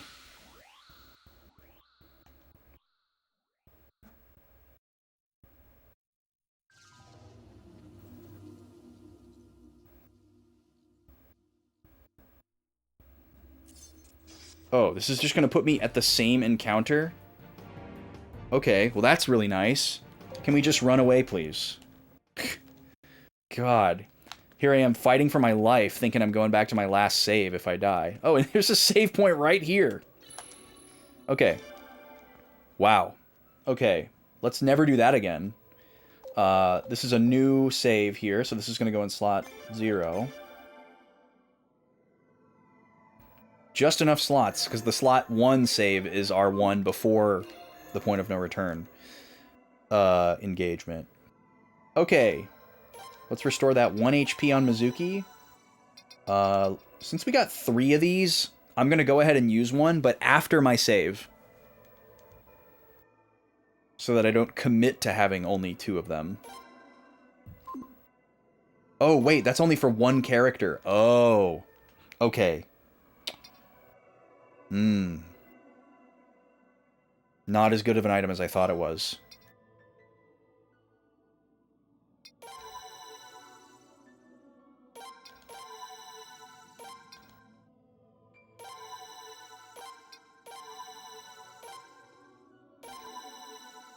What's everybody's max? How can I see that? Status? Yeah. Okay, so he's missing a level 3. He's missing a level 2. And Kate and Mizuki are topped off.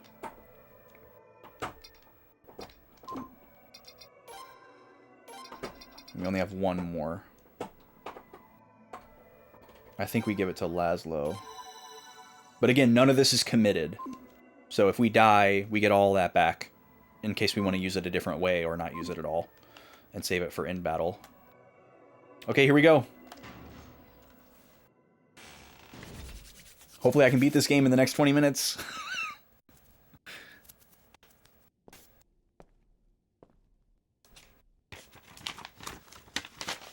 So, you've returned.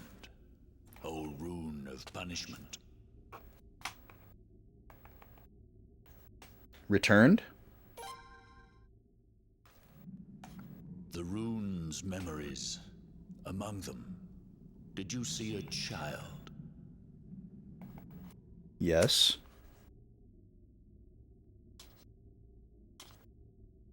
So this must be his child that he, like, sacrificed for power grab.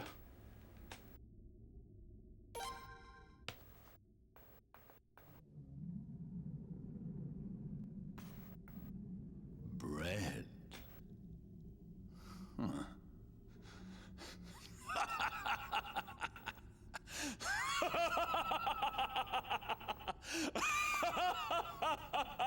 Wonderful. I too would like to hold the rune of punishment once more and play with those sweet memories.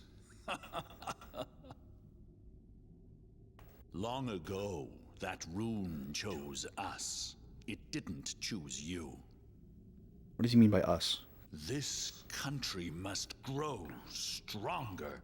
The islands, your lives, you exist only to fulfill our destiny, as does the rune. When it comes to a battle of wills, I have no doubt that mine shall prevail against yours.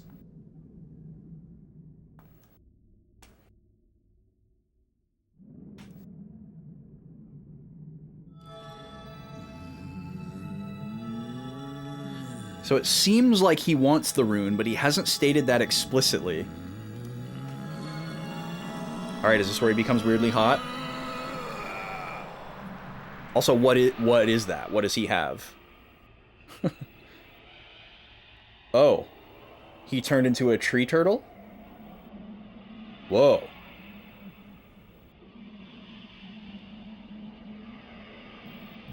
Did we learn about this tree? Or maybe he's just awakening it and it's some beast.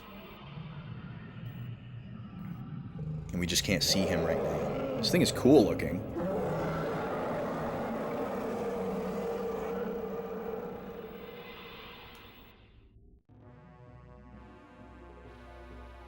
New song.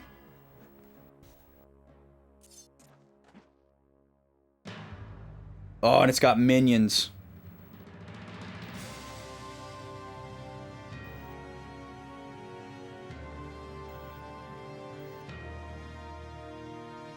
Okay, here we go. All bets are off here. So we're gonna start with we're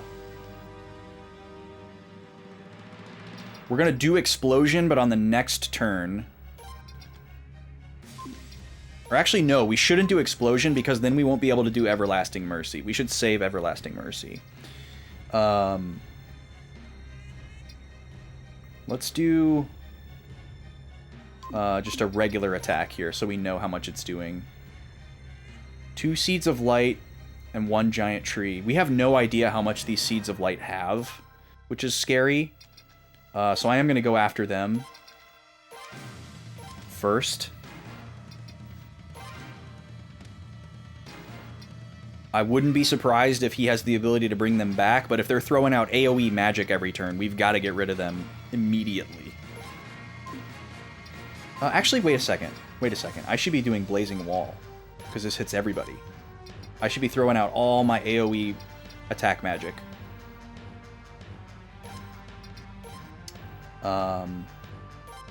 Breath of Ice. Hopefully that's worth it. And then we're going to do Clay Guardian here. Because I'm sure we're going to need some defense.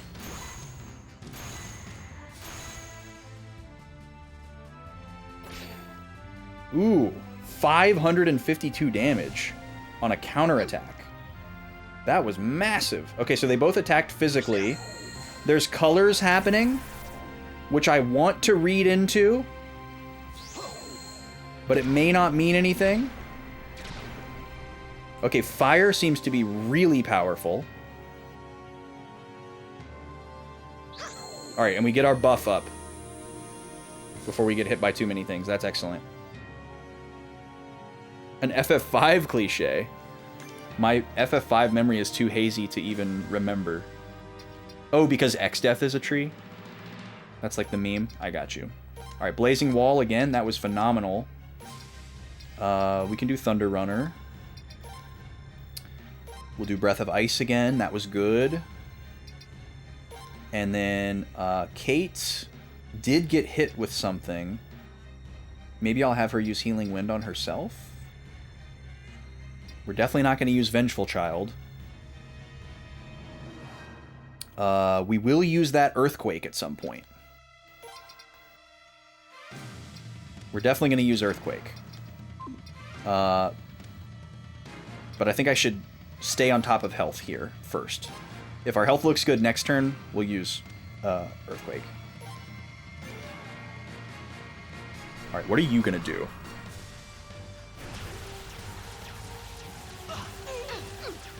Okay, that's manageable. Less than 100 AoE. Oh, but there's status associated with it. He's done something else to us.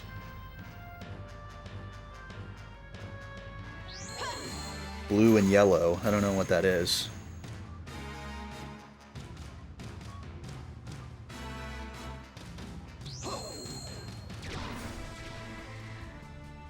These things are super weak against fire, which makes sense. But things aren't always logical like that. Okay, there's the AoE from the minions, which is actually more dangerous than the AoE from the big guy so far. We're out of Blazing Wall. So let's switch to Dancing Flames. We're going to keep going with AoE. I think I'm going to switch to regular attacks with Bart now. I think we go for an AoE heal here. That's pretty good value. And if their RNG allows them to do 3 AoEs in one turn, we definitely need to be at full health for that. We can probably switch to single target heals once we get down to just the big guy. Alright, here comes Earthquake. Hopefully this is beautiful. Hopefully they don't resist Earth massively. Okay, full health. I think next turn we have to recharge Clay Guardian. Yeah, they must have decreased my magical attack with that status. Although I don't see it anymore. That was great damage, Bart. How much HP do these things have? Okay, that was excellent damage. Alright, we got rid of one minion. So they have probably around 3,000 HP. Looks like. Just a little off the top of my head napkin math.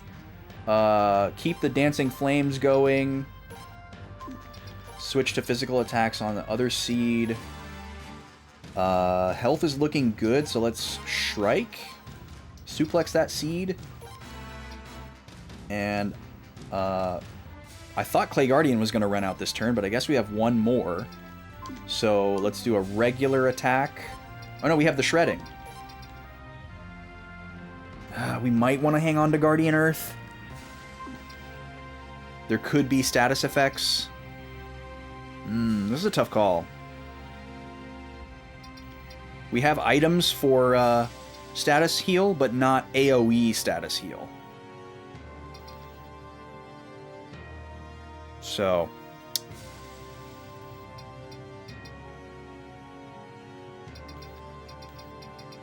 a little scary.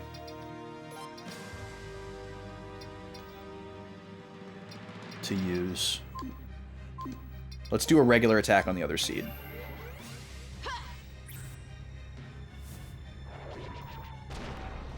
We did a little bit of sprinting at the beginning. We're gonna slow down to marathon pace now.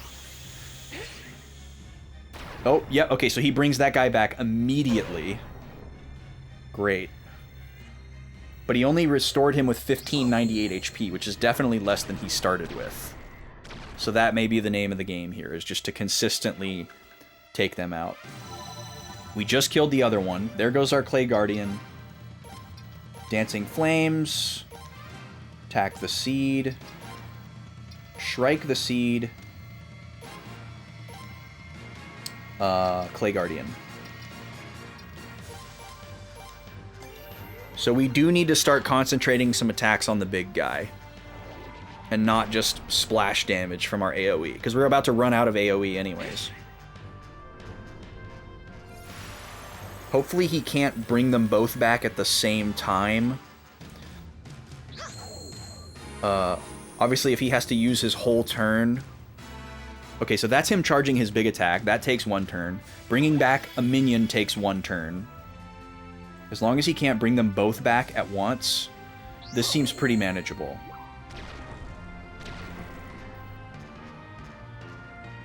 If he can bring them both back at once, we need to make sure that one of them is always alive. Okay, 1 more Dancing Flames. Let's switch to attacking the big guy with Bartholomew. I have to know if I can suplex the giant tree, because that's amazing. And then, Kate, you can do a regular attack on the seed.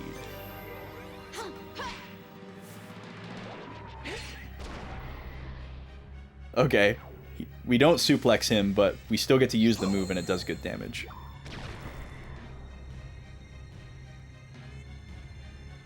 Alright, so you're probably going to do your big attack now. I'm assuming the colors are just arbitrary. No, that was a completely different attack. Okay, so the color of his attack means something. Very interesting. Okay, so we're going to attack here and kind of go all in on attacks here, but we're going to do an AoE heal with Mizuki. Which is unfortunately our last one already.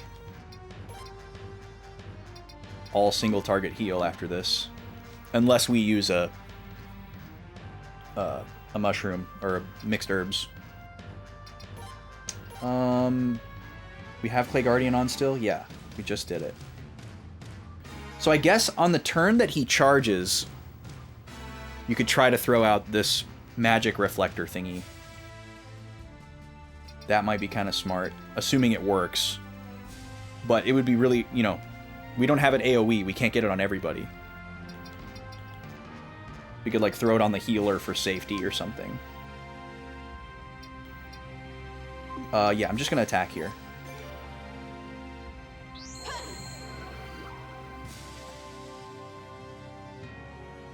So if the minions have about 3,000 to 5,000 HP, how much does this guy have? He's got to have at least 10 or 20. He could easily have 50. But I doubt he has much more than that. I kind of want to try this, because my physical attacks are doing terribly against him. Laszlo could easily, like, alternate Mega Medicine, Eternal Ordeal. Mega Medicine, Eternal Ordeal. We should also try this Berserk Blow, too. This might do more than his physical attack.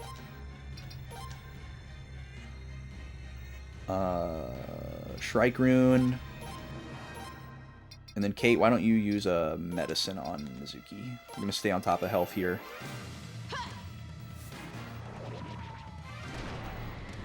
Yeah, that does fantastic damage to him. 300. That's way more than any of our other physical attacks are doing. Okay, that was better than his physical. So we just got to watch his health. That was not better than his physical, so we don't need to do that anymore. Okay, he's charging up again. Oh no, he's just doing the first one. Whoo! That's a big one. That does not require a charge. Okay. So, this is either everybody use a potion turn. Yeah, I think this is going to be a 3 potion turn and then Clay Guardian. So everybody, Mega Medicine yourself.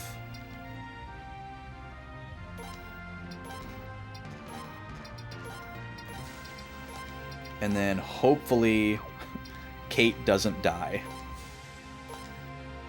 Hopefully he doesn't choose Kate as his target.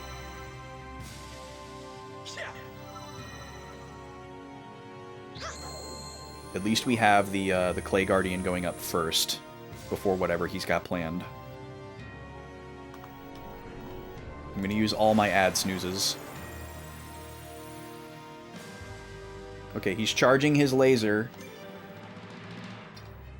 So maybe we should just defend? Maybe that will do something? Would be interesting to see, I guess.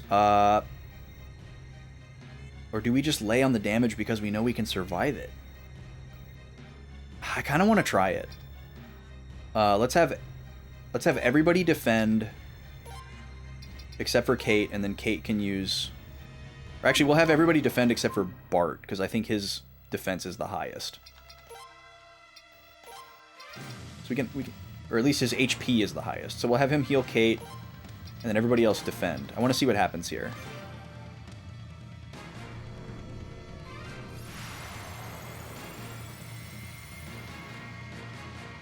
Oh, he's charging again. He tricked me. Interesting. What's the hardest final, not extra or secret boss, but final end of story boss you've ever fought? That's an interesting question, Halo Killer. I'd have to give that some good thought. I actually remember the final boss of Ni no Kuni giving me a lot of trouble. Final boss of Dark Cloud is an honorable mention, but definitely not the hardest I've ever fought. Oh, FF13 is a good mention. Yeah, that was a pretty hard fight. I remember definitely dying to that a lot, because I remember constantly having to rewatch that cutscene right before. Okay, well, he may have got us with his little trick here, but I don't want to just keep defending, waiting for him to shoot. So I'm going to keep attacking him while he's by himself.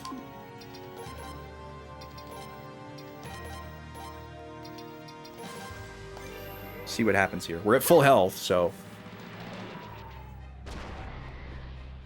Interesting. The amount of damage that he takes from stuff depends on what color he is, too.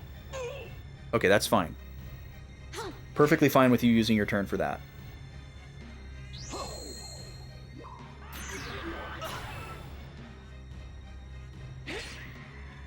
Beautiful damage, Bart. Okay, we're gonna do that again. So now he's white. White was the color that he was when he did the really, really powerful attack.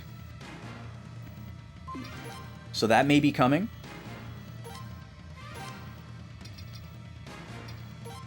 But we should be fine.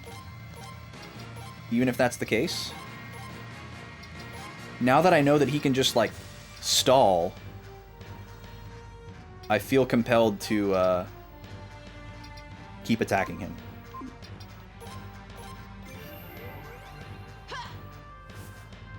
Oh, Dragon Quest XI was pretty hard. Interesting. Yeah, I haven't played that one yet.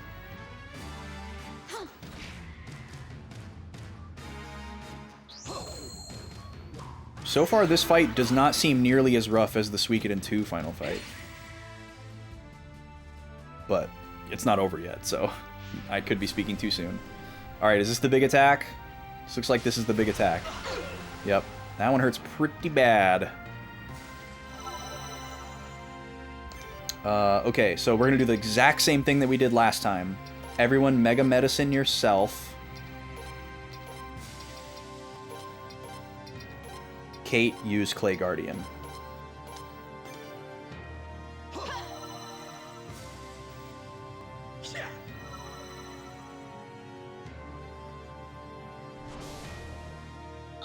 That is very unfortunate. Wow, that was worst case scenario. So he got to attack before Kate, and he chose to attack Kate. So, let's see. We're going to lay on some damage here. I think I'm going to have Laszlo be the one to revive, because he's the one doing the least amount of damage. And we have to just hope that Kate survives this next turn. We're also very exposed because there's no Clay Guardian.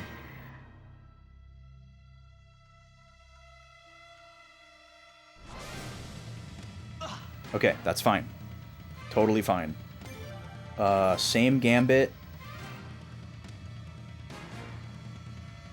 Except we'll have Mizuki throw out a heal. She hasn't used any of those yet. And then Clay Guardian, please.